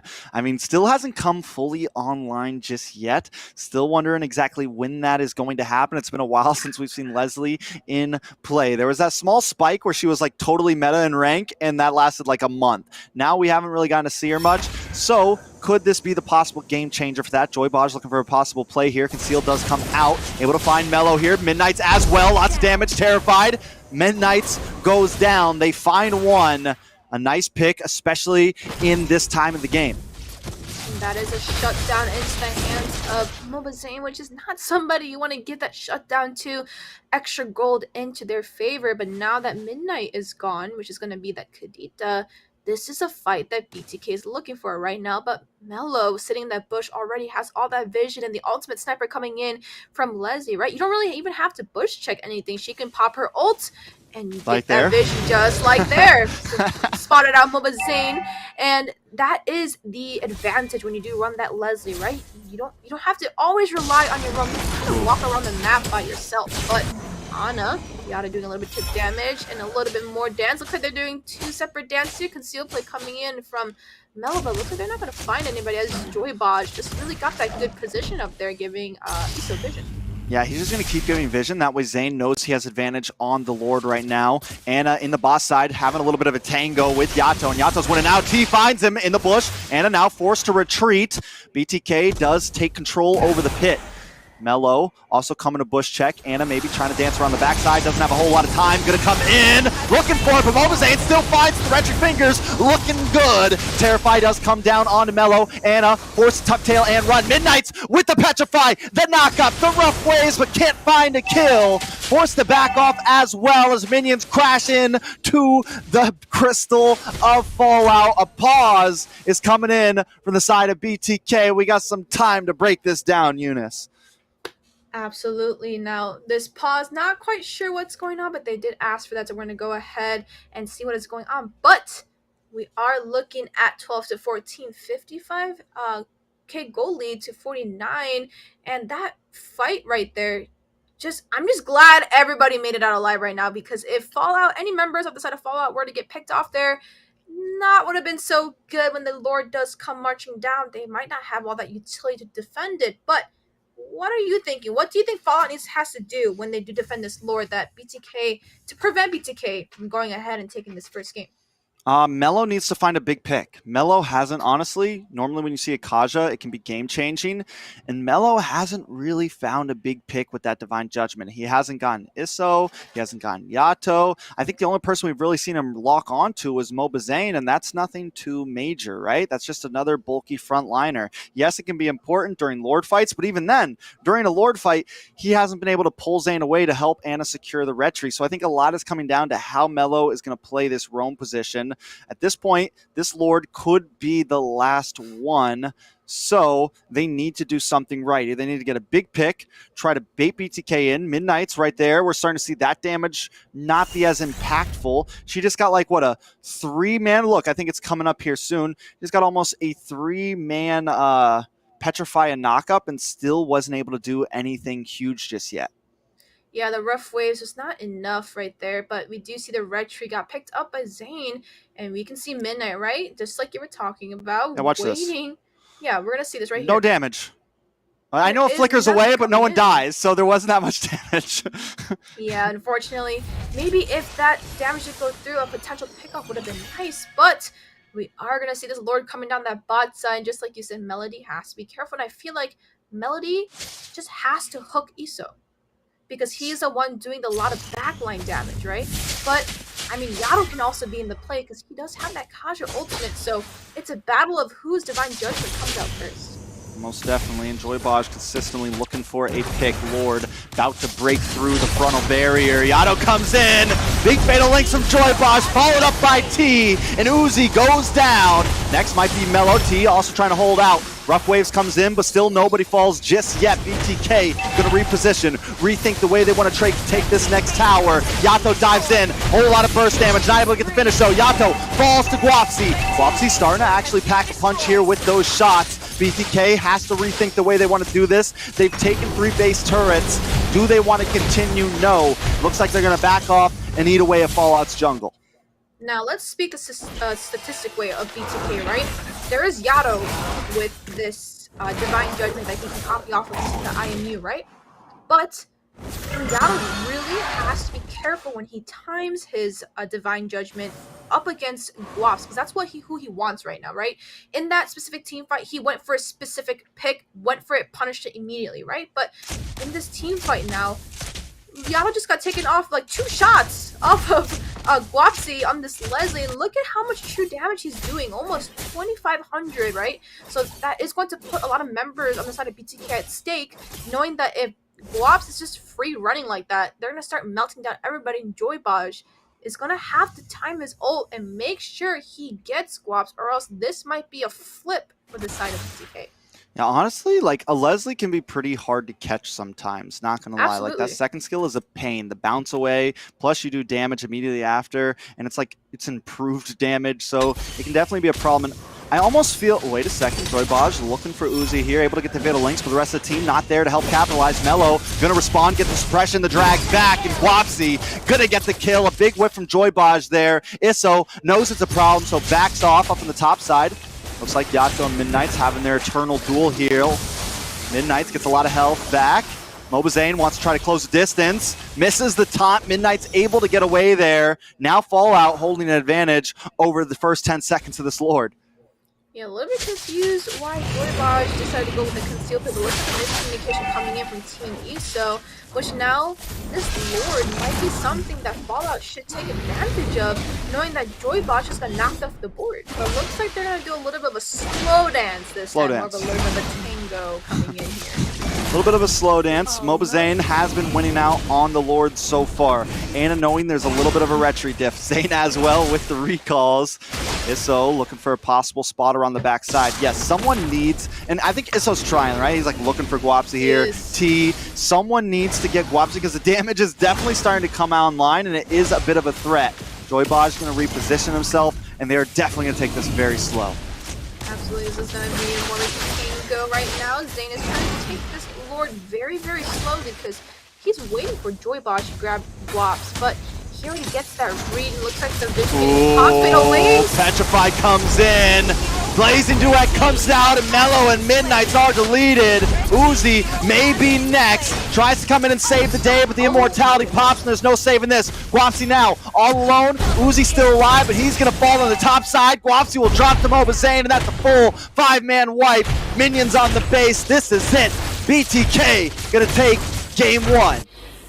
Absolutely, that was a unfortunate fight for the side of Fallout. That Fatal Links did find 2 of the members for the side of Fallout, which made their tango dance not too good. It looks like they stepped on a little bit of someone's toes right there in that Lord dance, but looks like the first match does go into the hands of BTK.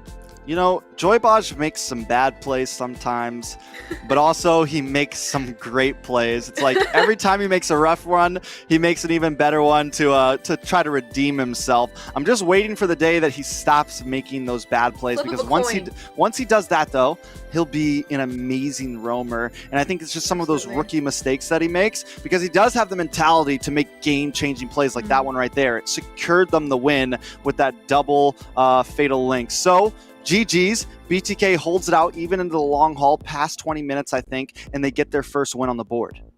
Yeah, it was a decently long match, and Fallout wasn't really willing to give up any second of that match.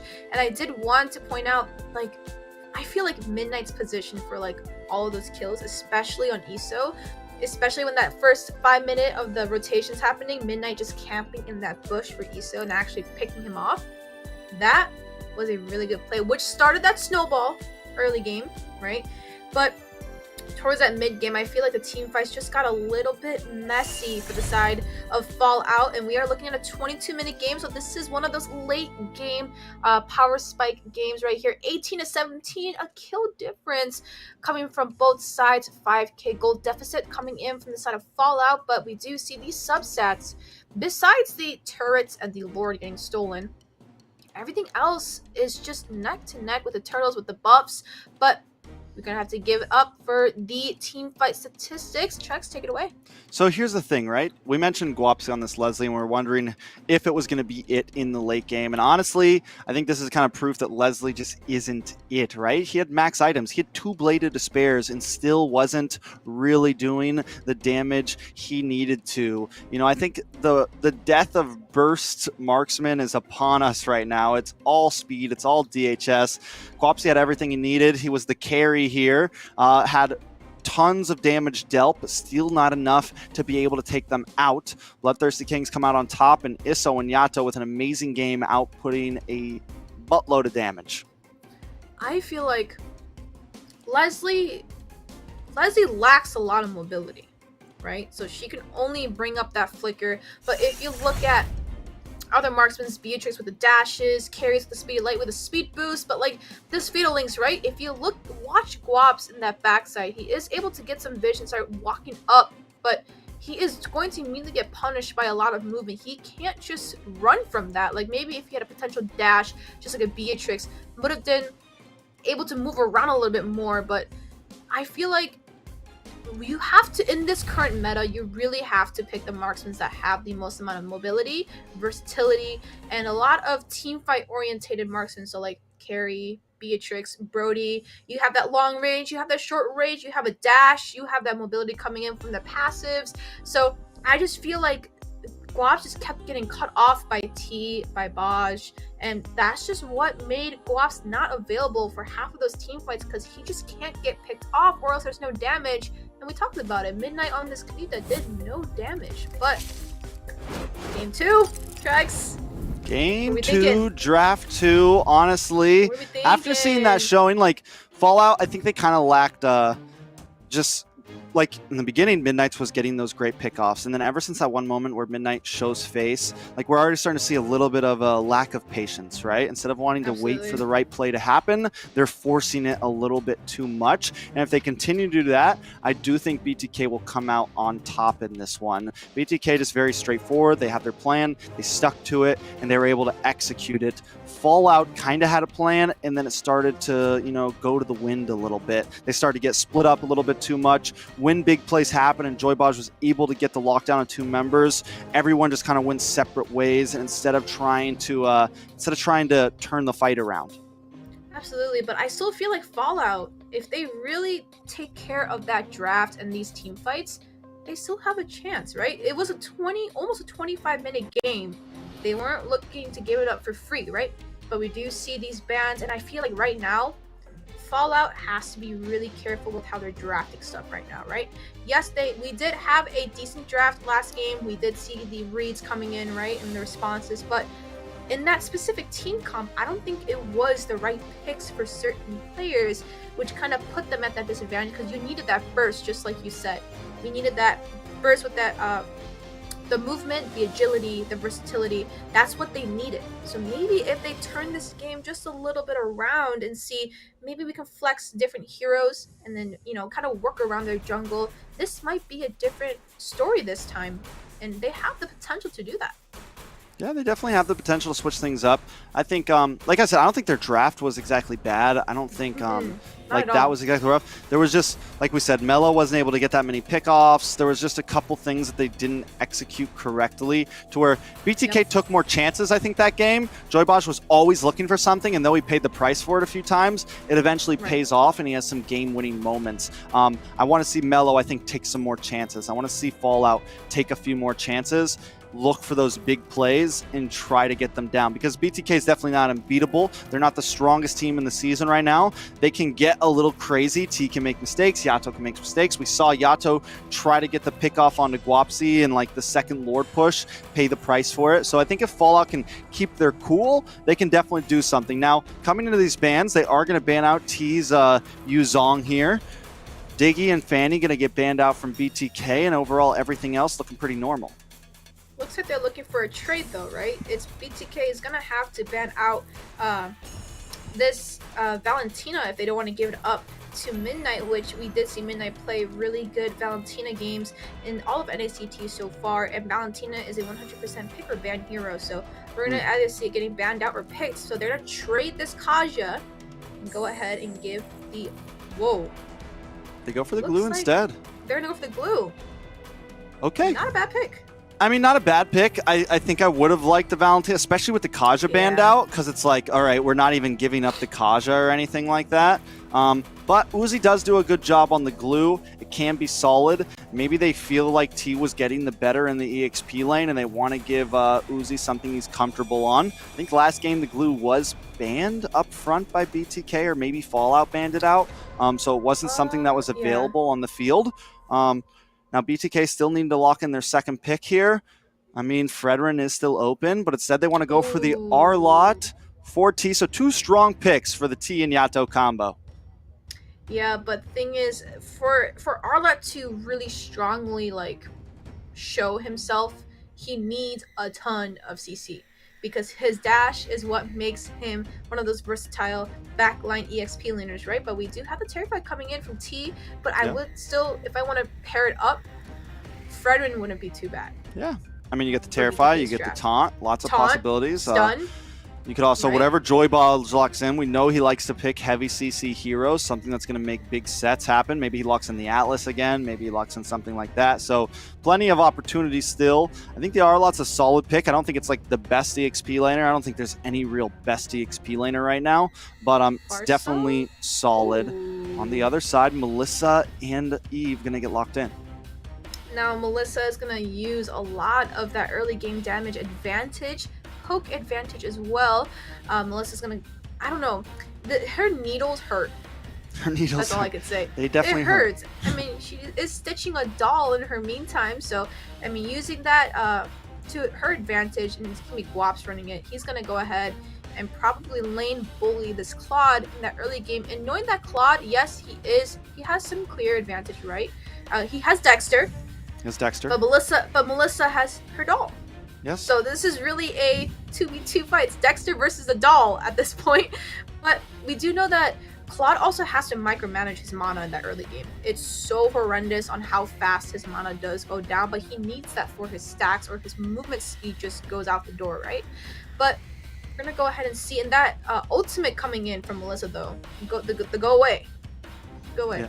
I mean, the go away is solid. The go away solid, especially with whatever Joy Baj and Zane want to pick here. I think this could be a game where maybe we see Zane not go the typical Fredrin route, maybe go something damagey, because that's something that might dive. That's something you don't want to go against Melissa with, right? Absolutely. Now, yes, Melissa's going to destroy Isso in the laning phase. In the beginning phase, like, he sees no stacks because she outranged literally every marksman in those first few levels. She controls the gold lane, right? Because of that doll goes out, you just get such a boost of range. It's going to be tough for Isso. He's going to have to really take his time in that gold lane, not get too impatient. So far, BTK has done good with not getting too impatient. Next bans are coming out. BTK going to ban out Anna a little bit here, take out the tanks a lot, and then also take out the Lolita. But looks like Atlas is getting banned for the side of Fallout. You do not want to give up that big Fatal Links out there. But maybe Fallout, I don't know if Anna has played Fredrin yet. But I don't think that's a bad idea, because I know Zane doesn't want to run a Fredrin into a Melissa, knowing that she has all that full burst potential. But, I mean, there are still other fighter junglers running out there. We still have the Barats. I mean, you can kind of flex any fighter into that tank area. Maybe an Akai would be nice, because Diggy is banned out as well. So Grok is also going to get banned out there. This finalizes the ban phase, and this is going to be the first pick right now after that second ban phase for BTK. And we're looking at Joy Baj and Zane right now, right? It's jungle and roam. I think they lock in Zane first. I think they lock in the jungle first here. They could lock in the Joy Baj, but I think Mobazane locks in. Could be the Fredrin. I mean, yeah, the Fredrin does do great against Melissa, but it's still super playable. Or if they go for Joy Baj first, they may not pick a tank jungle. They're definitely taking their time with it, right? There's a lot of opportunity. If they go for Joy Baj first, I think they're waiting to see if they can flex a little bit with Zane here. They might just keep it steady. You mentioned Fredrin for the side of Fallout. I like that. You get the taunt inside of the real manipulation. You have the grab and the slam and all that good stuff with Uzi. And I think it just kind of adds to the composition that they already have. But it does look like Zane is going to pick up the Fredrin here. Doesn't want to give that over, which I do think it's a good take, because it would do great in Fallout's composition right now. Yeah, but that late game is going to be a little bit scary for Zane, because Melissa is going to start getting stacks. She's going to scale. That Trinity build is going to be a huge punish, especially in those tank jungles. So I feel like right now BTK needs that big set for Melissa. But right now Fallout needs a response to a lot of, yes, they have backline, they have Uzi and Midnight, but I'm looking for more of that really good set tank that Melody needs to bring. There it is. Kufra. Set tank indeed. Gonna go ahead and lock in this Kufra, and Anna's gonna go ahead and lock in and Karina. So it's gonna be a tank Karina as well. So looks like a very well balanced draft for the side of Fallout, but BTK, I am worried about this roam position right now because, like I said, we talked about it again. Melissa is just going to be that really big pain in the butt right now for Zain. So maybe I'm looking for a single target suppression coming in. Maybe a Franco can be nice just to go ahead and take that Melissa. Or Franco would actually be decent, I think, right now. Or Chow. Literally but just go in, just kick the Melissa. But I mean, there is a lot of things stopping him, but there it is. Joe comes in, definitely clean. Joybaj, definitely one of his signature heroes here. I'm looking at the Karina and I'm like, we just went through this.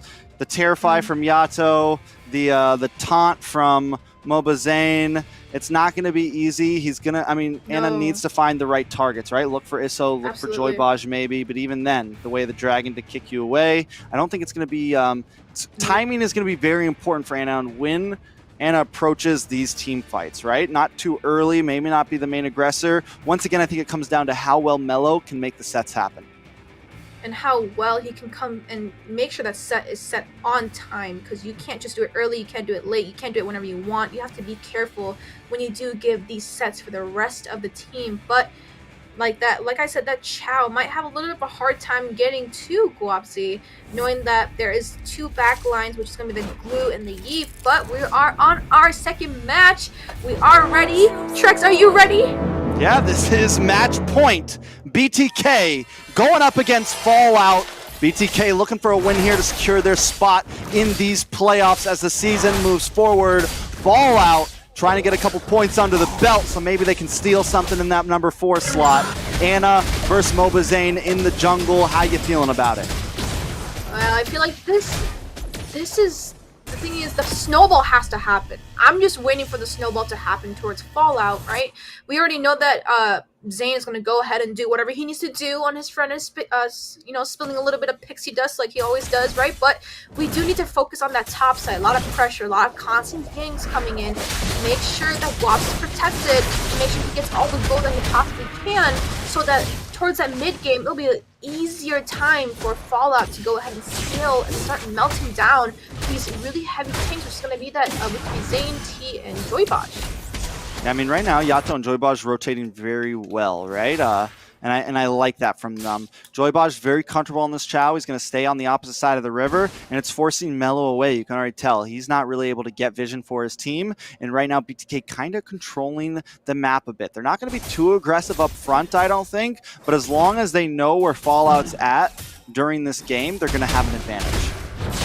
We do see a little bit of a altercation coming out in that mid lane. Looks like they wanted to say hi to each other, but they're gonna go ahead and back off. But look at this lane bully coming in on that bot side, and looks like the trade is gonna be into Uzi, right? The glue, the splits, the grab, the slam really is able to kind of punish that minion wave and just shove him out of his comfort zone, which is going to put more of the aggro and more of those rotations towards Uzi. Zain's had a pretty good track record so far against these turtles and objectives. T finds Uzi. Anna knows it's a bad choice. Forced to back off here. Mello doesn't want to try to make the play happen either. Joybaj going to go on the aggressive, keep Anna away as far as possible. At this point, BTK going to come in and try to steal this orange buff. Anna trying to dash in, trying to run away, but there's no escape. T picks up another kill, putting him at 2-0. Joybaj way the dragon onto Uzi. This is looking rough. Uzi forced the flicker. Real manipulation does come out. Mello looking for something. Zain able to take the orange buff though. Joybaj chipping away at Midnights, trying to get the knock up, able to flicker away as well. Zain also able to leave unscathed.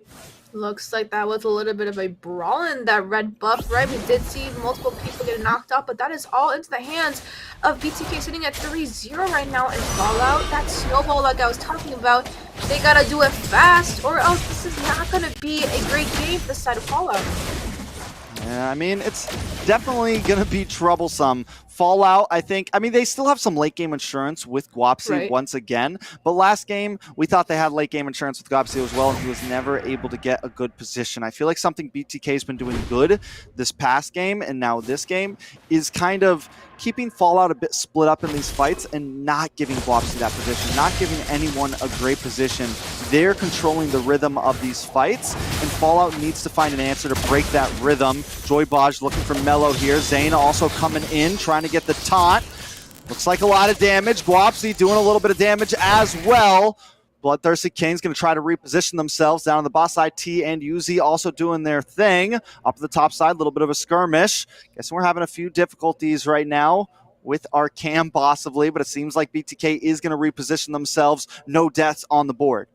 Absolutely, and I feel like Guapsi still has a lot of time to go ahead and scale, but it's just all a matter of time. And we do see Ana still just getting invaded in the jungle, and Zayn just not letting any of that go right now, which is not a good thing because he needs all that farm to start to scale. And looks like these objectives are just going to go into the favor of BTK.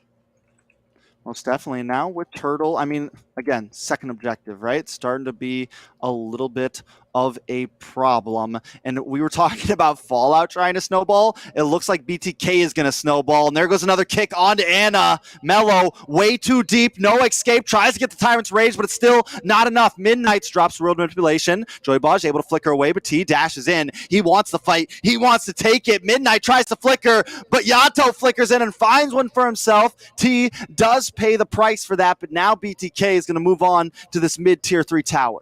But let's talk about this KDA though. Yato 401 on this Valentina. That's how you know you really just don't want to give up this Valentina anywhere, knowing that Valentina will have that easier time to scale and do a lot of damage in that early game. So this is your sign, guys, to ban out Valentina in rank as well, knowing that every single person who has touched and picked up Valentina is really showing that dominance with that damage towards that early game. Yeah, I'm honestly wondering, like, when is it going to hit the ban board, right? Because right now, it's almost always first picked, if not first, second picked, and it has an amazing win rate. So, I mean, I'm wondering, like, when are people just going to finally be like, okay, we need to ban this? Like, it's a little bit of a problem. Because when anyone like Yato, Hoon, I mean, honestly, anyone, Nicolette, any mid lane is able to get it, it can be a big game changer. Good mobility, good wave clear in the laning phase, able to steal skills. It still has everything you need.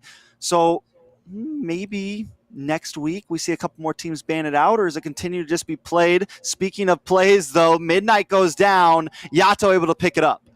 There is no punish on Yata, which is now making me very worried that Yato's going to just easily scale. He is also running that magic shop as well, being able to buy a lot of items for a very cheap price. And looks like a little bit of a taunt battle coming out from both sides. But this is what you need to know. The scaling now has to happen.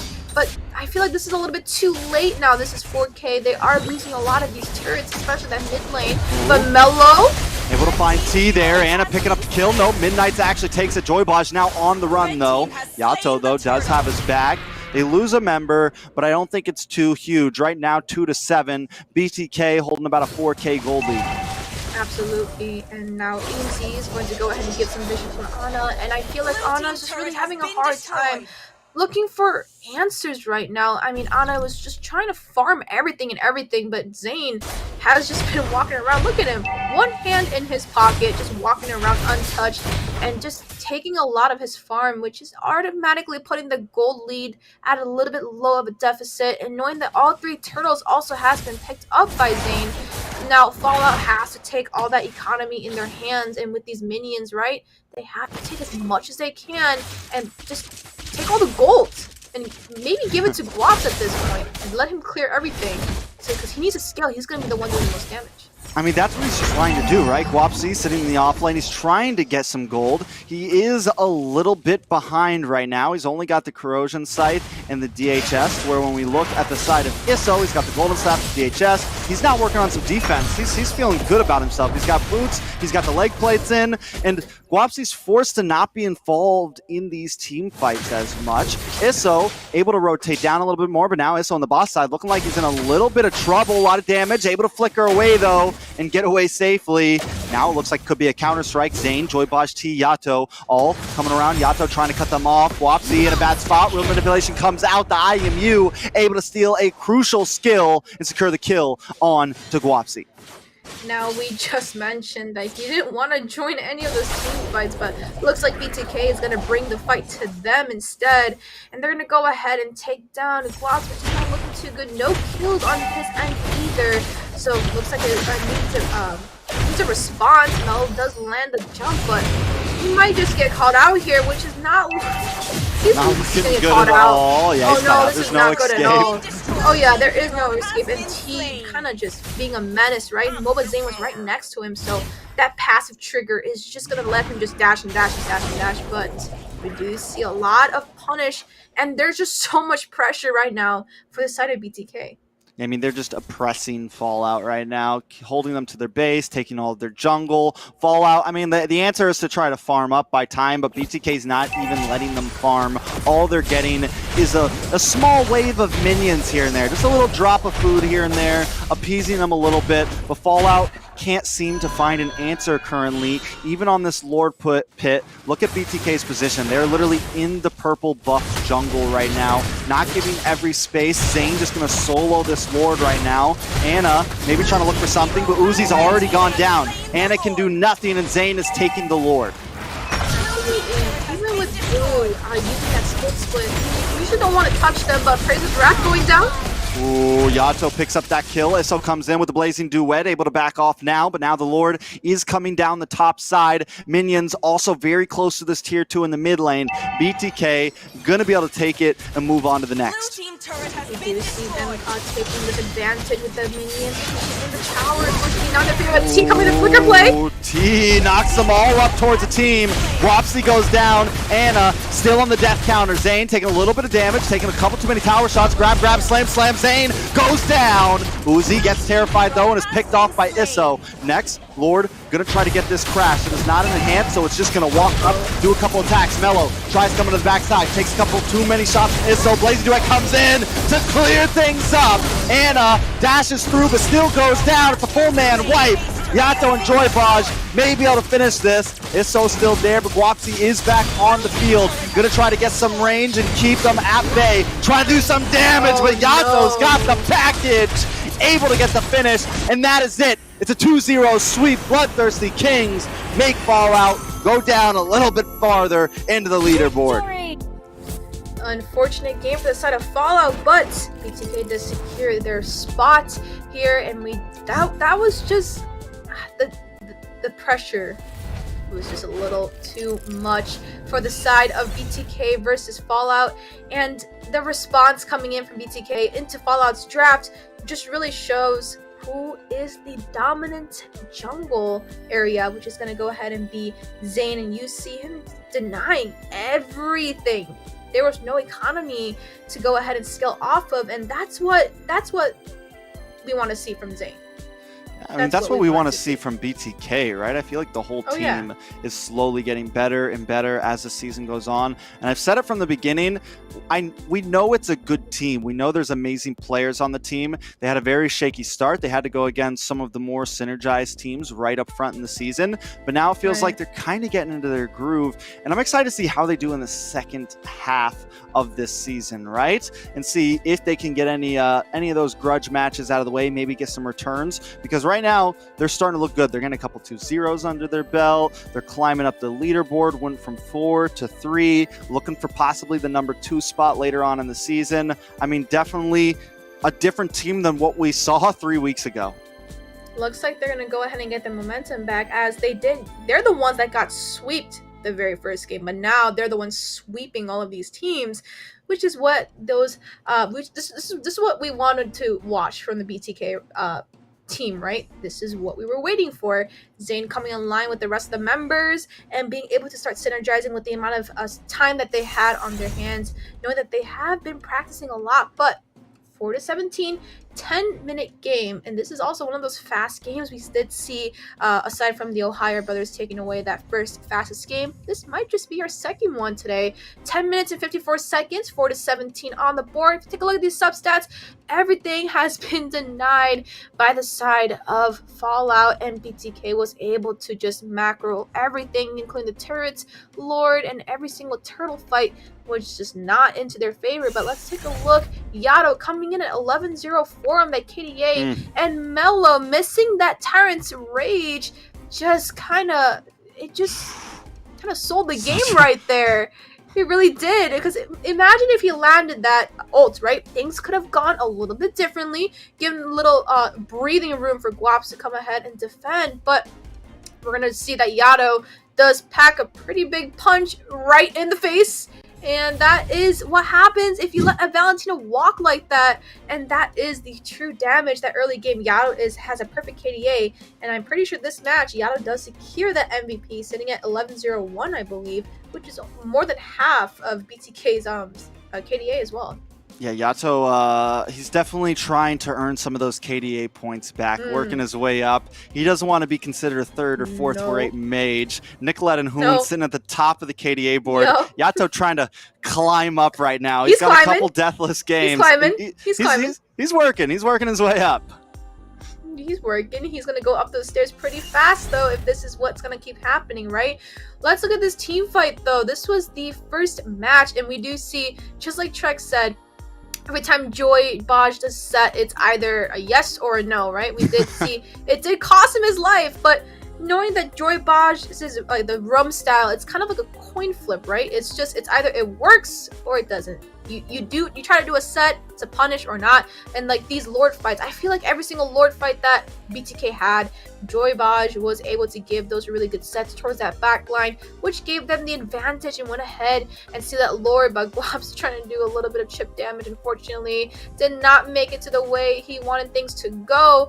And Yato, I mean, they just let Yato walk with Valentina twice in a row. And I don't think that glue response in that first draft phase was really the right answer. And maybe Fallout Midnight should have went ahead and locked in that Valentina, which could have changed the game around a little bit.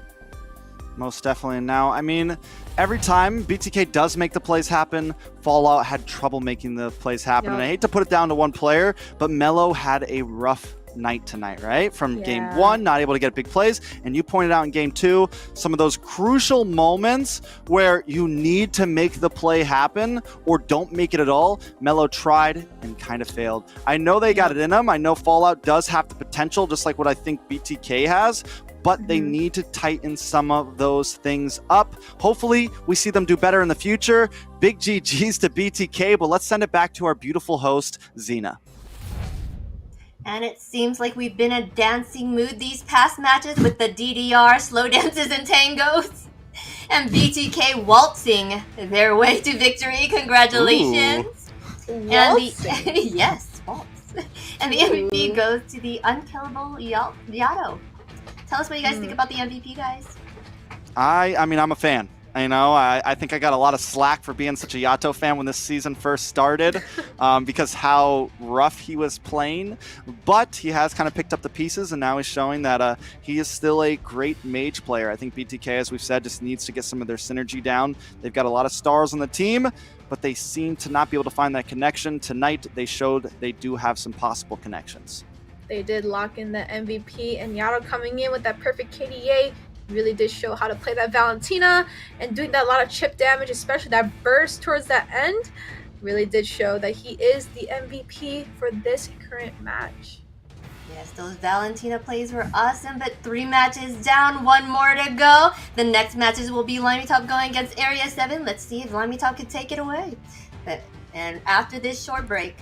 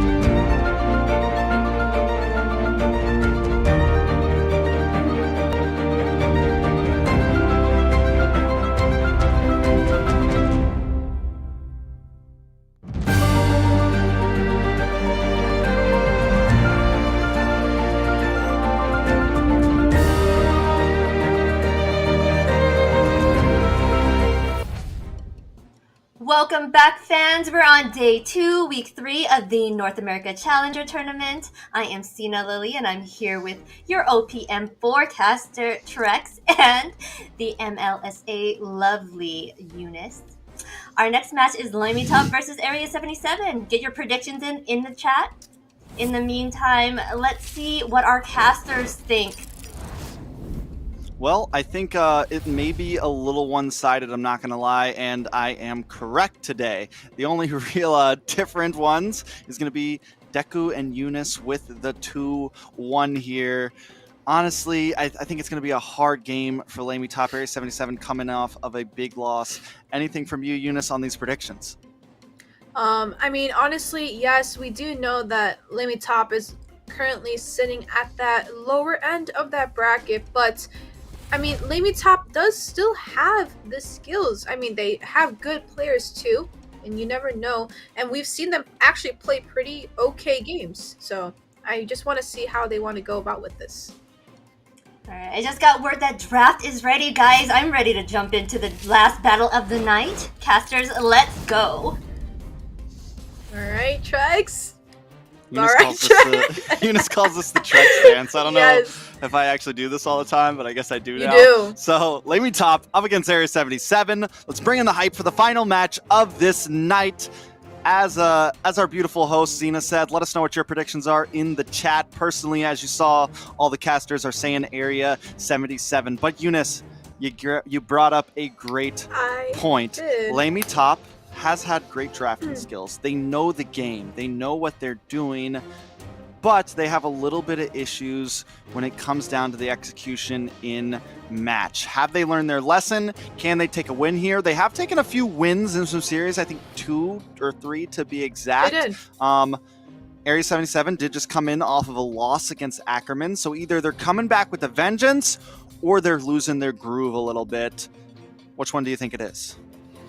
I mean, LaiMiTop was able to respond to drafts really well, and being able to kind of, I just want them to make sure that whatever that draft that they secure with is able to execute out in that team fight, because like you said, we've seen them draft. Their draft is really not bad.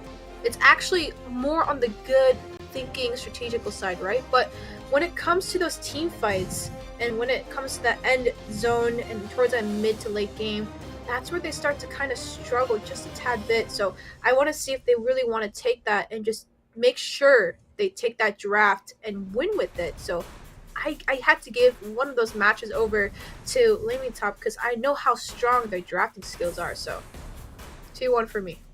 2-1 for you. I mean, again, I think it's possible. I think LaiMiTop's just going to get better and better and better. Now, taking a look at some of these bans, things pretty typical. The Joy, once again, we're not going to get to see that one.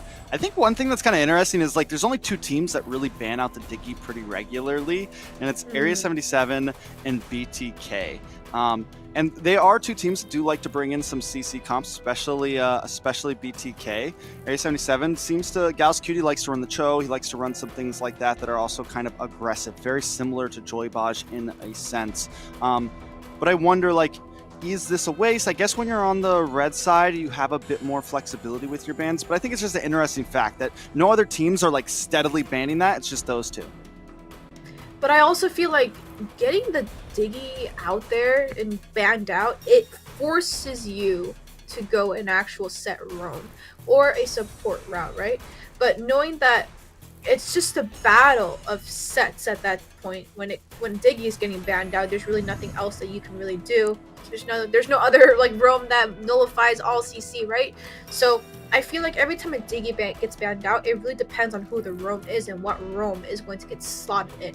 So like any CC, Atlas, Lolita, Kufra, you name it, any roam, battle of the set. So it's going to be battle of CC. Oh, they opened up.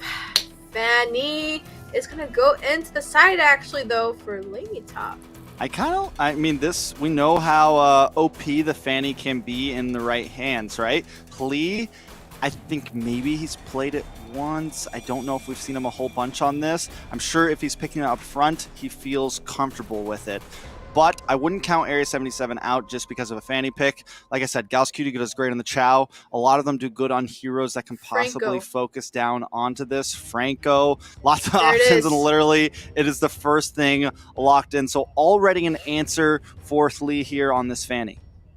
I mean, there's already a lot of CC coming in just with this 2 mid lane matchups right here with the hook, which is going to be that CC coming in, but KQT locking in. This Kadita is going to go ahead and get that airborne coming in, so which is also a big thing. As soon as Fanny runs into that, right, with Fanny's nerf, even if it's suppression, you guys, you know that Fanny was still able to get out with those cables, even if the suppression was applied, but now wherever she gets suppressed or airborne, I'm pretty sure as well, you guys can don't remember if it's actually just the suppression, but wherever the suppression is, you are actually stuck in that spot. You can't move.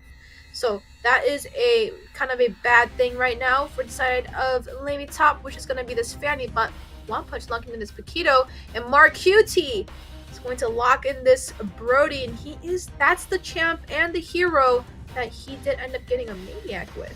Yeah, but you know another, the Kadita pick, right? Instead of going for the Valentina, and I'm sure a lot of people are like, wait, why didn't you pick the Valentina? But Valentina is a kind of easy target for a Fanny. The Kadita, on the other hand, good escapability, good way to get through walls, ways to phase out. If you really have to use your rough waves or something, there's escape possibilities. And if you are in a really bad predicament up against the wall and the Fanny tries to come in to do that death blow, she's also, you know, right there against the wall. You drop a rough waves, boom, big burst damage onto Fanny. Oh, yeah. So I think it's a really good answer. Now with Marcuti as well, the second skill, a good way to kind of bounce around the Fanny if she tries to do a tower dive. So Area 77 doing their homework, coming in with a plan. One Punch, though, with the One Punch Man, the Paquito, looking for knockout strikes there. I'm liking it. Second bands, though, are just about to wrap up. And knowing that Marcuti with this Brody lock, he's able to just stun Fanny whenever she decides to come under the turret, which is actually kind of a pressure now, because Fanny can't just dive anymore into Marcuti because she is going to get stunned under the turret, which can lead to a possible kill. And once Marcuti starts scaling, gets that level 4, goes ahead with that turn apart memory, it's still going to lock on to Fanny no matter if you cable out or not. So I feel like the Fanny, yes, very OP, a good high mobility rotating assassin, right? But these 3 reads over here, just this 3, huge issue already for Fanny, which is going to be Hule going in with this jungle. Yeah, definitely good reads, but LaimitTop covering more of their bases as well, though, right? Taking out the Fredrin, taking out the Kai, kind of giving a little bit of trouble to whatever Area 77 wants to pick in the jungle. Jassy Cutie going to lock in the Lapu, but not a whole lot of things for Pogi here. That's going to be an easy way to work around Fanny. So Fanny can't get to the gold lane, can't get to the mage. Maybe it's just going to be a real job of trying to hone in onto Pogi and whatever he picks, but they looked so clean from the beginning, but now they bring in another unique pick, and that is going to be the Tigreal. How do you feel about it? I'm not saying it's like a bad hero. It's just, again, it's unique. It's new. It could work, but we haven't seen it yet. I mean, I don't know the last time I've actually seen a Tig getting locked in. I actually had a rank game. I was ranking last night, right? And I did see a Tig. No. There was a Tig on my team.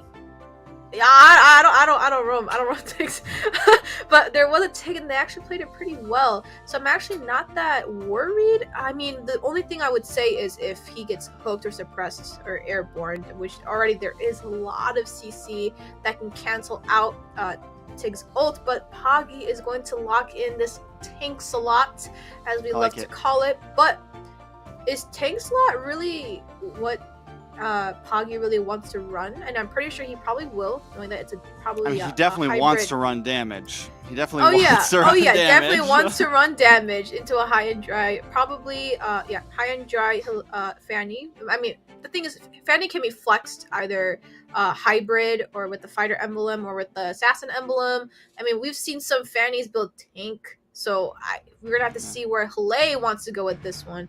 But draft is finished, and I'm just still really kind of worried for play on this Fanny looking at this draft from A77. I mean, there's always plays to happen, and like I said, Pucky wants to run damage. I don't think he will run damage. I don't think damage Lancelot is really all that. But before we go any farther, we're jumping into Game 1, the last series of the night. This is LaiMiTop going up against Area 77 in a best of 3. Pogi now. Now, Pogi, real quick. Pogi, honestly, he's got a monster Lancelot. I've been waiting to see him play this Lancelot for a little bit, and now that the whole Tinselot is something that works, he does have some weight into it. Is he going to be as good with it? Oh my god, that's disgusting. The Petrify, the hook, a beautiful combo, but here comes Pogi, dashes through, picks up the kill. Golem might just be next in the chopping block. Area 77 making plays in the first 30 seconds. And that is a kill secured for the side of A77. That will immediately take out Assault. And actually, Assault was the one that ran the Beatrix and came out with some crazy plays, but looks like Assault is going to be in that mid position this time. A little bit of invasion coming in, just like Poggy loves to do with that dash on the Lance, is able to get out, but Jashi not looking too hot right now. Oh, please. One punch gonna come in, find the kill though. It's a good play. At least they find something there. We're already seeing a little bit of struggle from Clee trying to find pickups in the first minute. Oh yeah, now that I noticed, this is going to be an EXP Fanny, and it's matching the Keto in that jungle area. So this is actually not bad at all, knowing that he just lane bullied Jack QT on this Lapu, so it looks like a little bit of a draft stump for Trexanai, and it looks like he's going to also go towards that Keto, knowing that he's going to go ahead with a Demon Slayer emblem, and Hule secures a kill on Mark QT, and that is already a marksman death for the side of A77. Marksman death, which is very good for the side of LaiMiTop, right? But they should be able to take this turtle uncontested.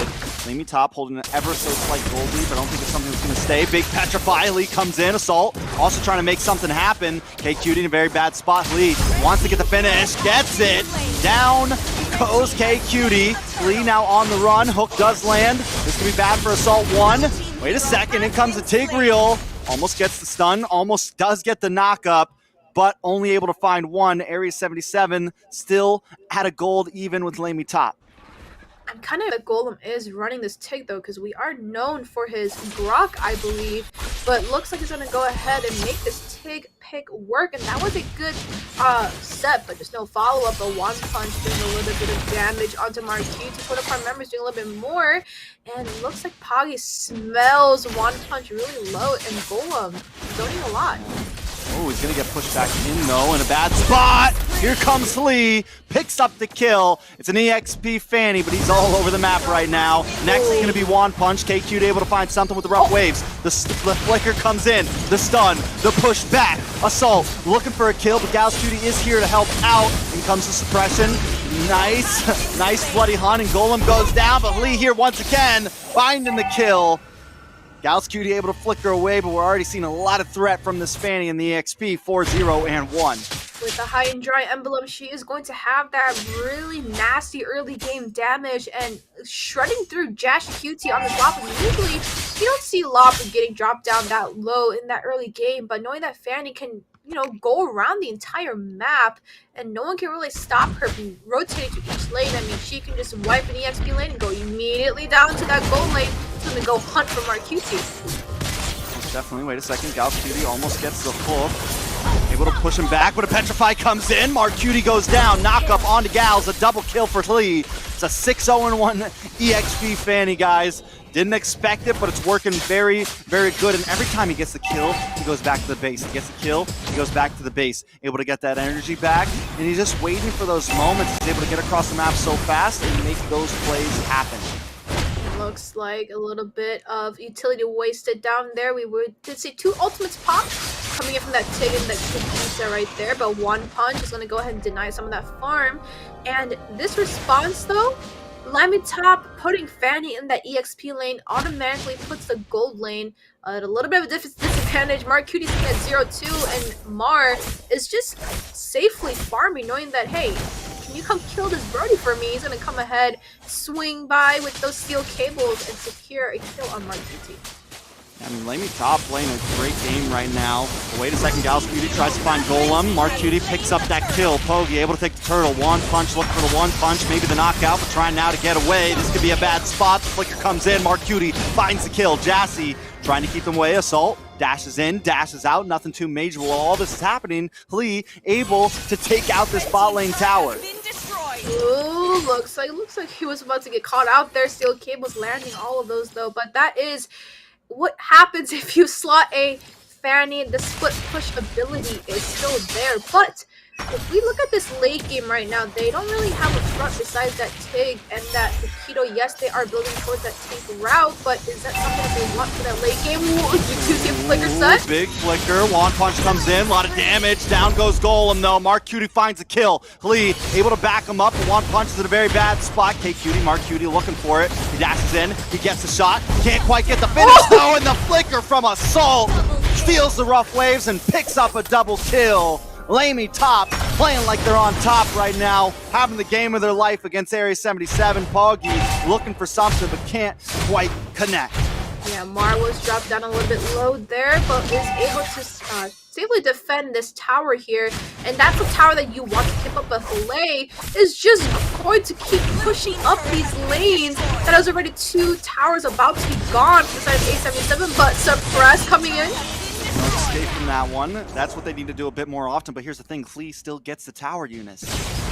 Absolutely, and that is a big macro objective that you really want to take. Yes, you could take a lay off the board. That is a shutdown coming in though, but he has the ability to split push, and that's what you want. But uh-oh, one punch, not knowing there's 3 members, he might just get sandwiched right now. Not looking too good here. And here comes Pogi as well, and the rest of the team. It's 5, 4, 1 punch. Looking for a one-hit KO. One punch trying to move around, get the move, but he does get taken out. No groove there today. Mark Cutie is able to split push though. LaimiTop really just hitting them with the banana split right now. They're taking so many towers. Yes, Area 77 is keeping the gold at an even, but overall in material, they are falling behind. I mean, look at Natan now pushing up that top side in trade for that bot side as well. Hale and Mar are just pushing monsters right now. And, you know, the thing about Fanny is, you know, there can be a team fight happening. Maybe you can lose that team fight, but as soon as you lose that team fight, it's not that bad. Golem trying to get the stun. Pogi able to phase out, but Mark Cutie firing off shots. Golem goes down, and so will one punch. Area 77 were almost in a bad spot, but they turned it around very quickly. I also want to focus Hale once again, still waiting. He's going to wait for that Kadita K to push up that lane. He's going to go right back and put pressure on these lanes. He's going to go ahead and get a kill. Oh my goodness, that Petri, his saving grace right there. I mean, 8-1, even as an EXP lane Fanny, you are doing some damage right now. Plus the gold you've been getting from the towers, the minions, being around the map. This Fanny is a threat, and this is prime time. It's 8 minutes in. Gals Beauty, though, does get expression on one punch, followed up by the stun of the Brave Spider. But Golem looking for the big setup, trying to take them all down. One punch for the first to fall. Mark Cutie looking for more. Assault finds Mark Cutie, and then they find Jassy. LaimiTop coming out on top in that team fight, taking towers and giving Area 77 a bit of a run for their money right now. Beautiful play though coming from Golem. Coming out from that backside, was able to do a lot of control for that mid side, but you see shutdown coming in from Paga and Valentina. But Mars still free farming. He's 1-0. Hasn't died yet, but I think I just ate my words. But looks like a flicker getting burnt out. Misses Mar, and looks like that's just the objective wise, turret wise, they're even, right? But the mid river is still too open to the side of LaimiTop to go ahead and start pushing up these lanes, as that is a mid turret down, but there are sides into their favor. But I would like to trade that mid lane somehow once the response comes in with full. Yeah, I feel like even though LaimiTop's done a great job of split pushing, Area 77 has taken control of the map, and though they're losing people to Lee here and there, they are causing a lot of pressure all over the place. Lee still a threat though. Lay comes down. Wait a second. Galvin does the suppression, lots of damage. Assault goes down with a face full of torn apart memories. Golem looking for something, looking for someone, but not able to find it all just yet. But while this is happening, Lay split pushing on the top side once again. Area 77 now have to make a decision. We're either going to take this Lord or we're going to stop play right now. Yeah, and he's gonna get caught out maybe by Mark QT, but he's gonna go ahead and get out safely. And it forced them to back off from the Lord. They were all there, but as soon as Hale started taking that advantage over that split push, they had no choice but to send 2 people back, actually, which is gonna be Mark QT and KQT already heading back over there. But looks like Hale's just caught out Mark QT, and he's pretty low right now. And one punch on that top side, trying to look for a response on Mark QT. Yeah, this could be bad for one punch. Does go down. The Torn Apart Memories able to find him. Gauss Cutie holding the front side. Oh, Golem with the set. Win the push. Gauss Cutie still able to get away, though. Just not enough damage. Jashi tried to talk up with that Bravest Fighter. Gets terrified. Is taken out of it. LaiMiTop able to hold things even, but while this is happening, Togi takes the first Lord. Oh, wait a second. Golem landing. A lot of damage. Jashi into the back line with the Bravest Fighter. Misses a stun onto Golem. A nice dash to get away. But right now, Area 77 still holding the presence on the map. Lee in a bad spot, looking for the kill. Not able to get it. Forced to now run away, but Jashi doesn't want to let him get away. Hey, goes down. Finds a kill. A lot of burst damage on to that mid laner. Yeah, that is Hale's damage going in. Petri was used though, but you could see how low Hale just dropped him in a matter of seconds. And I did see that he did pick up this new halberd, so gonna be doing a lot of damage to those tanky heroes, especially to Jashi and Mark QT. And he is not looking too hot. 743. Obviously, he does have those kills, right? But Mar is still walking around 205. Hale is still 914 right now. Wait, hold on a second. A lot of damage. Gauss Cutie goes down. One punch finally picking up a kill. He's had a very rough game so far. They've been shutting him down. Torn Apart Memories onto the top side. And a little bit of chip damage. They're going to move on to this top tower now and get as much material out of LaiMiTop as they can. They got to kind of even out these towers. As you mentioned, though, taking that tier 3 in the mid is huge. It's what gave them an advantage over the map currents. Hale looking for blood. He's gonna go ahead and kill KQT in that mid side, going ahead and cutting that mid lane to make sure that the minions don't push up. And that's just Fanny doing Fanny things, right? Going around the map, cutting some lanes, pushing some towers here and there. Yeah, that's just a Fanny doing steel cables over there. But 10-1-4 though, but the macro objectives are still into the hands of A77 though. Slightly. Like, it's just that one tower.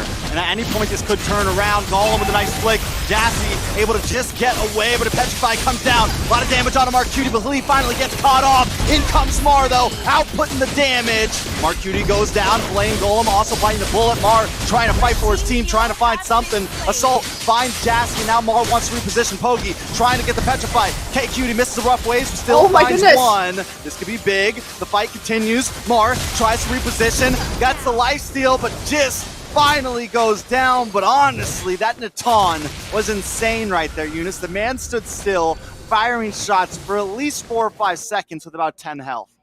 The entropy, though, that timing was beautiful. Just not enough damage just so yet. He did end up getting punished in by K and Gauss QT over there on that Franco. And if we take a look right now at these items, we do see that the gold lead is an A77, but the response is still good coming in actually from the marksman. But looks like a concealed play coming in from Golem. Looks like they're not going to do much yet. I'm looking for a little bit of a set right there coming in from that take, but looks like they're going to play that slow game right now. I mean, Roland's going to keep eyes on this Lord, right? He wants to make sure nothing's happening too crazy. And while this is happening, Lee is just going to continue to split push like he's been doing.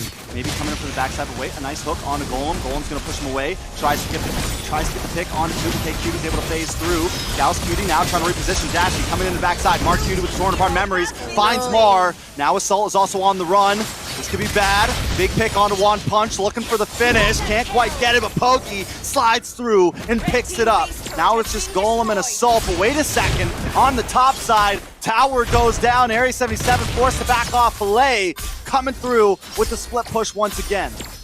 And it opened up that tower on that bot side for the side of LaiMiTop. That's scary. Which is now, it is scary because Fanny can just go in there anytime right now. And Hale coming in. Ooh, Hale. Mark Cutie goes down. Assault actually finds the kill, but his pressing comes in and finds Golem. Gauss Cutie able to slow him down a little bit. 3 members of LaiMiTop are down. Mar finally getting back on the board. But like you said, that tower being gone makes me fear for Aries 77 just because of Halei split. Look at Halei. Just Halei's doing it again. He's just going to keep doing it over and over and over again. Their eyes has to be on Halei.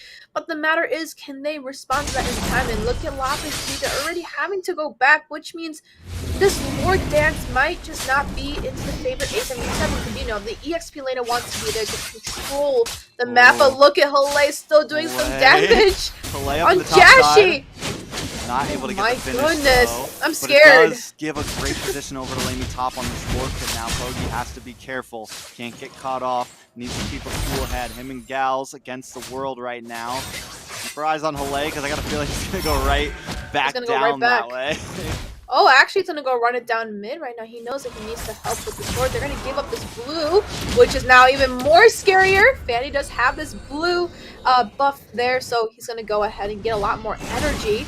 And looks like he's going to go right back to that bot side.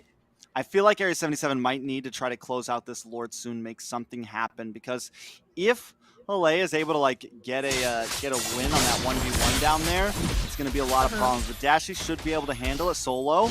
Having a little bit of trouble with it though. Down the bot side, Halei is taking a bit of damage. Up the top side though, Mark Cutie with torn apart memories, not able to get a finish onto anyone. Gals Cutie tries to hunt, but Golem comes in with a big set. Mark Cutie goes down. Big knock up onto 4 members though. LaimiTop decides to back off, but they do have control over this Lord pit. Pogue, you know, sitting with an immortality and a full bar of health. Gals Cutie also has the immortality. They're ready to take this the long haul. In comes Slave, finally looking for the back line. Take Cutie, able to dash through, dodge him. Pogue still fighting with the Lord. In comes Assault, gets the bloody hunt. Pogue trying to reposition. Immortality pops. This is it. Can he find it? Blay shuts him down, and the Lord goes over to Wand Punch. LaimiTop looking to try to finish this here. Oh no, Mara almost getting caught out there. One Punch getting another kill, and Gals QT. Halei looking out for blood right now on KQT, but that was such a beautiful fight. I mean, Golem just set a full 4-man there and just brought everyone down with that A77. Now the turrets are going to be into their favor. Golem still looking for more here. Golem with the pushback. Jashi able to get through though, able to just escape with his life. Now we're looking at LaimiTop. They got a Lord coming. They got Halei once again. Split push in the bottom lane. I mean, honestly, Halei 11-2-6. The man has been a monster on this game with Fanny.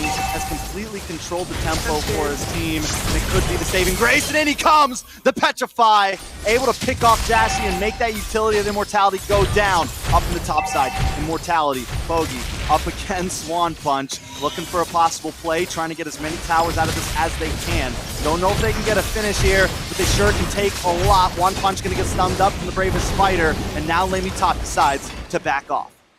But beautiful defense coming in from A77, right? Was able to secure both of those 2 towers over there, making sure none of those gets pushed in. But Halei, 11-2-6, still being a monster on this Fanny, and every chance he has, yeah, he's gonna go ahead and go for it, popping Immortality, killing people off the board left and right, the split push.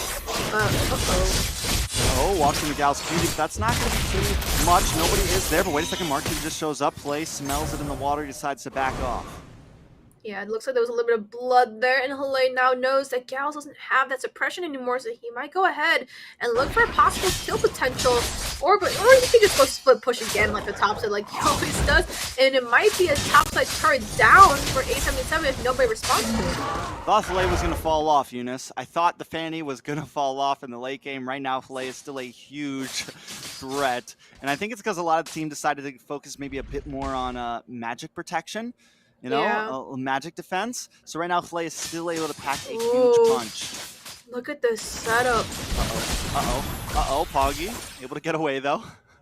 But looks like, I mean, LaimiTop is playing a patient game right now. And I feel like the good thing about having a Fanny is you can get a lot of vision in a short amount of time. And oh my goodness. We're looking for the finish here. Coming in the back door. Poggy looking for something. Mark Cutie's here as well. Torn apart memories goes off. Assault is the first to fall. Jashi as well. Immortality's popping all over the place. But Mar will not escape. Tries to flicker through, but Poggy finds him. 3 members of LaimiTop go down. Make that 4. Golem gonna try to escape. Hey, Cutie does want to let it happen. This is the knockup. Mark Cutie here as well. Torn apart memories.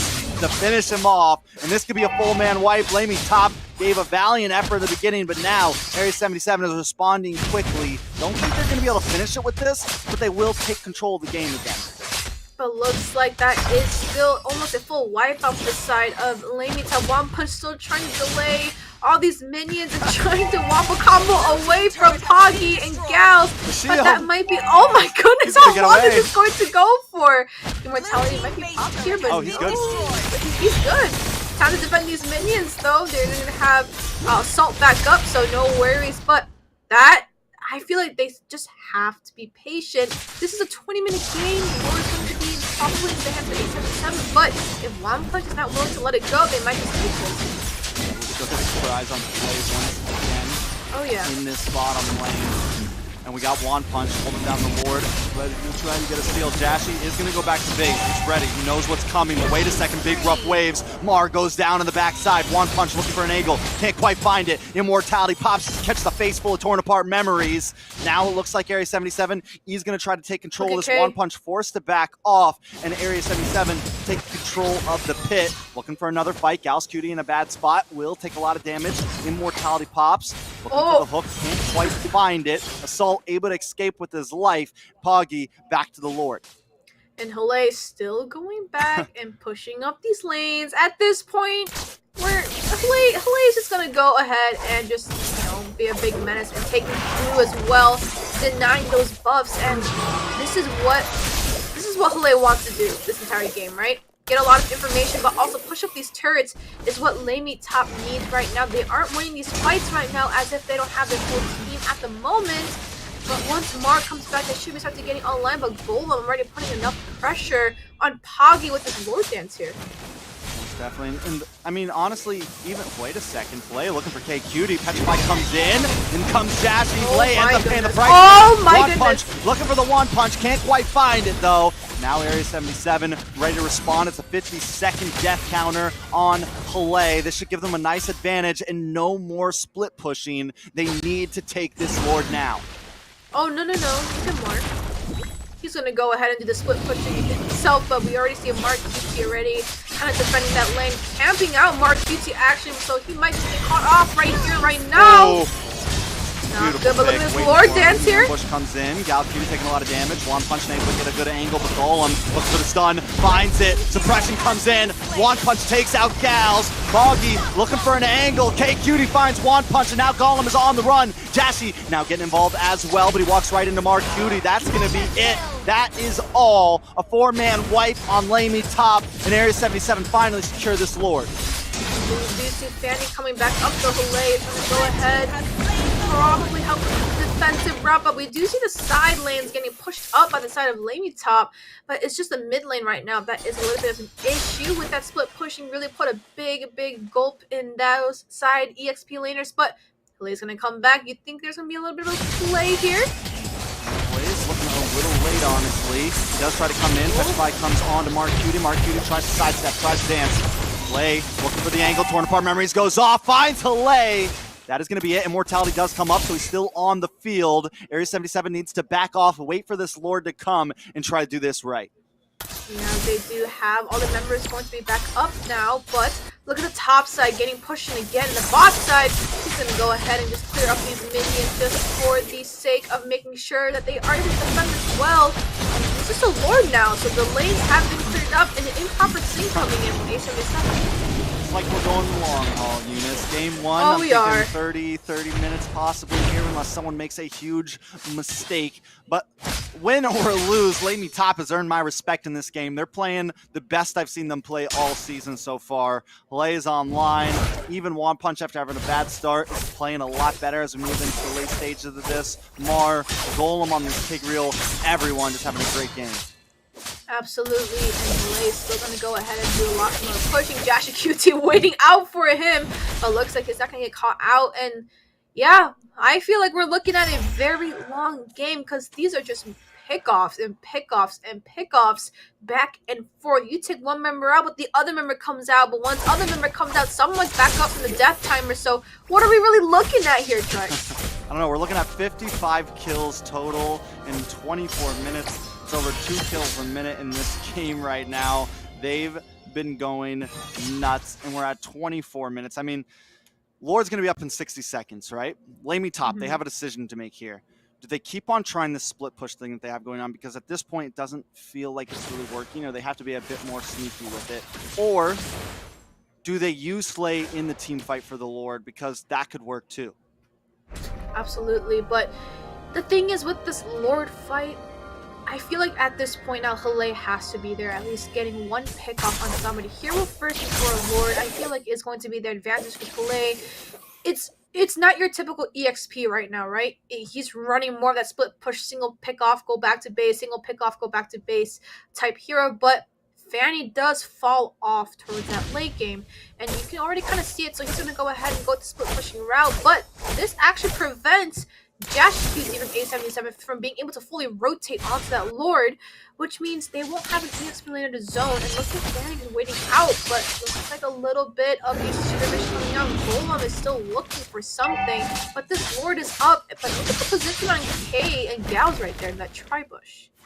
Yeah, I mean, I like it, right? We got to keep our eyes on K, looking for the pickoff on Mar. It's been K's job this whole game. Find Mar, get the Petri, get the rough waves, take him out of this fight. We know that there is some threat from Tom, but now Golem trying to get one of his own. K-Cutie knows. He gets the Petrify, the knock up, Wand Punch, almost getting finished out here. A little bit of a dash fest. Kogi goes in, tries to move out. Nobody goes down just yet. Torn Apart Memories goes off. Couple immortalities pops, but still a 5v5. Area 77 does come out on top, though, pushing LaimiTop away. And we do see Golem getting caught out here, unfortunately, but he is able to get out safely. And Assault doing a little bit of chip damage again on Jashi. And that is already a lot. And Hale again pushing up that side lane and giving a lot of pressure in this bush right now. But that's actually going to be Poggy up there. He's not even near the Lord.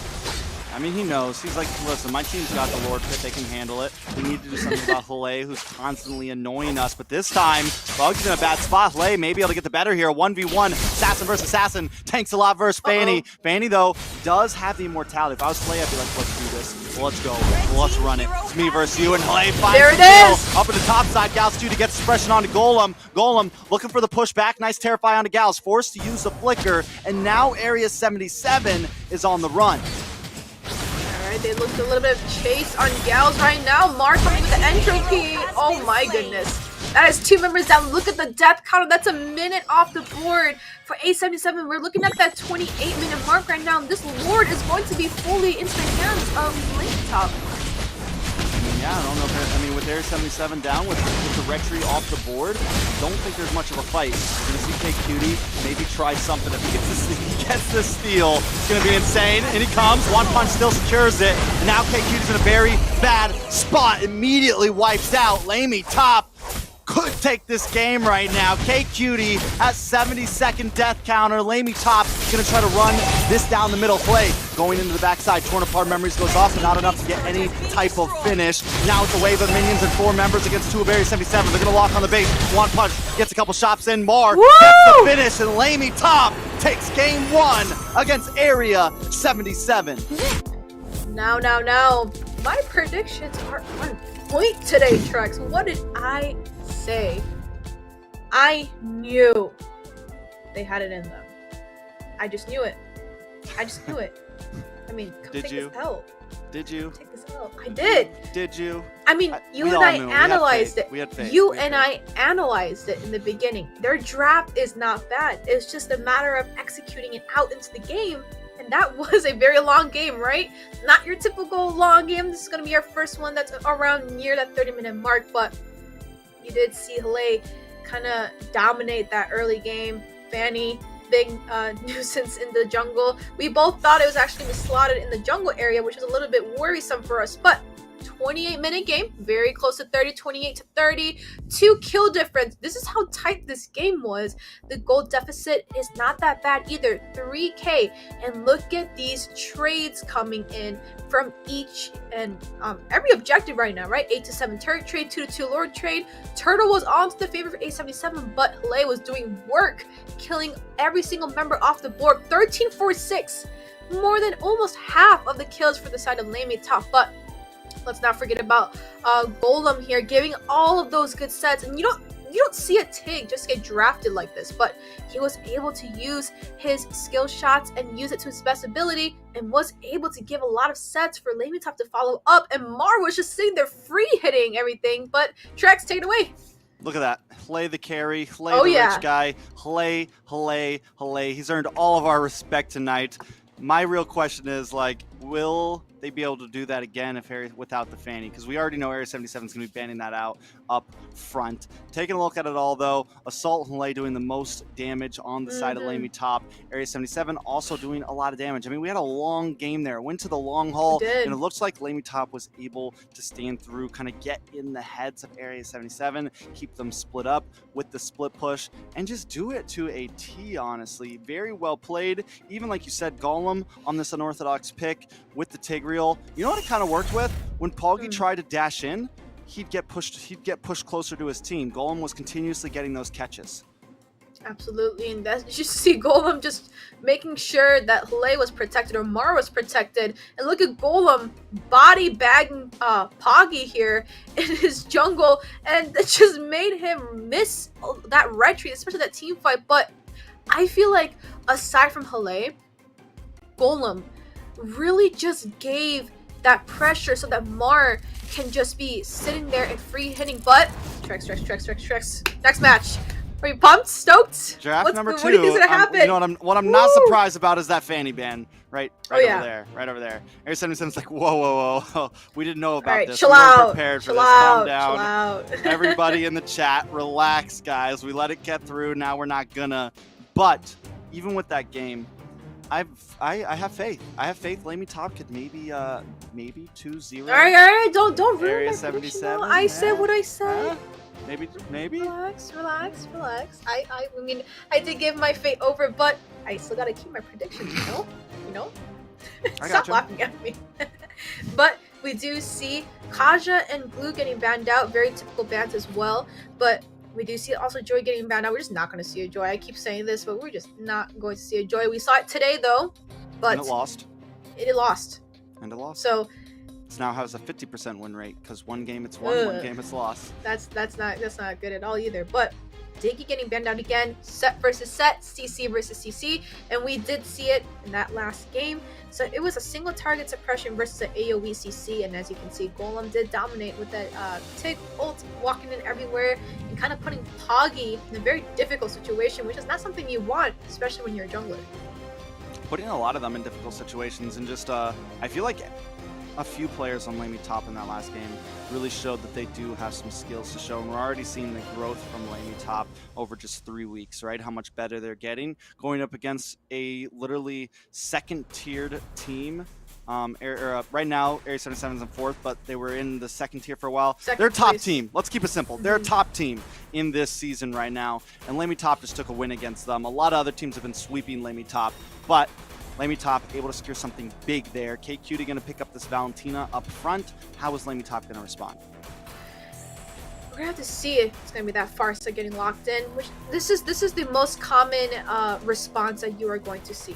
Valentina with like a Farsa, Yuzong versus a Lapu. It's just kind of very even trades and even responses coming in from both sides. And Golem is gonna lock in this Franco very, very early, which is actually pretty interesting. I've never seen Franco get locked in actually this quick in the first ban phase, which is actually going to be a little bit interesting. But Gals is going to go ahead, lock in that Chow. So we are both looking at 2 single target suppressions. Yeah. I like it.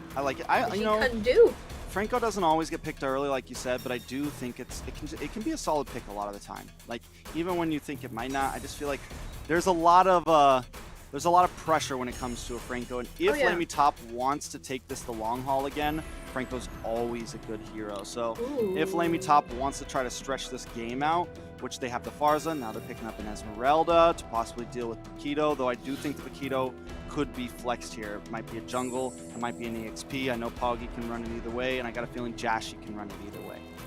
Absolutely, and we've seen Zane play that Paquito, but actually played straight damage.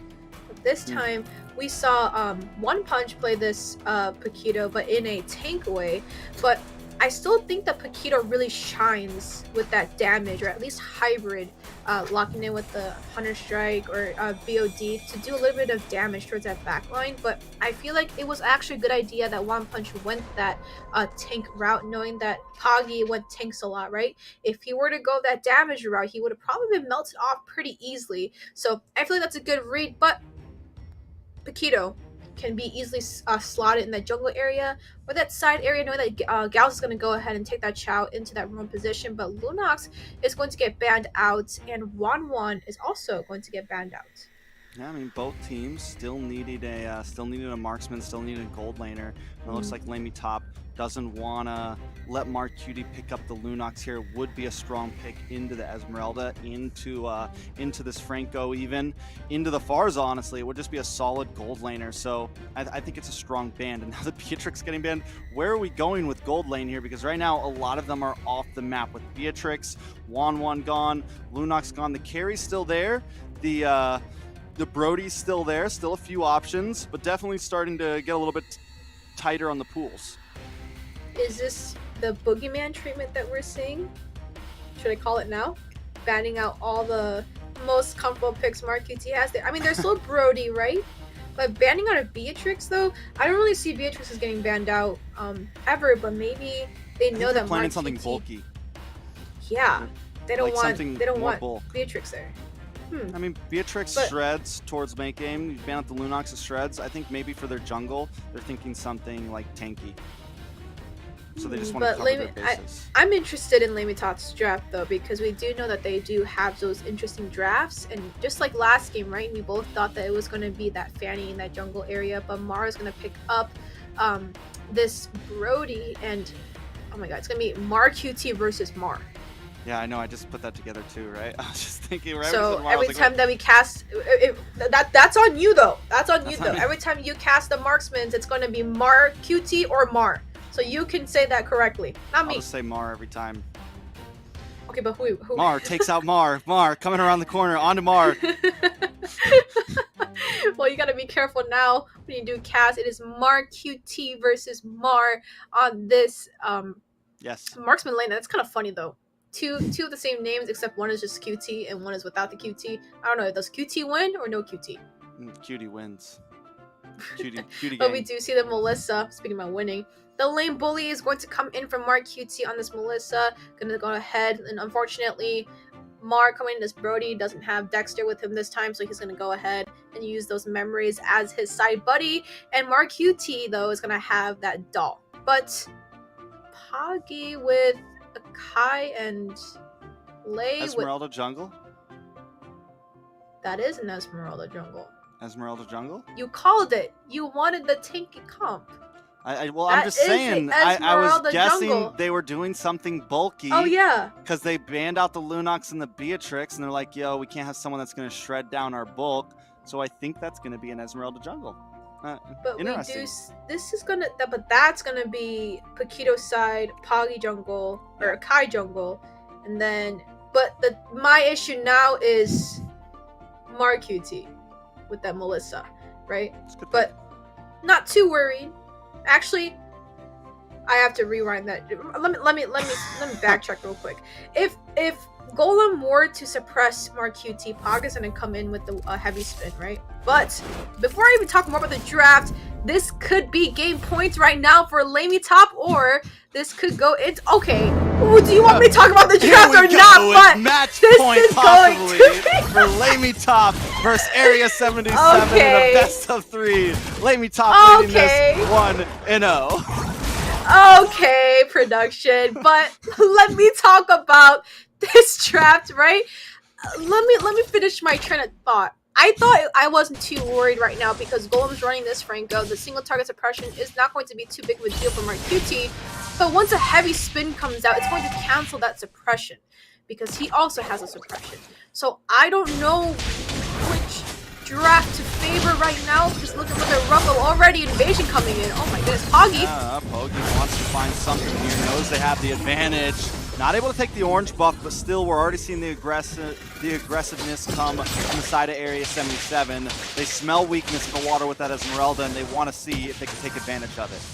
And looks like he's going to go through that damage route. So we're not seeing your typical EXP building tank. We're going to see that jungle position building great damage, but he's actually doing a lot of damage on Pogi. Oh, a little bit too deep. LaimiTop gonna strike back themselves. No, no, no. You're not coming in our jungle like that. We still have the Franco. There's still things for you to worry about. Gals Cutie looking for plays on the mid side. LaimiTop, though, taking the advantage in the first minute and a half. Absolutely, Golem being an absolute nuisance in that mid lane, but Mark QT is going to stall out this lane. That's what you get for picking a marksman that does a lot of chip damage towards that early game, a lot of poke. Mark can't really do anything here, a little bit of stun coming in, but actually looks like an even trade right now, but Golem working his way down here, smelling blood. Yeah, he's in a bad spot. Mar versus Mar. Second skill comes in. Ket picks off. Golem finding the kill. Poggy a little bit late to the party here. Not going to be able to do much. Maybe help clear this wave, though. But while this is happening, Gauss Cutie is getting some gold plating off of that mid lane tower up in the turtle pit. Hlei trying to figure out what's going on down here. Big kick, way of the dragon. K Cutie picks up the kill. Absolutely, and now this is going to be a EXP layer down for the side of LaimiTop, which is not something you want to turtle, but suppression Mar. Poggy tried. He's like, all right, I'm going to find my angle. I'm going to use the heavy spin, push Mar under the tower. Golem's like, nope, not today. Hits him with the bloody hunt. Looking a little rough for LaimiTop. Again, having a very good start to their game, just like last time. But that's also a utility burnt for the side of A77. This feather airstrike coming in by Assault, trying to get a kill on K. That's not going to lock, but one punch looking for more. Yeah, Dash in a very bad spot. Waiting for the iron hook to come through. Golem looking for it as well, but One Punch wants to chase. He wants it. Ooh. He finds it. One Punch gets it. A nice pick on to Area 77. Now we're looking at 3-1, a 1,000 gold lead to LaimiTop. Oh, we got Golem again. What is this team right now, Eunice? Where has this LaimiTop been for the past season? They're having a great game. Game 2, having the advantage. Big suppressing. One Punch finds the turtle. Poggy goes down. Lee able to find Poggy. This is huge. K Cutie gonna use the feathered airstrike, trying to clear the wave. Oh my but goodness. Still, LaimiTop having a big advantage here. Look at that gold lane. I thought it was going to be Mar QT bullying the Brody, but Mar is bullying Mar's bullying Mar. Oh my goodness, and Jashi about to get caught out by One Punch again, and that is Esmeralda Jungle too at that damage level as well. I mean, just like you said, where was LaimiTop this entire time? They're pushing the boundaries right now. They're changing the game. They're changing the way we look at everything. They're on the bottom of the leaderboard. They're taking on Area 77, a favorite in some people's eyes. This is a team some people expect to maybe go to the finals, definitely secure the playoffs, but LaimiTop is trying to expose them right now. Oh no, they said screw the last position. We're going to get some wins over here. We're getting some wins as well. I mean, first match, 30-minute game, near 30-minute game play, being very dominant on that Fanny. I smell the blood over here. Caught out. Oh, no, but look at that bot side. Trex.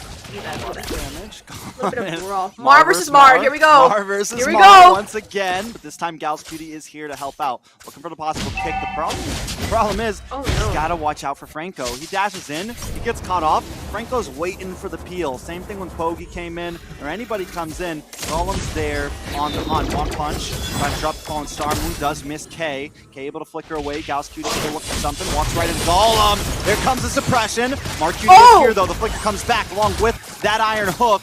Mar looking for Mar Cutie, able to get a couple shots off. Mar Cutie forced to reposition himself, but no deaths in that skirmish.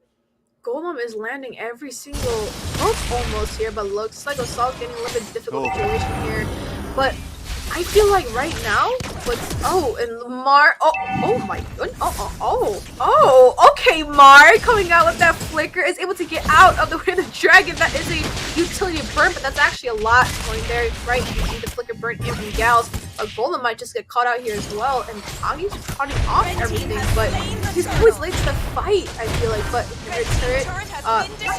one of the base turrets is going to go down for the side of LaimiTop, but no tree on that as well. Listen, Mar is looking Mar Cutie dead in the eyes right now. He's putting his two fingers to his eyes and he goes, That's my name. I'm the Mar now. I'm the captain now. now. I'm the Mar. I'm the Mar now. Showing who the real Mar is here and he's doing a good job at that. Mark Cutie, though, does take the first tower, so honestly, Mark Cutie will have a bit of advantage here, and that is going to give a little bit of a tilt shift over to the side of Area 77, I feel like, in general here, because now Mark Cutie can be a bit more involved in some of these team fights, and maybe have a bit more advantage, but still LaimitOp holding a 1.3k gold lead, keeping it going. 70 seconds till the next objectives comes up. Absolutely, and we do see a lane swap happening here to try and capitalize the top turn, but one punch about to spot out Jashy and K misses, and that's what you get for having two dash heroes, right? Valentina and Paquito. No matter if the Falling Starman does land, he is able to go ahead and dash out of that situation. But look at this bot side, a little bit of proxy happening, trying to get a hold, but Golem killing spree. Wait, 303? Those are his kills. Those are his kills now. Oh, they're his, huh? Oh, they're all his. They're all his. Golem. All right, Hyper Franco. At least half of them are his. This is a Hyper Franco guy. I don't know what you're talking about. No, but well, it looks like it barely missed the one punch. Still trying to get an answer, but the thing is with Mark Cutie, you're able to get a lot of lane clear. But Golem looking for a blood conceal play coming in. Yeah, looking for something. Can't quite connect. Doesn't have the ultimate. Does have a hook though, and it's gonna land on a Poggy. Flickers in. Poggy though does block the heavy spin, trying to move on to one punch, maybe get a pin. Can't quite connect. Over on the mid side though, Assault 1 is assaulting that mid-tier tower. K-Cutie in a lot of trouble, forced to back off, and that's gonna be another tower down. The first tower down for Area 77. LaimitOp also did get a trade of a turret, but that is 2-1 in these major objectives.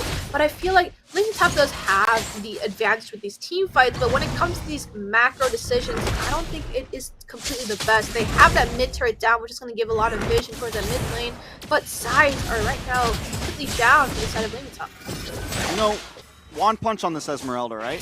One punch on this Esmeralda. It's been no time to talk. Gal's Cutie gonna go down. That was a long hook, and Golem pulls it off. Bogey though looking for the pick onto Hlee here. Salt trying to reposition. Pops wings by wings. Doesn't have the feathered airstrikes. Can't do a whole lot. Still able to get the stun. K-Cutie goes down. LaimitOp responses by taking two of Area 77 along with the tower on the top side. Mar versus Mar. 1v1. Torn apart memories goes off, and that is the real Mar tonight, ladies and gentlemen. Mark Cutie gonna pick up another kill. It's 9-3. This is looking rough for Area 77. Not looking too hot right now, and I'm gonna keep asking you this, and I'm about to speak to the captain of LaimitOp. Where were you guys? Where were you? Like, where was this gameplay? Like, this is the advantage they had. This is their play style. And I don't know what they did, how many scrims they did, how many games they played, how many ranked games they, whoever talked, whatever, anything into them. Where was this? You don't see this anywhere in any of their games. Oh my goodness! Where Golem is though. He's in that bush. He finds the pick. Gal's Cutie trying to respond, looking for Assault. Can't quite get it. But wait a second. Assault getting hunted down, pinned against the wall. Poggy picks it up. A77 finally finding something, but Mark Cutie is already getting the bullet. Now Mark Cutie. Mar, looking for Poggy. Sorry, got the names interrupted. Oh! Mar into the tower, and K-Cutie finds him. Area 77 trying to fight back. Gal's Cutie looking for more as Golem and Juan Punch are forced to run away. And Golem, 405. I think he's our marksman this game. I don't know what you're talking about. They have a roam? I don't know who the roam is, because he's sitting at 405, but Bravest Fire stands doing a little bit of damage on Gals. Ooh, this is not looking too good. I'm still looking for. Oh my goodness! God, another hook, suppression, feathered airstrike, just to put the cherry on top. This is almost looking like a slight slaughter. LaimitOp, only a 3k gold lead. Not out of the realm for Area 77 to turn this around, but I just didn't expect this from LaimitOp tonight. Yo, Golem's going fishing. He's fishing. He's going fishing for everybody, and he's getting the big guns. Oh my god, Golem's. Let's see if he does anything. They're angry. They're angry. Oh no, they're angry. He's not stressed. He's not stressed. Oh, no. Wait, maybe he's mad. stressed. Goes down. Oh no. That's bad. that. Assault also got taken down on the bot side. One punch trying to defend, but he's all alone. Can't go against 4 by himself. But up in the top side, Mar still asserting dominance as the real Mar. Hey, with the flicker, tries to lock onto Mar Cutie. There can only be one. And tonight, there is. One punch finds Mar Cutie. Gals Cutie on the run as well. Hey, Cutie trying to reposition as One Punch and Flay and Mar take over the mid lane. Man, I'm looking at these skirmishes, these fights, and Trex, I'm speechless. Like they're playing literally so much different, and we do see this lore dance about to happen again. But look at Golem. Even the last game, body bagging, pogging, getting anywhere. Anyway, look at that! And there goes another one, Pogi, to be the one in this bag tonight. Wait, he responds, tries to get the heavy spin, but he still goes down. Mar picks up the kill. Mar wants more, looking for the double, maybe the triple. It's Mar versus Mar once again, and Mar finds it. This man is a monster right now. Gals Cutie forced to try to shut him down, but 3 members of Area 77 are already in the grave, and One Punch finds the Lord. And just as I called it, Golem doing God's work right now, and Mar doing everything. Doing Mar's work. He's doing Mar's work. Because right now, Mar is God in this world. Torn apart memories. No, we didn't change his name real quick. It ain't no torn apart memories. It's more of a torn apart future for A77 because they're about to lose their towers if they don't defend this perfectly. But Mantrex, Mar. We're just gonna leave it there. Mar and Golem. This is like the Hoon and Shark synergy, except it's gonna be with Mar and Golem right now. 417, 421, really? Like, hey, I don't know. It's not like they have crazy KDAs, but wait a second, Golem in a bad spot. Feather Airstrike does come down. Golem, he's going to bite the bullet on that one. Area 77 needed that pick so they could defend against this Lord. And a good pick at that because Golem is always a threat. The rest of the team moving on to the mid side. LaiMiTop looking for a possible pick. Bogey gets the heavy spin, trying to bring One Punch in, but One Punch should be able to get away from this one. Wait, no, still against the wall, but One Punch still gets away on the boss side though. Flay and Assault find a base turret. Now Gals looking for a possible pick here. Doesn't have the way of the dragon, so he can't use anything. It is online now, but by now, LaiMiTop has gotten away safely. Paga did a little bit of ring around the rosy with that heavy spin on One Punch. Literally made a half semicircle from that mid tower to that top tower, and then play a little bit of a dance with Esmeralda saying, hi, you can come into the base with me or whatnot. But we do see the setup here, and Flay might just get caught out. Oh no, that is a lot of Conceal, though. Conceal getting burnt out, but that's a flicker being burnt from Flay. And looks like they really want this a little bit. Look at the top side setup. We do see Golem and Mar coming in together.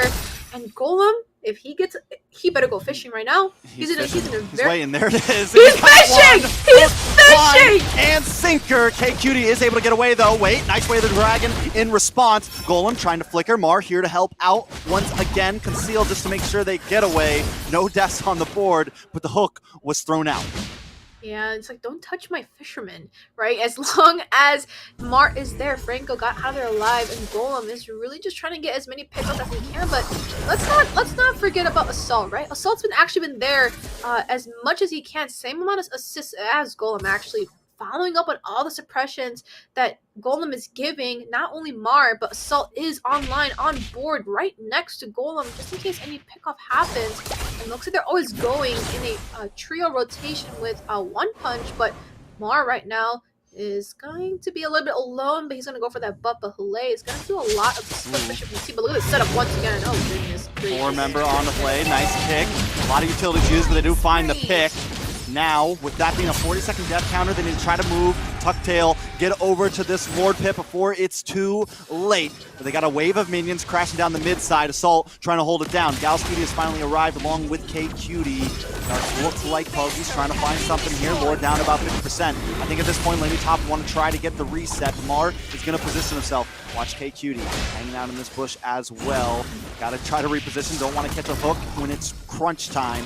Loki still working on the Lord, and there's a hook. Gauls able to catch it. Suppression comes in. Lots of damage on the Gauls. Cutie. Assault tries to pop it, but is stopped by the heavy spin. Golem might just be next. One Punch still holding it down, but the Lord finally does reset. But wait a second. On the boss side, Mar looking for the split push. It's Mar versus Mar once again, but this time Cutie wants to take the title. Oh my god. He's able to back him away, but that buys enough time. Golem a little bit low. Jashi and One Punch with the 1v1 as well. Jashi knows he can't take it. One Punch is a little too bulky with 3-0-3 at 16 minutes. It's not an Esmeralda that you want to mess with.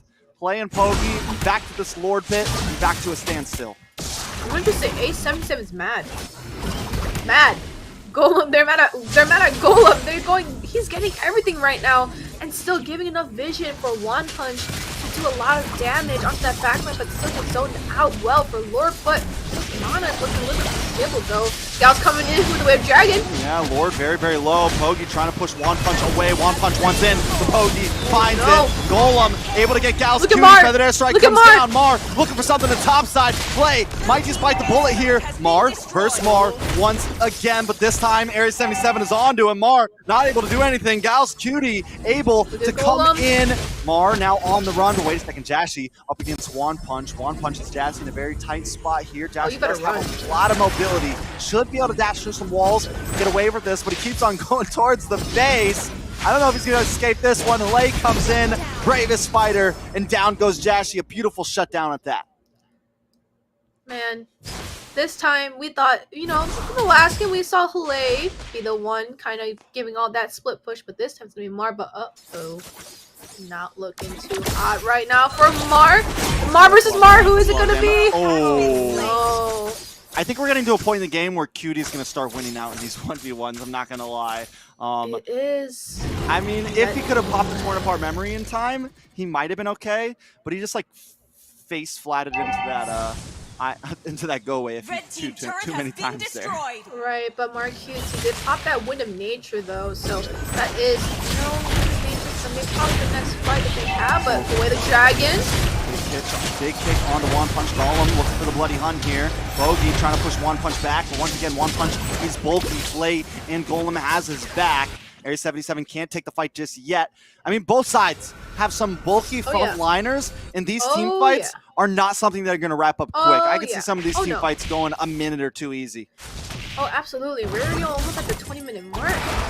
Again, this is going to be one of those long games again. And Trex, we're in for a treat. Everyone is almost at full build. We are at that 20-minute power spike. We're just going to go to that late game, just like you said.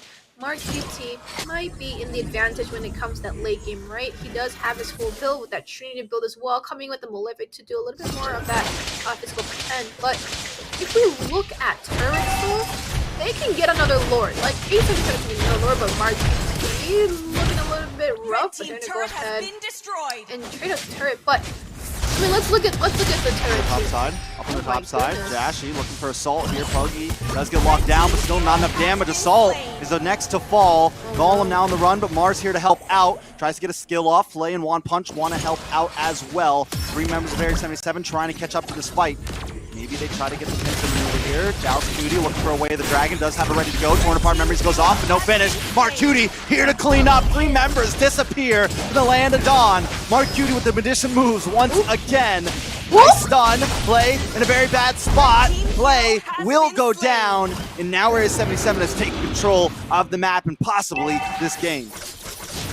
Well, looks like I can't say too much now, right? Because I was going to say A77 had no turrets and towers into their favor, but 4 members just got taken off. The Assault is on his way back, but where the dragon kicking them back. That's the Gauss Cutie we love to see. That's the one we needed. Assault will be able to hold off the Assault though for now. Yeah, the Feather Airstrike doing a little bit of damage to make sure the waves are cleared out, but they're going to go ahead and take this build uncontested as the rest of the members are just not there. And they're going to have to take this time and think right now, right? This Lord's going to come down. They're going to probably steal a couple of our towers, right? But we do see Maybe take this Lord. Oh, But look at that setup, not a vision, but it looks like it's a little bit of an overextension coming in from Golem. Dragon. Oh, yeah, and Mark Cuty's damage is way too much right now. Assault not packing the punch he used to. Can't just one or two shot people on the side of Area 77. And with that, 40-second death counter, Lord coming soon. Lanes are being pushed up by A77, which is going to be Jashy going ahead and pushing up those lanes as well. And the early game to that mid game, all into the favor of LaimeTop, but we do know that Mark QT is going to go ahead and start to scale with that Melissa, that Trinity build is going to go ahead into his offer. Same with that Inspire, doing a lot of damage along with that lifesteal is not something that you really want to go up against, with Conceal Play coming in from Gals, looking for a potential pickoff here. Doesn't have a flicker right now, but he still has the way of the dragon. He's waiting for the strike to happen. Gals Cutie now going to look for Assault. Assault tried to use a feathered airstrike, maybe a little bit too soon. Lord will get melted down here. LaimeTop still looking for a possible pick here. Golem waiting for the hook. But Gals Cutie getting the kick once again. Big pick onto Golem. Too much damage. Mark Cutie here to clean up. Torn apart memories goes off, but the damage is starting to fall off from the real Mark. Yeah, we do see them still trying to clean up some waves while I'm putting it caught out here. Yeah, this might just be it. Big kick onto Assault, and the base goes down. The crystal is out, and it's 1-1 in a best of 3. Woo! Victory now for A77, and oh my goodness, this. Oh my Mar. I thought Fallout versus BTK was going to be the match, but. This is the match. This is a match. And we're not talking about no 15-minute game. We're talking about 20 to 30-minute games that they are putting up neck to neck. That is crazy. Because, mind you, Area 77 not so long ago was in that top 4. They were up there, one of the top 4 teams, but I mean, LaimeTop's taking a kill right now, and now the scoreboard being 1-1.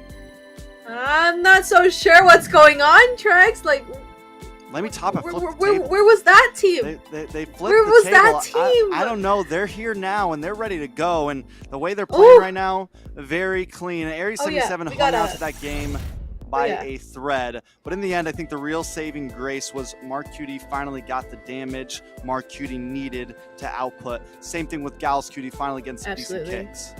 All right, 21-minute game. These aren't really quick games, as you can probably tell. We are at the edge of our seats right now, 21-17. This time it's going to be to the win of A77. Gold deficit is about 8k, which is not something you want to see. We did see the snowball though earlier from LaimeTop, but just fell a little bit off. All towers actually have been traded as well, so this was one of those really intense matches. But look at the stats, Trex. Look at how everything favors LaimeTop. The damage dealt, the damage taken, damage to turret, Turtle Lord, turret, all that stuff. They completely outstatted Area 77. The thing is, Area 77 bought enough time, and that's the thing that changes boys to men, right? When you're down a couple K gold, when you're way behind, are you able to hold on for dear life, swing from the chandelier, and finally take the win? And that's what Area 77 did there. They were able to wait it out. Mark Cutie and Gals Cutie come through. Cutie gang, able to take the win. Yeah, absolutely. But once we get into this third match, I feel like this is where we can really say who is going to take that Mark title. But I mean, look at this team fight right now. A77 versus LaimeTop. The way that they are just punishing Golem. They noticed that Golem was the problem and go ahead using the heavy spin and immediately getting a pick off. But look at the back line. Hillel trying to do clean some lanes up. But just like you said, Mark QT, free hitting, free walking towards that late game. And this time, Mark QT was into the favor. But we've seen so many times, right? Mark coming in from LaimeTop was trying to end the game so many times with that backdoor. But okay, Trex. We're gonna get to this third match now, right? I am excited. We're gonna go ahead and do the little dance right here coming in. But I mean, we had to readjust our seats. Like this is not no. Oh yeah, we're gonna get real bad. This is how I cast. When the cameras go off, I'm like this, guys. We're gonna go ahead and get into this last game. This is match point for anybody right now. So draft is also important, but the match is also very important as well. But we already started with the ban phase already. It's going by pretty quickly. And we do see Kaja and Joy getting banned out, and Fanny and 1-1. They're not letting that Fanny go whatsoever. They already had that punish in the metas. They said no thank you, and they're putting him off on the caster's desk with us. You're not going anywhere. But this draft, I feel like maybe leave more heroes open. I'm wondering if Andy 77 bans the Franco here. They've after game 1 they banned the Fanny. Ooh. Now after game 2, I think it could, because honestly, if it was up That to me was and it's not horrendous. banned, I would That say was go and horrendous. pick it up again. Oh, yeah. That's how good Oh, yeah. it was. That was That's how well horrendous. it worked. So That Air was 77 has to make horrendous. some life choices here. They can ban the Franco, but LamiTop will probably pick up the Valentina. But A77 and LamiTop, they're gonna actually, like, obviously we've seen in both games running that tank jungle, but that Franco Golem going fishing, oh yeah, I wouldn't want it. Don't hook me. We looking at go, but I wouldn't want the Franco to walk in, and they're actually gonna ban out the Valentina. And does that mean LamiTop picks up the Franco again? I don't know. Or no, maybe Kaja's not open. Well, ban. there is There's no Kaja. there's Glue's no- open right nothing. now. Arlet's not open. Yeah, I mean maybe Fredrin is open right now, but I mean he's been open and neither team has picked him up front prio. I feel like we're missing something, but honestly, with the Valentina and the Fanny and the Wan and the I don't Kaja know. gone, things are pretty open, and neither of these teams like favor. Like normally the Fred wouldn't get locked in quickly here if it Oh, was yeah. like BTK, I'm just if it was thinking. like if it was like TOB, but there it They is. locked in the Franco. We called it. Man, that Franco Golem landing all of those iron hooks, like every single time he hit in a bush. And then when we said he was gonna go fishing, oh, he went fishing, and he went for the big ones too. But Jashy QT is gonna go ahead and pick up this glue, and you did mention that glue getting picked up as well. So it's gonna go into the hands of A77. They have one more they can slot in right now. Do wonder who it's going to be though. There's still. Is there anything else that's worth being? Oh, Mar QT is going to lock in this Brody, and this time it's gonna be Mar QT, not Mar. Mar QT is gonna lock in this Brody. Maybe they're the same person. Maybe it's literally the same person playing Like against themselves, one-handed you know? phone. Yeah. Like one hand, two hands. Yeah. Playing Maybe for both they're teams. both Maybe. the real Mar. I don't know. Who knows? I'm trying. You know, I've been into knows? conspiracy theories lately. I don't know. Anyways, Oh, it does look like Assault okay. One's Okay. gonna pick up the Farza, and Wan Punch is gonna take the Akai this time. All right, but looks like this is kind of, except for switching the things up. EXP, they're just switching the draft around, and it's gonna be one punch on the Sakai instead of Poggy. Mar QT is gonna lock in this Brody, but I wonder who Mar is gonna pick now. But this game determines, is it Mar or is it Mar QT? Who is Is this it? the game? This is the one. They'll have a rematch later in the season. So whoever, it's definitely going to be a great storyline for the rest of the year. I don't know. Oh yeah. But, yeah. I'm wondering, does Area 77 really focus on Mar here? Because Mar was a problem, Ooh. right? And Golem already a problem. So yeah, maybe just ban into Mar right now. Take out the Melissa, take out a lot of options for him, and try to give Mar the cutie the best game of his life. Oh, you said Mar the QT, not Mar QT. Pretty bold.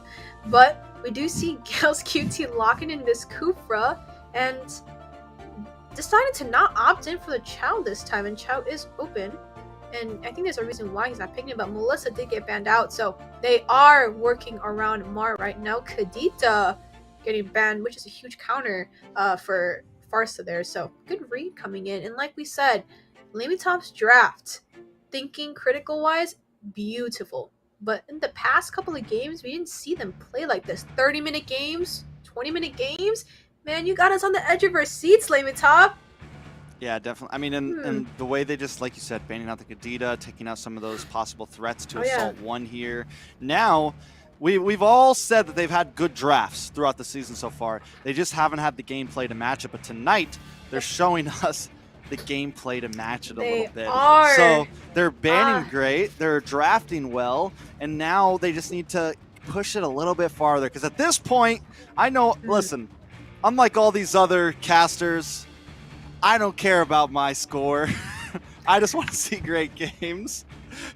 And I kind of want LamiTop to win this one at this point, because that would just be hype. That would be hype. Man, Are we you? all Am I wrong? We all know you care about your predictions. Stop. You're telling me you wouldn't get excited if LaimeTop won tonight? I mean, I would. It'd be hype. It would be hype if they take this. But I mean, it would ruin our caster votes. But I don't care. I mean, honestly, screw that. If LaimeTop does take this, we're throwing a party after this. They're gonna go a couple rounds up though. Keep that in mind, right? They took a win, they took a match, they took another match. That's 2 matches, and Area 7's gonna get like couple rounds down.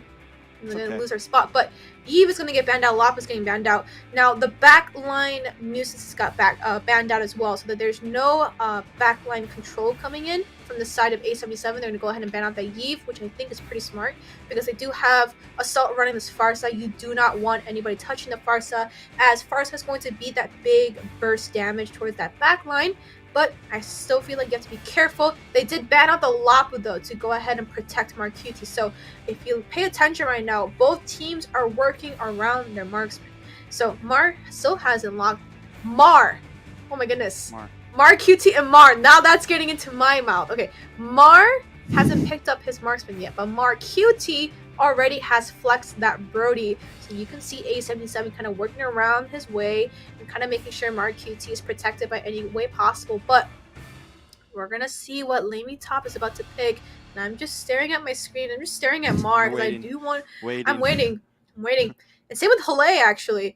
I wonder. Ooh. Whoa! Okay. This time it's not gonna be a marksman. It's gonna be.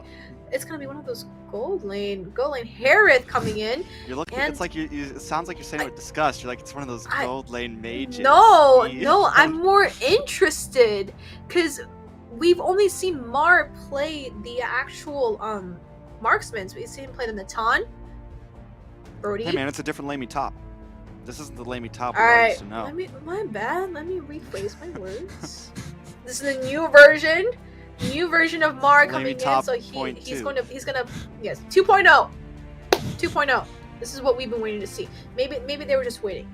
They just wanted a perfect timing and they're gonna come out with it. But Mar's gonna lock in this Harith, and Hale is gonna finish the draft by picking up Paquito, and Poggy is gonna lock in Haya. This is going to be the assassin jungle coming in from A77, but this is going to be a tank jungle. Now I'm a little bit worried because LaimeTop does have that front, which means Mar can use the Xenon's Force, push through that back line and get through it. That shield coming in, that's crazy. But A77 does have that backline dive though. So it's definitely Poggy's got some targets. He's got some targets he needs to land on. He does. But if LaimeTop wants to play this aggressive and try to invade, they have that possibility as well, right? You have Golem on this Franco. You have a nice bulky Akai going up against a nice squishy assassin like Poggy. They have the opportunity to possibly, steal a purple buff. Let's see if they can do it, because viewers from around the world, we're jumping into the final game of a best of 3 and the last series of tonight. For those that are just tuning in, this is Area 77 going up against LaimeTop. LaimeTop looking for the redemption match, trying to put a big win under their belt. Area 77 just trying to hang on for dear life. Trex, I know you're on the edge of your seat right now. I am. I know you are. I know you are, because this ain't gonna be no easy match right now. This is match point for both sides, and this determines if they can. Oh my! He's a threat.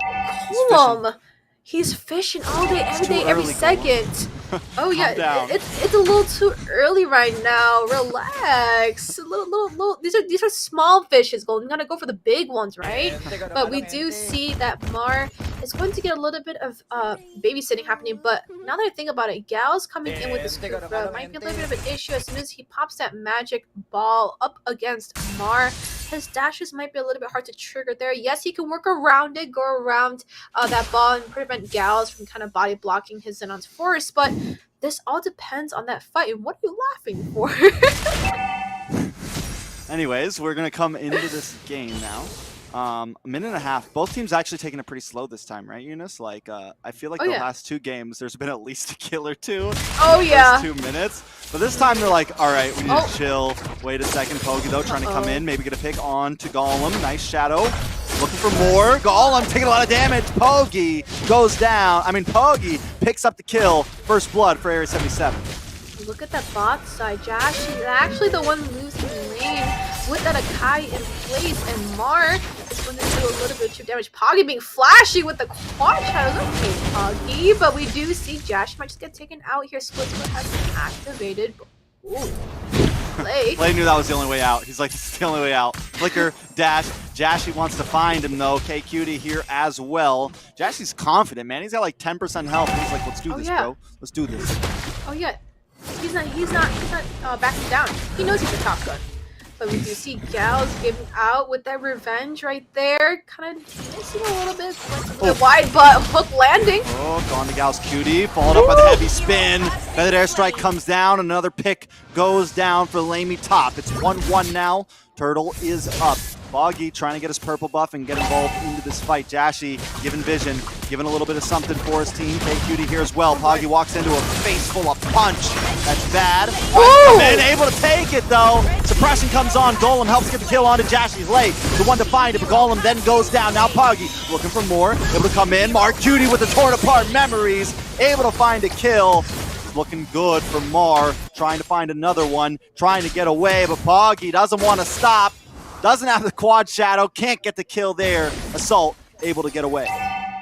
That was a very close call, and the thing is, every single time I see a Haya getting drafted in, usually for some reason there's always a Farsa, but in that mid lane, once Farsa is alone, that is actually pretty not good, knowing that she is going to be squishing through her memories. She's going to get a kill on Golem, and Golem, you got to be a little bit careful. You can't bite on something too big for you to chew on, but we're going to go ahead and see what's going on, but KQT, no. It's a rough start for LaimiTop. KQT in a little bit of trouble though. One punch looks at the kill. Brilliance comes out, and now you got outplayed. One punch goes down. Area 77 are tired of the games. They're coming in. And the question here is this, Eunice, right? LaimiTop did great when they were always ahead. And this is something I've pointed out as one of their weaknesses. When they're behind 1,000 or 2,000 gold, can they turn things back into their hands? That's what Area 77 did in the last game.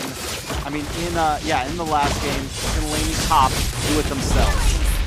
Gotta get their heads in the game, but Hale does get a kill on Jashi, and actually, that's Glue. And I honestly thought that Glue is the one body bagging these EXP lanes, but looks like Hale also activated Killing Spree, if I'm not mistaken. 3-0 right now. Pog is smelling blood in that bot side, but looks like not gonna do anything though. Yeah, Poggy actually in a bad spot on the boss side. Uses the shadow just to try to get away. Oh my goodness! But Play finds him. A nice mega kill onto the jungler of Area 77. Yeah, that is not good. Turtle going into the side of LaimiTop, but KQT is sitting at 1-0-3, but Mark QT actually 2-0 right now. And good Reba. Oh, this just went a tad bit wide. And looks like they're looking for potential setup. Gals Cutie walks right into a heavy spin. Gals Cutie trying to back off. Play though in the bot lane, 4-0 right now. All the kills for his team. But wait a second, big hook! This is bad. Suppression comes in. Gals Cutie able to just flicker away. LaimiTop almost getting that kill, but they do lose that mid lane tier 3 tower. Boggy looking for Mar now. Mar trying to get the outplay. Still under the tower, taking a whole lot of damage. Get away from that quad shadow because he will one-shot you. Absolutely, but now this is like a flip situation right now. Hale ran that Fanny last game, but Poggy on this Hayabusa does have that split push advantage. Knowing that he has those quad shadows, if he has to get out, then he can go ahead and use that versatility to you know, just escape those really rough moments. But Jashi is getting bodied by Hale on this Makito, forcing him to use a split to get out. I mean, Play honestly has just played great, I feel like, all 3 games. In game 1, he ran that Fanny. Now in this, he's 4-0, a great KDA, and that is going to start to hurt, right? Especially around another minute or 2, he gets a second, which he just got the Hunter strike in. So, I mean, he starts getting involved in these fights. He's going to be like 1 or 2-shotting people with one combo, right? It's going to be a little bit of trouble when they start getting into these big fights, and they're going to have to watch out for him. I mean, his ult name is Knockout Strike, so throw a good punch in the face. Oh yeah. They go night. Oh no, they're gonna go night. They're gonna be mad. That's what they're gonna be, right?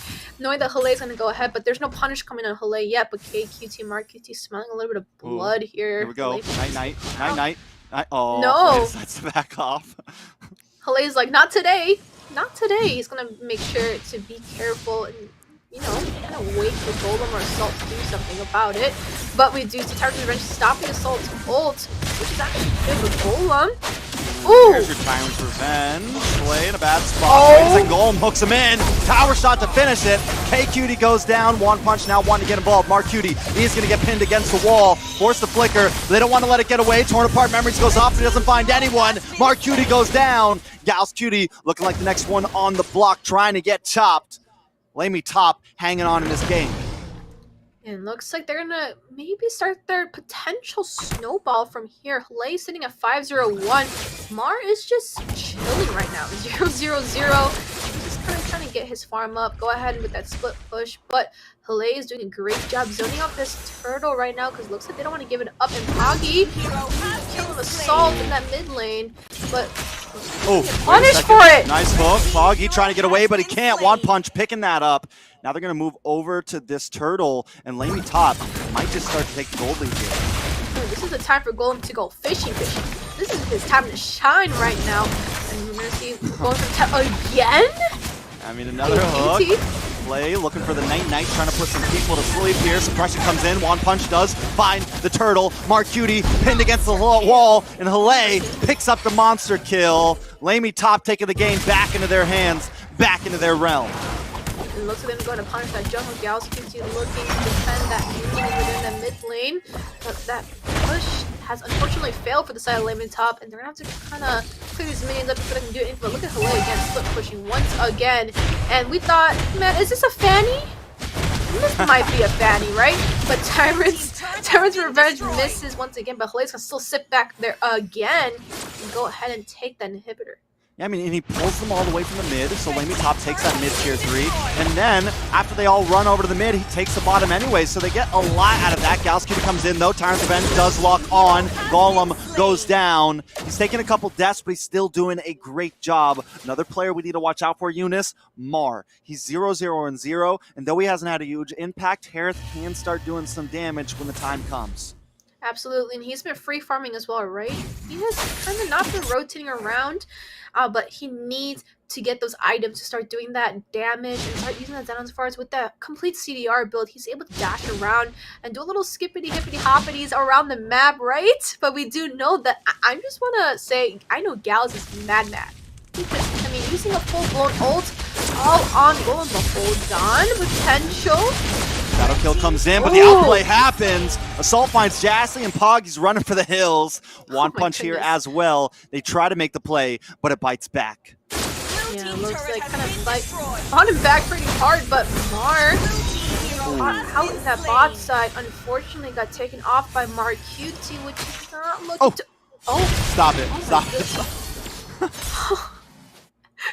Mass is going fishing. Oh my god, I can't stop laughing. I mean, every single time we think that, you know, Golem is just gonna chill under the turret or just gonna give vision, he just hooks.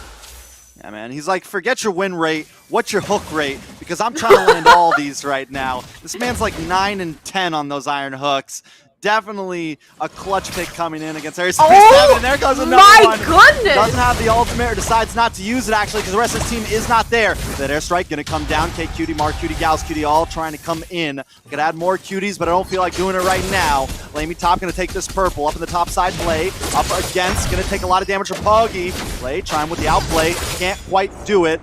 GalsQT does get the shutdown there. Would have been a little better in the hands of Poggy, but it's all okay today. Yeah, there's a little bit of gold extra coming into the side of A77. 31k to 30, which means the gold deficit is not there. Oh! There it is. Another one. GalsQT is going to go down. Lamont's force pops. GalsQT able to flicker away. This could be bad for Jasly, though, in the midst of 4 members trying to get the grab, trying to get the split. Not able to land onto the one he wants, though. Ult ends. Poggy comes in and picks up Golem, though. Assault won with the feathered airstrike, able to put them away, but Area 77 is going to move on to this Lord. The inhibitors, right, and the towers all are even right now, but this Lord is what Area 77 needs. They really want to go ahead and turn this game around just a little bit. Yes, they might not look too great right now compared to LaimeTop with Halei up there kind of murdering everybody right now, but Mar was trying to go ahead and deny that blue. but looks like he's not going to go ahead and do that. But it all depends now on those team fights. 9-11. This is a kind of a high kill game score. Not as much as we saw in that last game, right? But right now, in that 11-minute mark, it's almost like a kill per minute right now for the side of A77. So I wonder how they're going to respond. Golem might have to get a big hook this time in order to go ahead and give the advantage over to LaimiTop. Yeah, he's got to land something important, right? He needs to take out Mar Cutie, the cutie Mar, not the other Mar. He needs to take out K Cutie, someone important here, because if he just lands on a Gauss Cutie or he lands on a Jashi, it's not enough. And right now, Air 77, I think, know that. They're all playing correctly, but wait, right when I say it, Mar Cutie pulled in, taken out, right before the Lord connects, and this is going to be a big advantage. Wait a second, One Punch looking for Pogi. He's able to quad Shadow a little bit away, but they do defend that mid tier 2 tower. And LaimiTop, just so we count them out every time, they come back striking hard. You said fishing. Oh, he went fishing. I mean, Golem's... Nah, screw the win rate. What's your hook rate? That's seriously going to be his new lingo. What's your hook rate? Because he pretty much landed every single hook so far, but it looks like Gauss was almost got caught out there by One Punch and Play, kind of zoning out that mid-river, and looks like the pressure right now is towards LaimiTop, knowing that Marquise just got taken off the board, so looks like a little bit of camping situation happening right here, and look at that setup right now coming in from the side of LaimiTop. I mean, they're still, and I'm still waiting for Mar, right? Not Mar Cutie, but the real Mar. Still waiting for Mar. He's 0-1. Mar Cutie's in that 3-3, has taken a few deaths. That Brody's going to start falling off in another few minutes, just like what we saw when Mar was playing Brody. So, I mean, and the thing about the hair, it's going to get stronger as this game goes on. Big Tyrant's Rage hook comes in, does get denied, though. Play forced to walk away right now. Assault, what was that? Assault with the feathered airs? I don't know. I thought maybe just protecting his team. Anyways, Poggy is going to steal that purple buff away from LaimiTop. Looks like, I'm guessing Assault maybe try to use the Wings by Wings. A little trigger happy. Sure. It's a little trigger. You never know. I mean, you know, Farsa has 4 buttons. It might be a little bit too big as one of the buttons out there, but... He's got big thumbs. That's what it is. He does! He accidentally hit the ultimate... Yeah, I get you. But we do see the setup right now coming in from A77 on that Lord, and this might be the uncontested Lord, but looks like LaimiTop really wants this. They're not trying to give it out. And look at that cute emo coming in from Poggy. What a cute emo. Totally poggers. Look at that, but it's not going to be too poggers if Golem spots out any one of these people right now, which is, he's smelling it. He's trying to make it happen. He wants something. He doesn't want Gals, though. He doesn't want Gals. He wants Poggy. Poggy's the man he needs to catch here. It's not, Whoa. What just happened? Did the hook come out? It came out a little too short. Oh, he flickered. I think maybe he flickered forward after the hook or something. I don't know, but either way, the play's here. Gals Cutie's Mons Force does drop. Mark Cutie pops the torn apart memory. Still not enough, though. Golem looking for something, but Poggy finds him instead. Mar gets the grab, slam. Suppression comes in. Mar in a very bad spot, and Poggy picks up the kill. Poggy's in a 7-2 right now. Very good start with this game. It's a lot of damage, though. Forced to back off the burn. Not able to get the finish, but very, very close. Keep her eyes on Play, though. K Cutie is able to keep that Lord. Play looking to put someone to sleep here. Mark Cutie's not going to fall for it. Play going to reposition. Has Mark Cutie spotted him yet, though? Flickers in. Trying to get the finish. Mark Cutie with the outplay, though. The flicker, the dash. Play wants to get the finish, but he just can't do it. Immortality's popping. The Play may walk away from this safely, but not anymore. They got your number today. They did, and that wasn't... Man, Hele was kind of camping out Mar QT over there, but looks like that wasn't too much of a well played coming in from the side of LaimiTop. But the immortality has been popped though by Mar QT. But this Lord is going to go ahead and come down that top side. Now we have to see what the side of LaimiTop is doing to defend this. But Feather Airstrike. Wait a second, Poggy goes down. That's a good pick. They needed that. 40 seconds on the death counter. He went fishing once again. Lord's still coming. Mar gonna try to work on that. And again, Area 77 may not be able to break a base tower here. Yeah, one member just got popped up, which was Poggy. He was going for assault on this Farsa, but actually Golem was that saving grace and went ahead and kind of CC'd him out of the way. But looks like they're gonna lose their top tower though. But still have their mid and their bot, so they have another potential for that Lord to come in and maybe, you know, have those in their favor. But this just, I feel like it's just up to these team fights, Trex. It really just depends who Golem goes for. If he gets a big fish, then this might be into the favor of LaimiTop. You know, Eunice, I didn't expect this. I don't think you did. But No. Area 77 versus LaimiTop. We're going into the third game here. We are. It's about to break the 20-minute mark once again. This is the last series I think anyone expected to go this long, this hard. And right now, LaimiTop is playing the game of their lives. The problem is, I think, Mar right now still hasn't come online. He got picked off earlier. He's having a little bit of trouble in this game. I feel like he's gonna just have to wait for that Kufra to go ahead and use that magic ball, right? Because he does have those dashes and can't really just go in whenever he wants to. The Xenon's force has to be popped when his ball is not in place, or else his dashes aren't going to go through. But look at Poggy. Yeah. Poggy's got great positioning right now. He's been waiting at the right time, constantly getting onto Assault 1 here. One Punch popping that heavy spin a little bit too early, I think, but they are claiming over the board. Up in the top side, though, Mark Cutie looking for a possible split push. A lot of things are committed on the boss side. I mean, this fight right here, Mark does go down. 3 members of LaimiTop fall, and at this point, Mark Cutie's got a free attack here. Ooh. Able to go down to lay there. A little bit of a revenge from the last 1v1 they had. LaimiTop hold on for dear life in this final match. But they were able to go ahead and take Mark QT off the board, which the Marksman down, but that's also Mar getting taken down. And like you said, he isn't really online right now. 1-3-0. We saw him chilling kind of in that top side 0-0-0, but he has to come online. They need the damage right now. Hale has been doing all that work, but Paquito does start to fall off towards that late game. But we did see Shutdown coming in. The assassin. All right, so this is what we're gonna call this is what we're gonna do. We're gonna call Hale the camper, and then we're gonna call the Golden Camper? Fisher. That's such a terrible name. That's all, I mean, people hate campers. But Hale, that's what he's been doing. He's been sitting in these bushes waiting Make him ever like so the patiently. hitman, you know, like the assassin. Something that makes being the camper sound cool, you know? Camper's like, you dirty camper, Hale. But anyway, Lord will get taken down once again, meaning we're definitely breaking this 20-minute mark. Area 77, after losing KQT, don't want to commit to this fight here. We're going the long haul once again, juicy. Eunice, on game 3. It's gonna get juicy. We're in here for such a good time right now. I mean, 1-1. I mean, points are at stake right now, right? It is getting juicy. Oh, look at that Poggy emotes. How cute. But we do have to see these lanes though are getting pressured by Air 7 though. The lanes are not really being cleaned up as fast as I would want it from LaimiTop, knowing that they can kind of go up forward just a little bit, but looks like a pause is going to get called out by LaimiTop, which is going to be their jungler.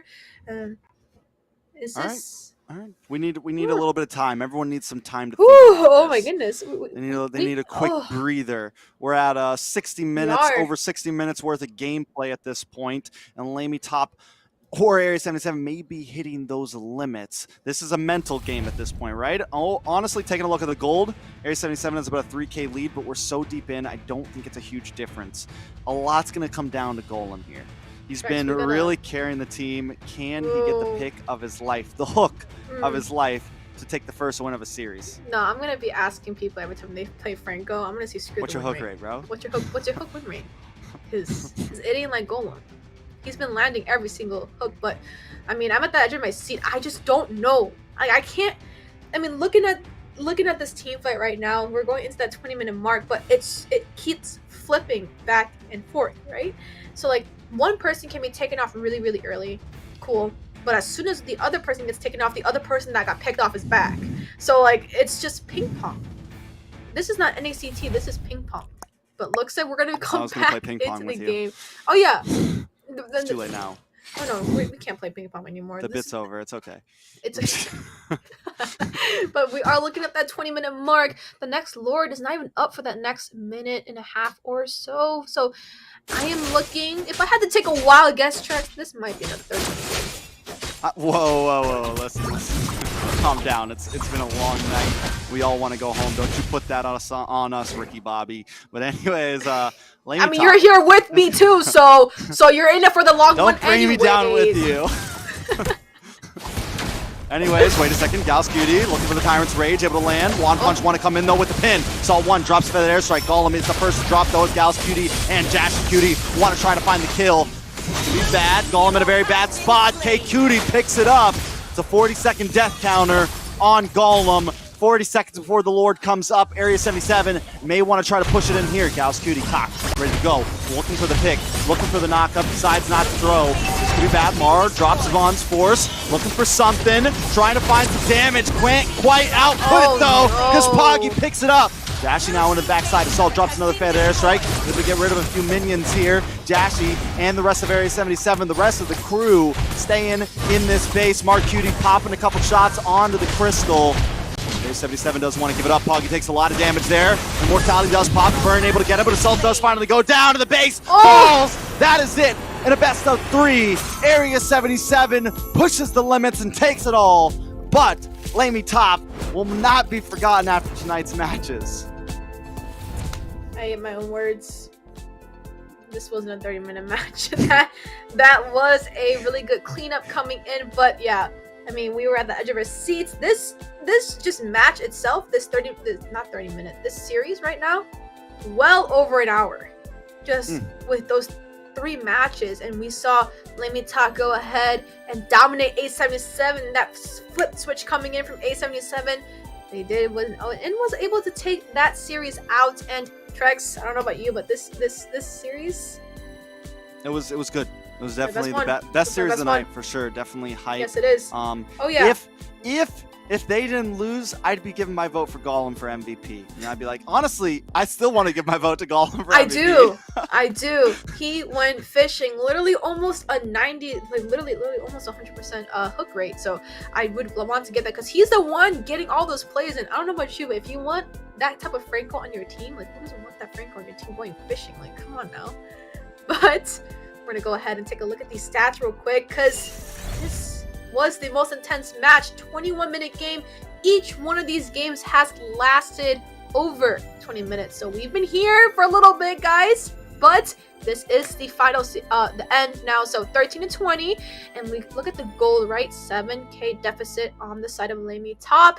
We do see the turrets have been proxied very well, though. 5-9. We do see the early kind of snowball not to their favor. Lords have been picked up at A77, but this KDA coming in from Gals and K, actually 5-10, was able to do a lot of that burst, right, with that Lunox coming in. But LaimeTop, Hooray, 9-3 coming in on that Paquito. I do have to give props to him, though. He was dominating in that half early game stage, coming in with that Paquito, doing a lot of damage, kind of blowing up everyone's face at one point, right, until he did get picked off there. But this was just such an intense game. But Trex, go ahead, break it down for me. Listen, all these stats don't matter. You know what matters? We know who the real Mar is tonight, and it's Mar Cutie. Cutie taking that name, that glory. That is all I'm here for on it. No, I'm just kidding. But no, great game by both teams. Area 77, Mar Cutie, K Cutie, Poggy, all of them really outputting the damage this time, and they showed up. LaimeTop did hang on there for a bit, even after a very rough early game, even after Area 77 having like a 3K gold lead. LaimeTop able to even out the playing field, but in the end, when it comes down to a game, to a mental game, to a long haul, to a best of 3 series, Area 77 holds it together the longest, and LaimeTop still start to falter there, but overall the growth from them has been incredible.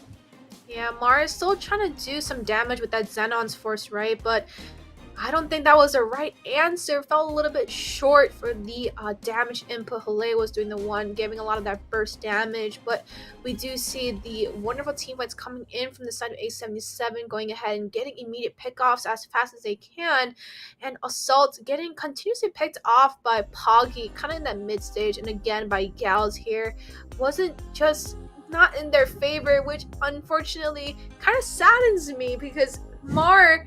We were hyping up Mar with that marksman pick, but Harith might not be the right answer next time. But this has been the best series of the night. We've Definitely the best series tonight. I had the most fun with this series. Edge of my seat the whole time. It was almost like I was getting hooked in. It's crazy, you know? We had the Battle of the Mars. We don't even know who the real Mar is still. No. I still hold the conspiracy theory that it's the same guy playing, but take us through these final replay recaps of all 3 games. Absolutely, and look at One Punch kind of getting caught out, but that flicker play though, coming in from Assault, that was smooth, getting a double kill as well. We do see this Lord fight as well. Golem coming in with that Tig, body bagging the entire backside, and look at Jashi coming in on Assault again, but made them kind of put their backs up against the wall, right? This is when we thought that A77 was going to go ahead and dominate this game. This is when we thought the scripts have been flipped, but we do see this fight though. However, Mar on this Brody was doing so much work, and Mar QT, bro, like look at that. That was a triple kill coming in, but the thing is, Brody unfortunately does fall off in that late game. And once again, we do see the marksman coming into play, and Mar QT's Brody was just too strong against Mar's Harith for this game. And it looks like it's going to be a little bit of a disadvantage, but we're gonna go ahead and wrap up this day today, and let's take it back over to Xina, which is our wonderful host over there. Hi. To the love series. What a battle, guys. It looks like Area 77 found their groove back this weekend. LaimeTop for sure will not be forgotten after their fight, as you said, Trex. But the Cutie Gang, Area 77, takes it away to secure the win. Congratulations. And for our MVP, the elusive Poggy. Do y'all think he deserves this MVP, guys? Yes. I think Poggy deserved it, but still, Golem holds my heart tonight, even though they lost, man. I know it doesn't happen. I know you don't see an MVP from the losing side, but if there ever was going to be one, Golem just played an amazing game. Poggy, though, definitely coming online. Honestly, all of Area 77, I think they just won out of, honestly, just holding it together for the long haul. Yeah. I mean, congratulations to Poggy. I mean, who doesn't want to congratulate whoever got MVP? That's when you know that was your most valuable player out there. But, like I'm gonna have to agree with Trex. Golem doing some work. He on was that number Franco. 1. He was fishing. I don't know what else to say. He was the one that was setting up all those team fights, those pickoffs, those individual camping, and he was getting the big guns too. So if I had to give an MVP to the losing side, it's gonna have to be. Yes, and as you said, I would give that to go. Roams they make or break the team nowadays. Oh yeah. I'm just saying. And for tonight's ending tally, for Ackerman and Empire, Ackerman sweeps once again this week 2-0. And for the OhioBrothers versus Wasians, the OhioBrothers takes their first loss, but still puts up a win 2-1. F4LLOUT versus BTK sweeping the floor as well, taking out F4LLOUT 2-0. And LaimeTop versus Area 77 coming back from the sweep they had yesterday and proving they still got it 2-1. Which leads to where they stand in the tournament. The OhioBrothers still holding strong to first place in the standings. Ackerman securing a second spot in second place. And then we got BloodThirstyKings and Area 77 still securing their spot third and fourth. What are your guys' thoughts on these standings? I mean, honestly, it looks very, very similar to what we saw last time. Before we go too far, next week's tournament schedule looking very hot. Empire taking on LaimeTop. How about the rest, Xina? Yes, and for next week, we'll have the Empire going against LaimeTop, and then BloodThirstyKings going against Area 77. And To end it off, Wasians versus Ackerman, Fallout versus the Ohio Brothers. I wonder who our casters will choose to win, but let us know your choices in the Mobile Legends Discord server, in the fan message channel. We'd love to hear your thoughts. And now, we are ending our night here. Thank you, Trex and Eunice, for hyping us up with your casting and your dance moves through the matches, and being here to witness the momentous moments of first loss of the Ohio Brothers and LaimitOp putting up a fight and showing us that they still got it. They do. Yeah. Definitely an amazing night. Honestly, it was a pleasure casting with you too. I may, I'll never get to cast with Eunice again for the rest of the season. Very glad Steph Weezy couldn't make it tonight. Cough, cough. But, no, it's definitely honest. I didn't expect to be here tonight. It was a pleasure. It was a blast. I had a lot of fun. Thank you to everyone who supports, and thank you to you too. You guys did a great job. It was a great desk night for me. I mean, for me, I think this was one of the nights where we had the most fun, but also the most longest matches. We were here for the shortest match, actually, going under 10 minutes, but now we are also here with the longest matches here. But, Trex might not be my duo caster, but I did have a lot of fun casting with him today, and we are excited to cast the next weeks as well, so please make sure to tune in next week. We have a lot of exciting matches upcoming for you guys, and mind you, next week is going to restart the entire bracket, so it's going to be a double round robin. So Sunday, yes, Sunday is the actual date, right? We still have one more. We're not done yet, right? But guys, we thank you so much for coming in and tuning in with us. And Xina, thank you for being our host today. Well, thank you guys for being the caster today. We did have fun today. Thank you everyone for watching and keeping us company through the show. We hope you all had a wonderful night. And be sure to come back next week. I will be hosting next week as well with some amazing casters as well that week. And look forward to hanging out with you all again. And that is it for now. Goodbye everyone, and see you guys next week.